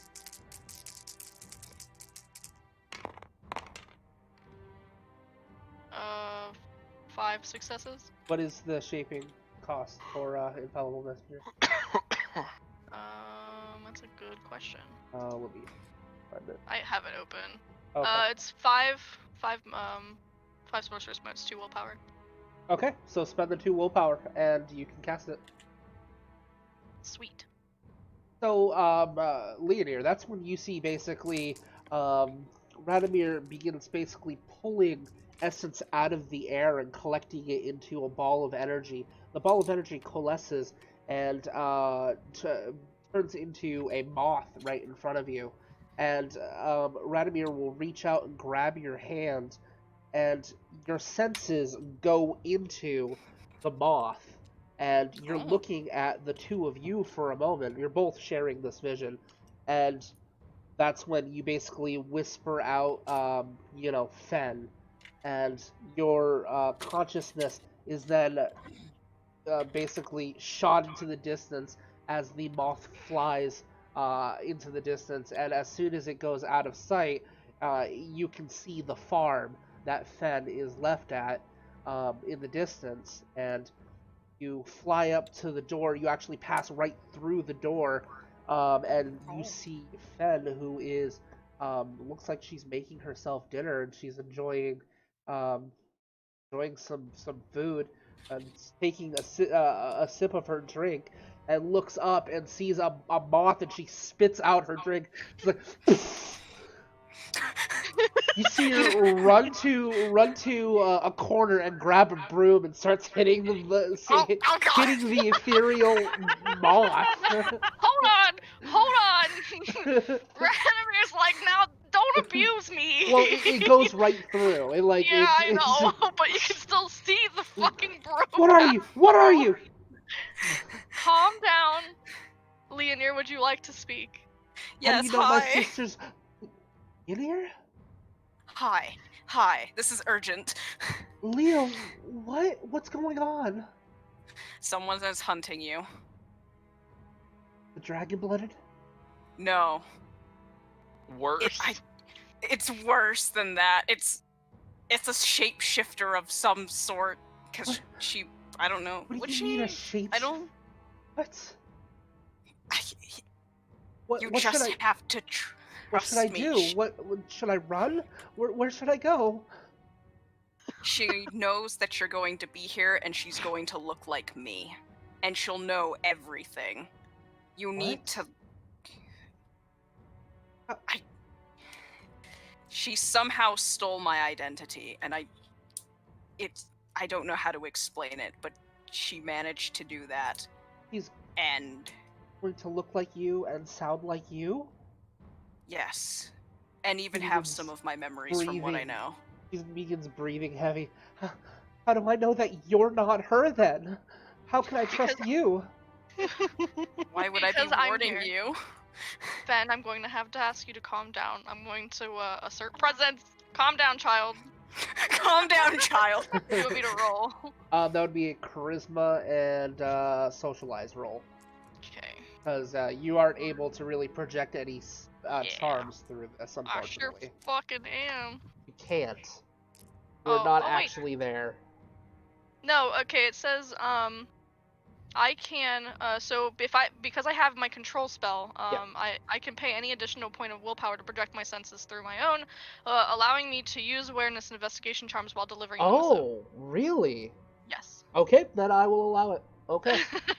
I did You not said know that. presence, charisma. Yeah, socialize. charisma and socialize. Socialize, okay. It's the Yes. same fucking roll, it's fine. Yes.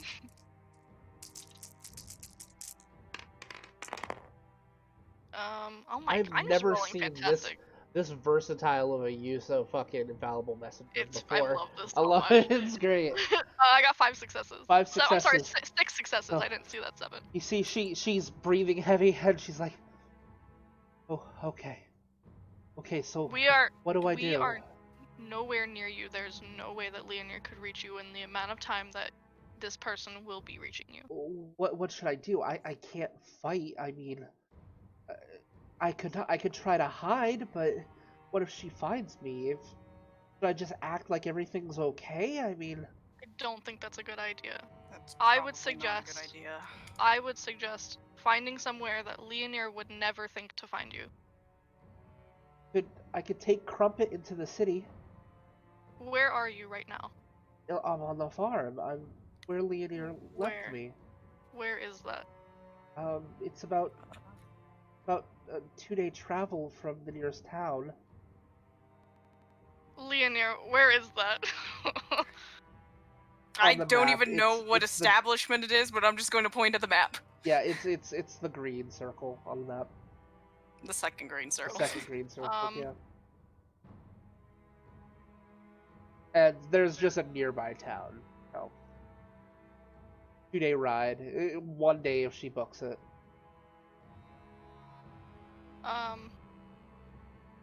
I would get there as fast as you can. And Okay. if you have the money for it, try to go somewhere larger, maybe Great Forks You see or her. even Nexus. You see her go into a nearby floor panel, and she takes it out and pulls out a large bag of a large bag. You're assuming probably money. We did steal money before. You guys we, stole you know, a lot of booked it. money. Look, So I was greedy. and Didn't you know see you her were just packing. packing as much stuff as she can. She throws a bunch of like dried beef and veggies and fruits into a bag, and she doesn't even like. She grabs some of the bread and puts it in her mouth, and then she heads outside. She's gonna hop on the horse and go onto Okay. Crumpet. I'm gonna keep following. Okay. But I'm gonna tell her we will contact you again soon. Not today, but in the next day How or do two. you know where to find me? I just do. Oh, okay. He's a friend, Okay. don't worry. Okay.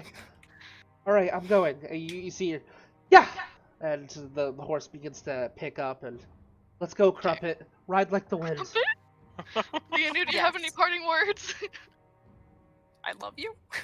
I love you, Leo.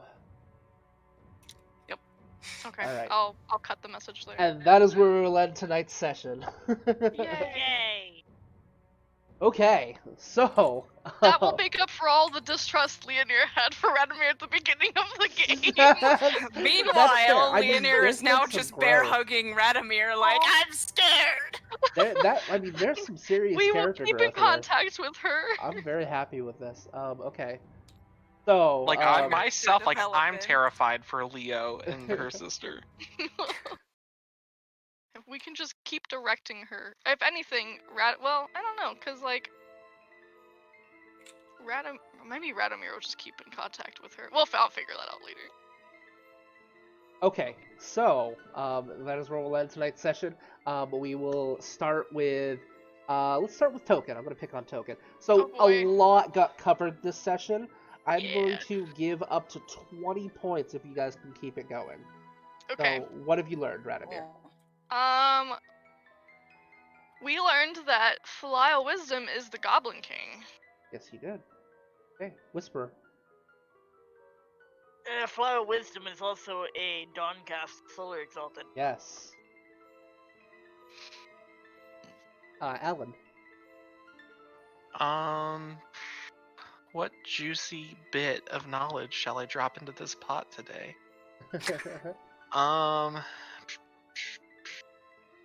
The towers repair themselves if their gem source is repaired. Yeah. Radomir. Wait, what? we Already? skipped me. Leonir. Sorry, Oh. Leonir. I was Leonir. like, what? Yeah. Excuse me. We got an orb thingamajig. An orb thingamajig. The Excuse Yeah, you, That's the Alan map got of an the orb Sword of thingamajig. Victory. Yes. Radomir.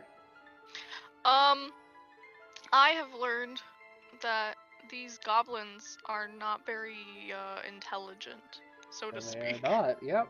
It's going to be difficult to earn their trust, I guess. Whisperer.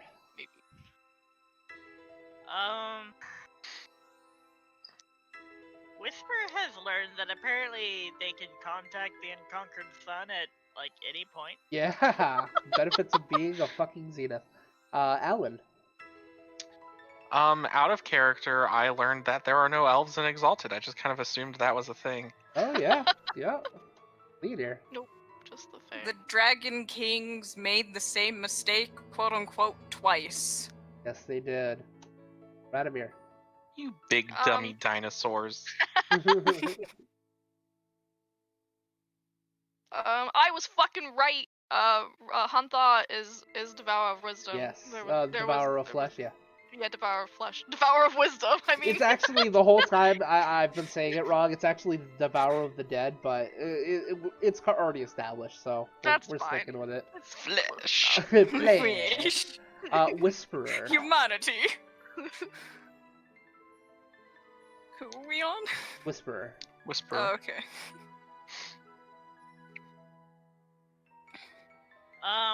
Sorry. Okay. Let's see. Whoa. You okay? Hey, okay, enough. I'm getting a little too into it. Yeah. Yeah, sometimes they do that. Yeah, Ellie, my cats do the same thing. chill. Usually he doesn't know how to control himself. Right.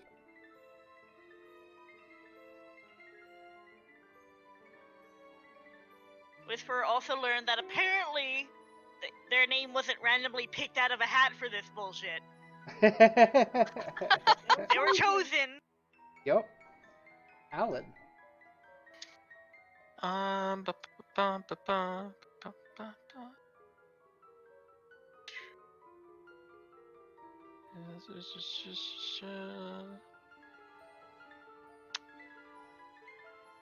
Hmm. repairing the tower upped the intelligence of the Dragon Kings. Yeah. Leader. Where was I just lost what I was going to say because I looked at I looked at YouTube for half a second. And it's gone. Yep. Belial has been corrupted by the wild. Yeah, Radomir.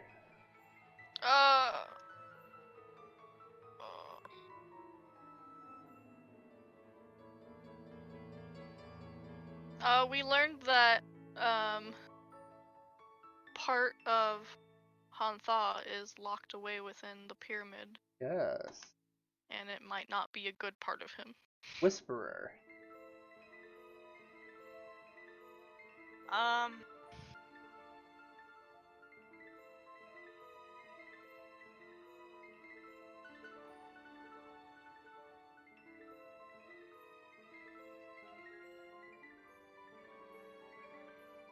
That apparently Haraf is the one that shut down Gyochin. Yeah. Alan. Radomir can be scary if he wants to be. Oh, yeah. Yeah, he fucking can. Mom mode. He's all talk but no bite, honestly. Leader.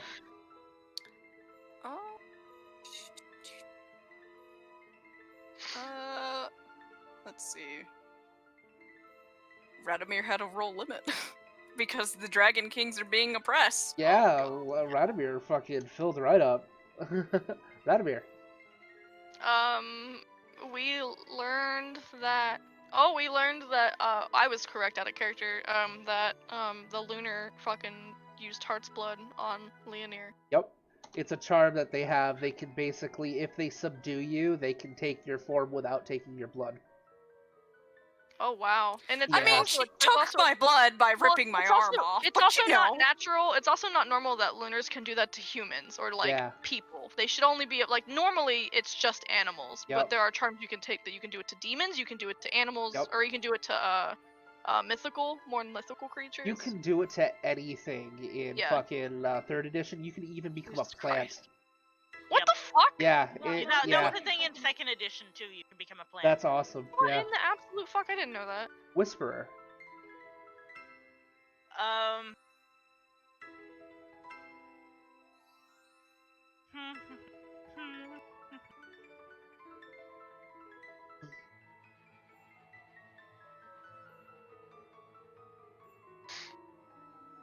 Funny. Whisperer has learned that Leo has a sister. Yeah. Funny, Radomir just said something. Like, I didn't know that. Alan. They have learned that repairing the tower actually did change Hantha to some degree. Yeah. Leader, last one. There is apparently a pact with the Fae from the first stage between the Eclipse Exalted Yes. and the Fae. Yes, that is straight from the book. That's been there since the 1st edition. Fae That's very cannot make hostile attacks to a Solar or her immediate party, as long as they aren't making a hostile attack as well. So. Huh. What was the cause Does for that affect me too? No, your blood okay. isn't strong enough for that. I see. You're not considered a fae for Good. the effects of the spell. Yeah, good. Okay. That works to my advantage, I guess. It's probably only like pure-blooded Fae or something. Yeah, probably. Or I mean, it even might affect half-blooded if it's strong enough. Hang on just a second. Gotta do some math.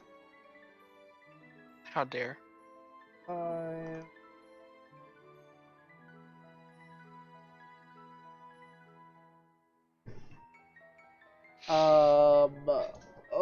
Okay. You. What was it? 139 is what it was at? Is that right? Yeah. For the solar XP? Yes. Okay. Yeah. Alright, so you gain 23 general and 15 solar, bringing you to 185, 154. 23 general, 15 solar. Yes. Okay, thanks. All right, so that ends tonight's episode. Thank you, everyone who joined us today, and we'll hopefully, well, not hopefully, but we'll be wrapping it up most likely next week. Will be the last episode of this campaign. Should be basically a good finale. So thank you so much for joining us, and until next time, toodaloo. Bye. Bye. Bye.